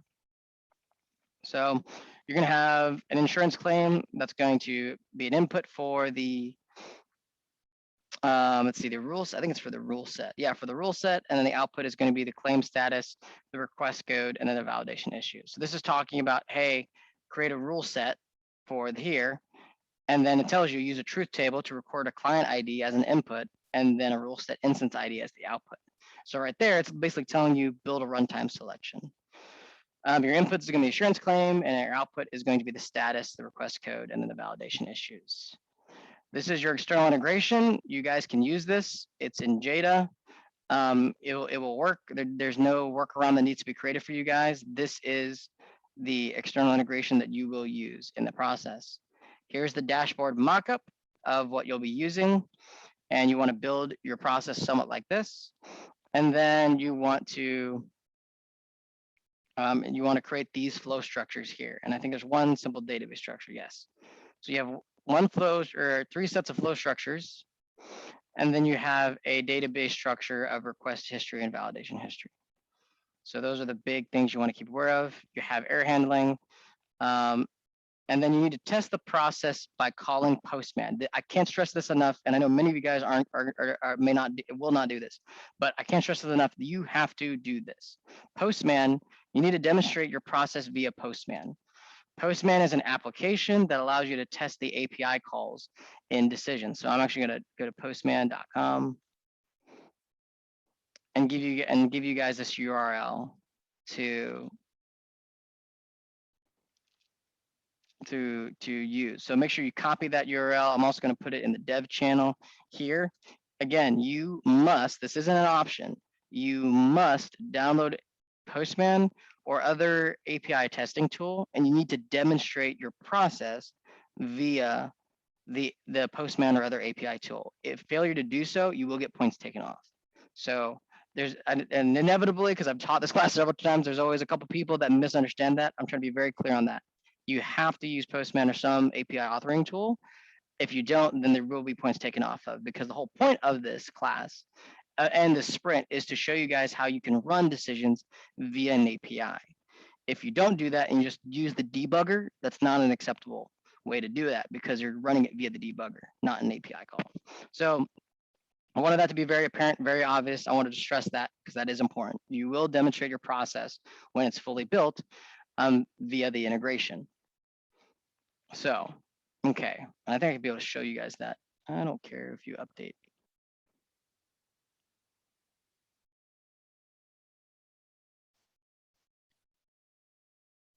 Let me move this over here.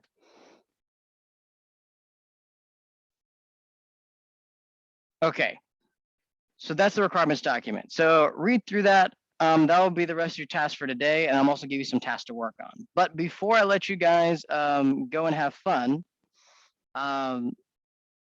you will be able to. I don't believe there's test cases for this one.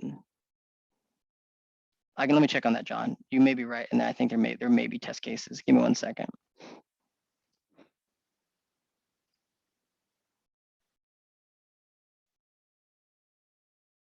So we're gonna go to training, content. We're gonna go to internal.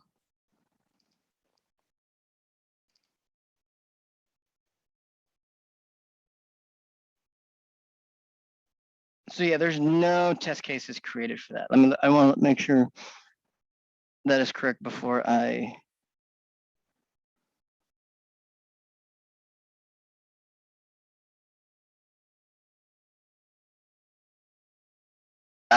Okay, so the unit test cases are in the task list, John. So when we share that in the test list, you said page 9, let me look at that.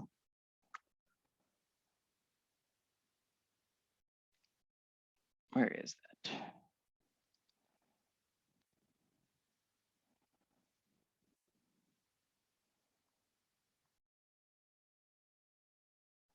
Let me go back to that. Oh, it's in my downloads. I'm looking. Sprint 3 requirements, there you go. And you said page 9, so let's see. No, I don't want to restart. I just want to go to page 9.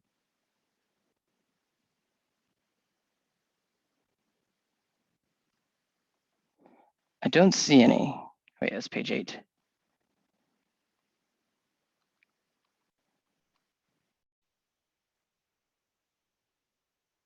I don't see any use cases, unless I'm looking at the wrong thing, guys. This is page 9 or page 10. Page 9.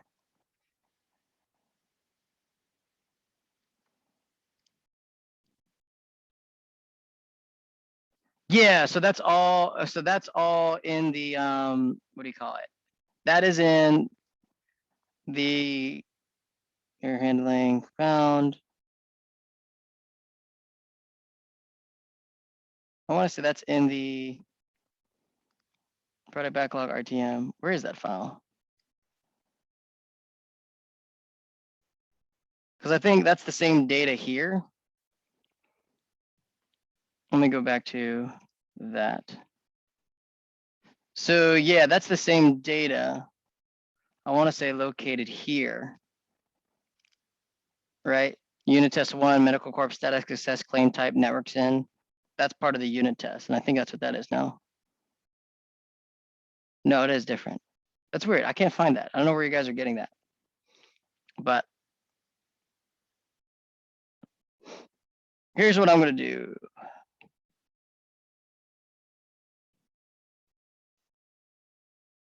Let's see. Let me download.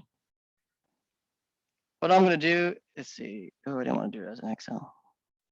Yeah, find out what we can do it XXL. Here's what I'll do. I'm going to add it into the file repository area of the LMS guys. So you'll be able to access that as your test cases. LMS.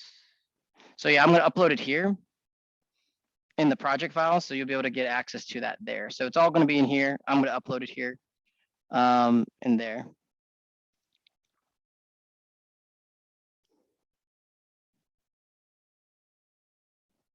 So yeah, I see it, John.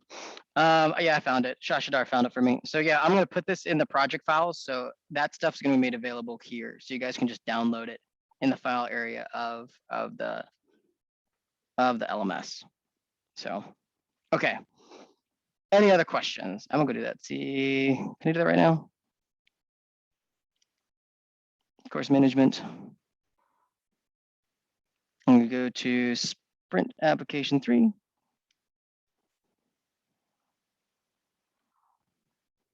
Say training material.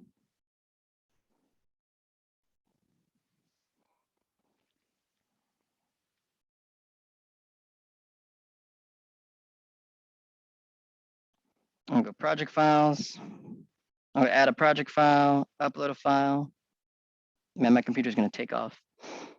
I'm going to say this is test cases. Upload a file. Claims test case right there. Boom, there you guys go. So now if you go into the LMS, guys, those test cases will be available and you can download it from there.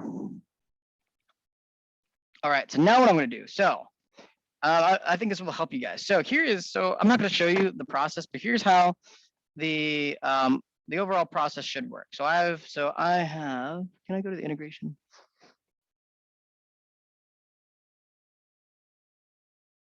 Manage integration, view integration details. So right, so this is my flow. I have this data that runs over here. What I need to be doing is when I debug this in my system. So let's say I'm the person, I've done all this work, I've created this data type, I've created this application, I'm going to demonstrate it to the trainer. So I'm going to make sure I have this data available in Postman. So I'm going to configure Postman and I will grab the URL, which is going to be a post call.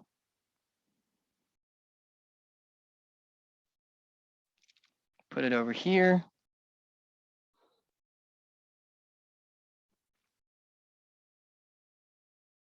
And we're going to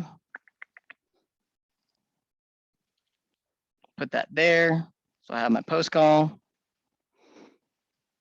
Right here, that's going to be the flow that calls my insurance claim application. I'll put my body, and look at that. It looks like I already have it set up. So that's my session ID, and then this one's going to be client A, Easy Corp. Jared@decisions.com is going to be the data. Let's say the claim date. You'd have to specify a date. So instead of it being, we'll say this is, I'm going to make this 2021, and it's going to be, let's say it was done the 8th, and it's going to be, let's say the 9th. All right, and it's going to be Easy Corp, state, and then the state's going to be, I'm going to say this is VA.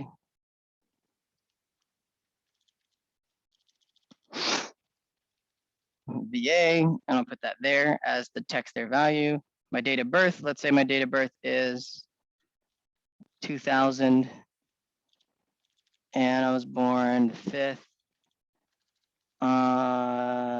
Let's see, and then I was born, yeah, May 10th. Let's just do May 10th, right? That's my birthday. So now what's going to happen is now if I run this, I'm going to send this, right? I cannot convert.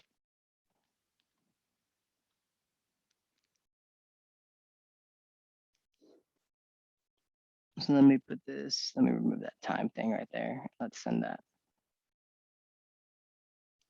Just remove this time out here. I want to make sure, did I configure this? So couldn't convert the string. That's an extra 0, I can't see. Oh, I see what you're saying. I think it was still through an error, unless I'm wrong. Oh, there we go, perfect. Thanks, guys. So this is how you would demonstrate your process to the trainer, right? You're going to run through this and say, hey, I'm going to input Jared. His insurance provider is Easy Corp. Let's say the claim type was dental or whatever. And Jared, let's make sure his date of birth is, actually I was born in 2002. All right, and then I'm going to run this again, and then I have, hey, I have a error in the status, and it's going to show you any validation issues thereof. And that's how you want to send requests into your process. It has to be through Postman or some API authoring tool. It's got to be this way. It cannot be through the debugger. So you're going to send it in through this way, whatever the test cases we want you to send. And then what you're going to do is we may ask you to see the history dashboard of all the ones that got executed. So here we have an issue, invalid insurance provider, and the string value, this is the record that I just sent. I didn't add a name to that post call. So I think it was claim type, claim amount.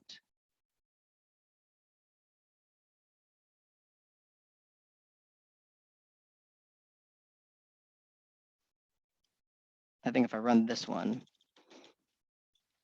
Jason. Let's just do that one. And then I send this, and then there we go, request code by Jason. And you see that it went through. And then now, if I refresh my dashboard, I can see all the different, refresh. It might be different right here. I can see it's invalid insurance provider. That's the issue. And then with Wilma Rogers, I see that this claim is over $10,000 limit, right? This is what you should be showing us. I run the claim through Postman. I can show you on my history dashboard whether it's a valid claim or whether the claim is invalid. So all the valid claims have no errors because they're valid. If I show you an invalid claim, it should have a message and list all the messages of all the errors that went wrong with it. So let me find one. So right here, so Jake Woodley, he has two issues. The patient is under 18 years of age and also has, and so must have emergency contact info. It doesn't have one. And then the medical claim must be within 60 days. So this one will return the list of issues and place it here. So does that make sense, guys? I wanted to show you guys the way you'd present it. You'd go through Postman, put in the values here in Postman, run it, and then you would show us the list of errors. If the list of errors are showed in the API call, then it should show in the API call. Or if it doesn't show there, then show us the dashboard and say, hey, see, when I ran through Jason right here, it's an invalid insurance provider. That's why it didn't run. That's what your process should look like and how it should go to the end process. I'm not going to show you the flow because that's your part to figure out and develop. So does that make sense?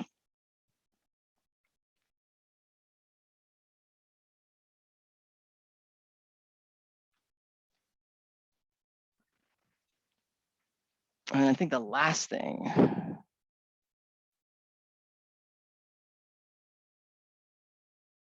and then the last thing we're going to do is I'm going to give you guys some tasks since we have about a little over an hour and a half left in the day. So I'm going to give you guys some task lists. Let's see, where is that file? I'm going to go to the LMS. Let me go back to my learning.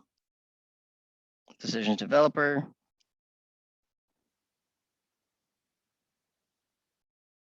Project files. Let's see, let me do the task list.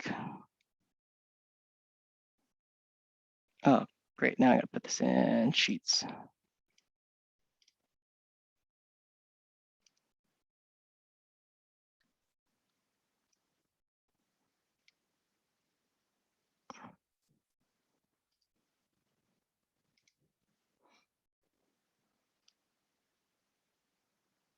Alrighty, so you have this task matrix. So what I'm going to do, you guys have all this information. I'm going to assign you guys, let's see.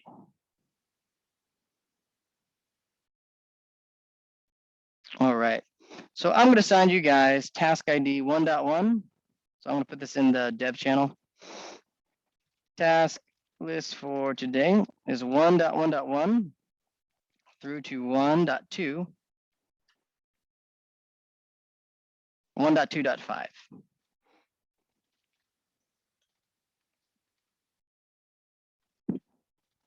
That's your task list for today. Is what I'll give you guys to do. So it shouldn't be too difficult. What I would advise you guys to do, right? I'm giving you the task list. It's been a long day. You know, I get it. It's a lot of knowledge and a lot of also probably reviewing the recordings.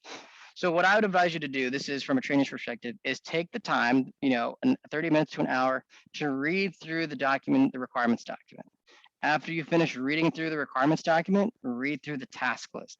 After you've read those and thoroughly and understand the gist of what needs to be done, then go ahead and start working the task list. It's okay if you don't get all the task list done today because I probably won't add as much tasks tomorrow because the task I assigned you today is more than I think you guys will be able to complete in the last hour half of the day.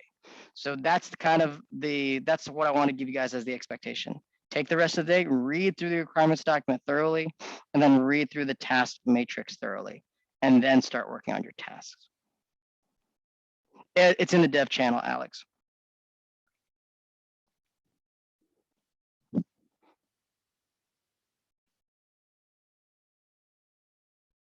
Any other questions before I let you guys go? While I'm waiting for questions, I'm going to answer one that I know is going to be asked.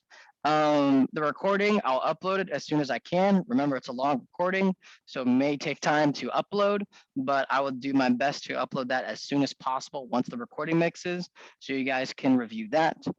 I encourage you guys to review my application or my YouTube channel for help for integrations, runtime selections, and all those issues there.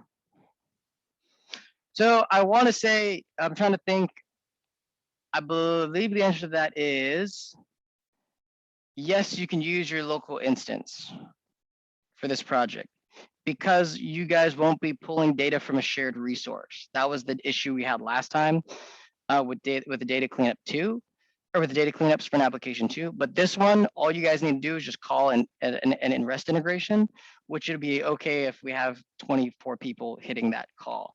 You're not going to get different data. It's not, you're not adding or writing data to it. You're just using it as a lookup list to determine if something is in a list. So yes, you can use your local instances for this project. You should be fine. Any other questions?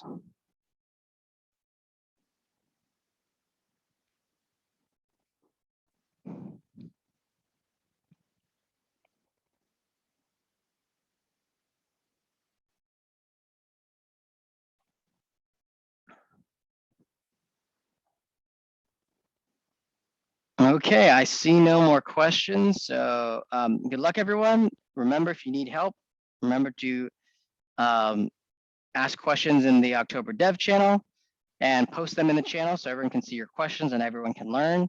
And make sure to take the time to read the documents and read the task list. All right, everyone, good luck.